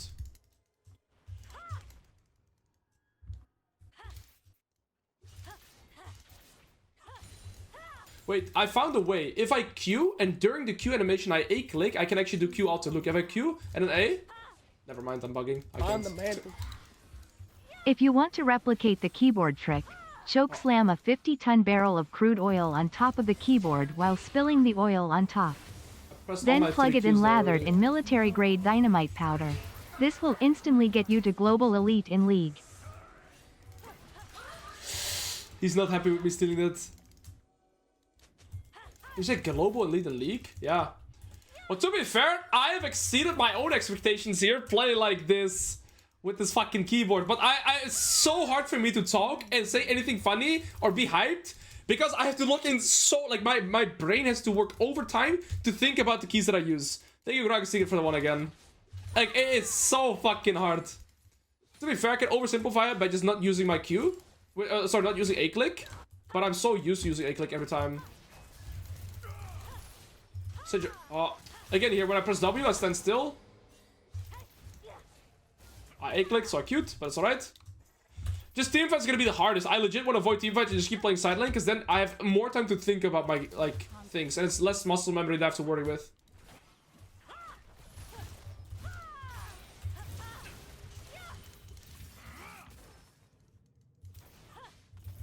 Nice. Like, 1v1s I can play. Team fights, fucking impossible. Oh, I'm A-clicking again. This guy's on have ult, so he's pretty weak. Also, the Sett is pretty weak this game. And tilted. Okay, we're running both side lanes. This guy's level 13, I'm level... Oh.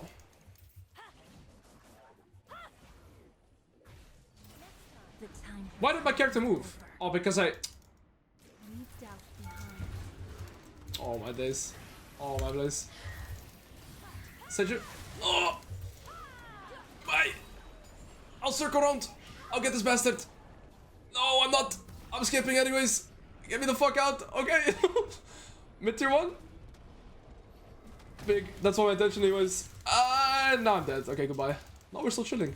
Okay, I don't know what the fuck just happened. Basically, Summit Sky Eclipse saved me, and yeah, it was all calculated. Yeah, that was all calculated. And I got to mid tier 1. That was my intention from the get-go. We gotta defend this though. I'm opening my emote wheel when I'm pinging as well. Alright, the second we get Death Stance, I feel a lot more secure about this game. Holy moly. They could be playing for this now. I mean, Karthus is doing Dragon. If I can delay them, that'd be good. But I think it might already be gone. Oh no, they're not even doing it. I have my exhaust here. So when I E, I gotta be ready. If I E here, and I target her, okay, I get her flash. I think I just chill now, because my team is both side. I don't know where her team is at, so I think it's just better for me to chill after getting her flash, and that's already enough. Holy, I found a lot of roses this game already. Dude, I'm trying to auto-attack, and that's why I Q, right? You know, I always A-click for any auto-attack that I do. So it's so weird for me to pretty much not do that. It's like riding a bike, but I'm fucking using my hands instead of my feet. I don't know how else to explain it. I always A-click between every auto-attack. But you can't now with Riven.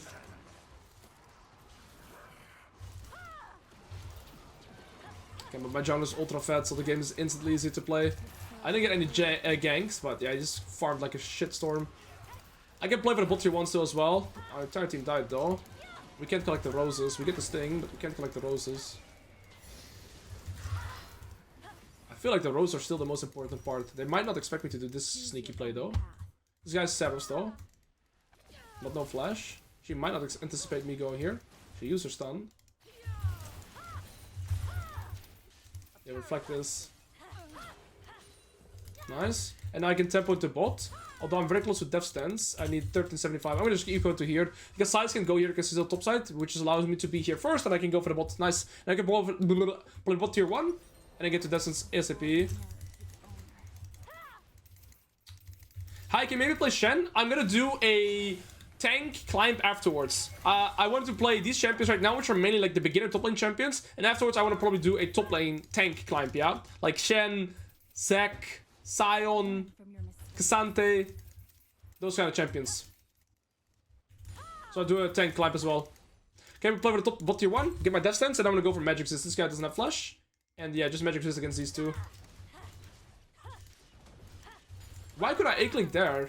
I could actually A-click there without spamming my Q. Never mind, I'm bugging. Sometimes I'm doing it correct, sometimes I'm not. It's still muscle memory that I have to get used to. I want to recall as fast as possible when I have my Death Stance, but because I see Sett in mid lane and Zed dead, I think I can just play for this. Okay, this guy doesn't have Saros yet, and no flash. On the man. I used ult, ignite, everything there in one cast. This cephalic goblin marauder Sett losing to a wheelchair keyboard Riven is crazy. This is what happens when you're genetically gifted Alois. Thank you, Cranium sir. diameter diff. Unlucky. I don't even know what that means. Thank you so much, brother man, for the 15.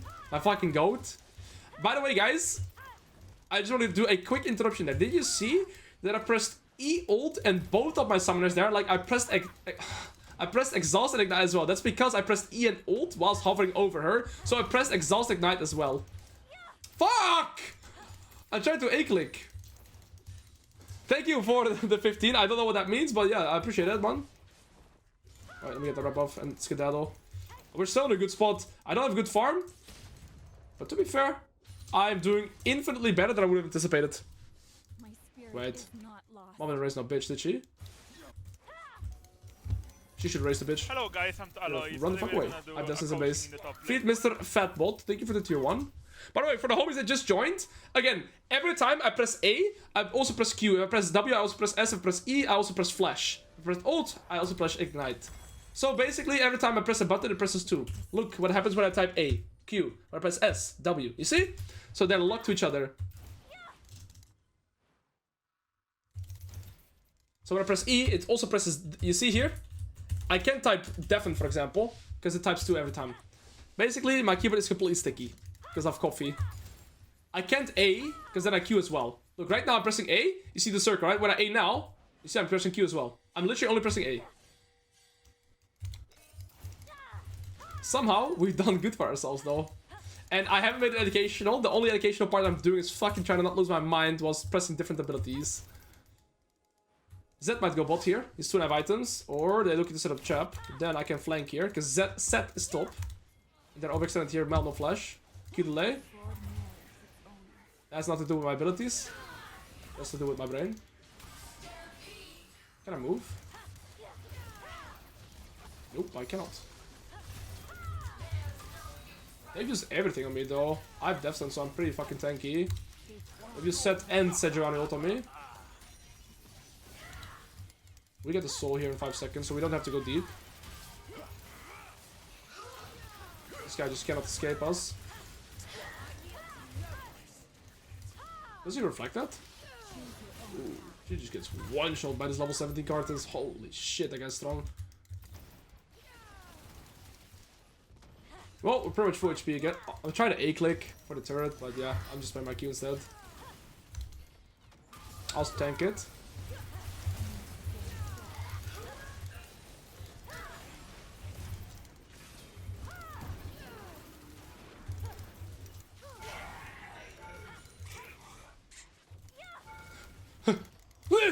I did it. Okay. This Zed is so sad. I'm gonna kill him as well. No, I didn't crit. Oh, the soul! Oh, this guy. I got the soul proc. Oh my days. I was like, huh? Oh, killed him. Complete Movina. They don't even understand what I have to go through, by the way, at the moment. They don't know. They don't fucking know. Holy shit, I have to think so much about my ability usage. To be fair, in certain skirmishes it's easier too, when I don't have to auto-attack that much. But yeah. Holy bro, my brain is actually fried. It's harder to play this game than to play a game where I'm perma-talking. It's hard to explain it though, but... I don't know how to... Yeah, I just have to permanently think about everything. Fucking banger. I killed this guy like 3 times in a row, and she's gonna walk into my hands again. Again, when I press 4, I F key. Is she here? Where was she? We just skedaddle. We should play for the Baron, not be a greedy bastard. If I play Montage now, we might lose. I wanna go Montage. Get him, Leona! I just play Baron now. Why do they still want to FF? These guys, man.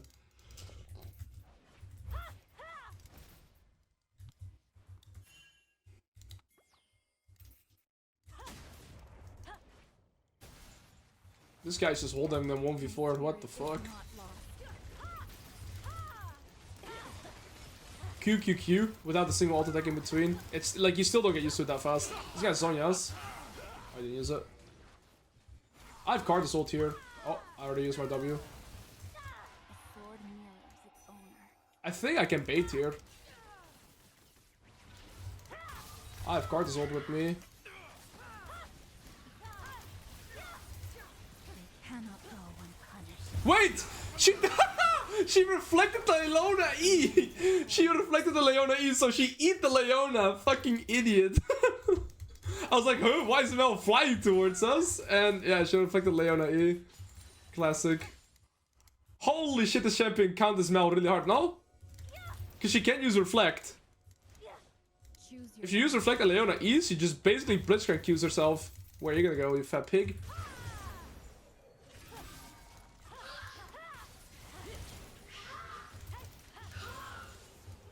Wait, Leona has to be the biggest counter to Mel, or like one of the biggest. my hands are stained. Okay, well, we did it. I actually thought it would not be playable. I don't want to, like, glaze myself. Ultimately, I'm playing Emerald Elo here, right? But I expected this to be infinitely harder in a way. In the early game, we fell really far behind. But we just able to, I mean, we did have Let's a winning go 7 jungler. already. But to be fair, I never expected to win this game. I came in with the expectation that I was going to int my team. That's why I didn't want to play it to begin with. Thank you for the primer. I did not expect to get this outcome. Never in a million years.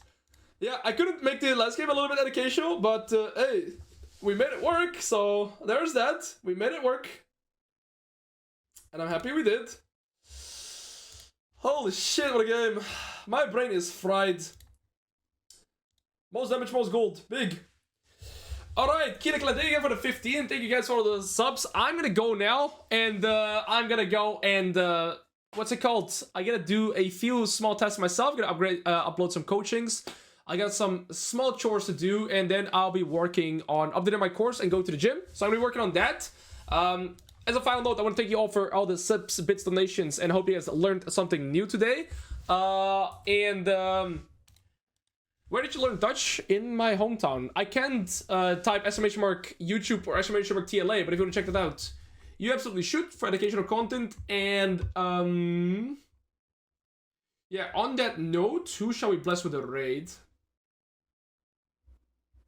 Who do we bless with a raid today? Let's raid Zach VVV, Riven main. I can't raid. How can somebody wait / raid? Can somebody type in chat / raid Zach _ VVV so I can copy it and then raid him? Because I can't type myself. My keyboard doesn't allow me. I can't type it. Somebody needs to type / raid Zach. There we go.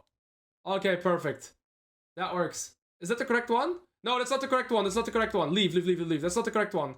Leave. Can we cancel it? Cancel that one? It's Zach _ VVV. Cancel this one, please. We got it cancel. Good.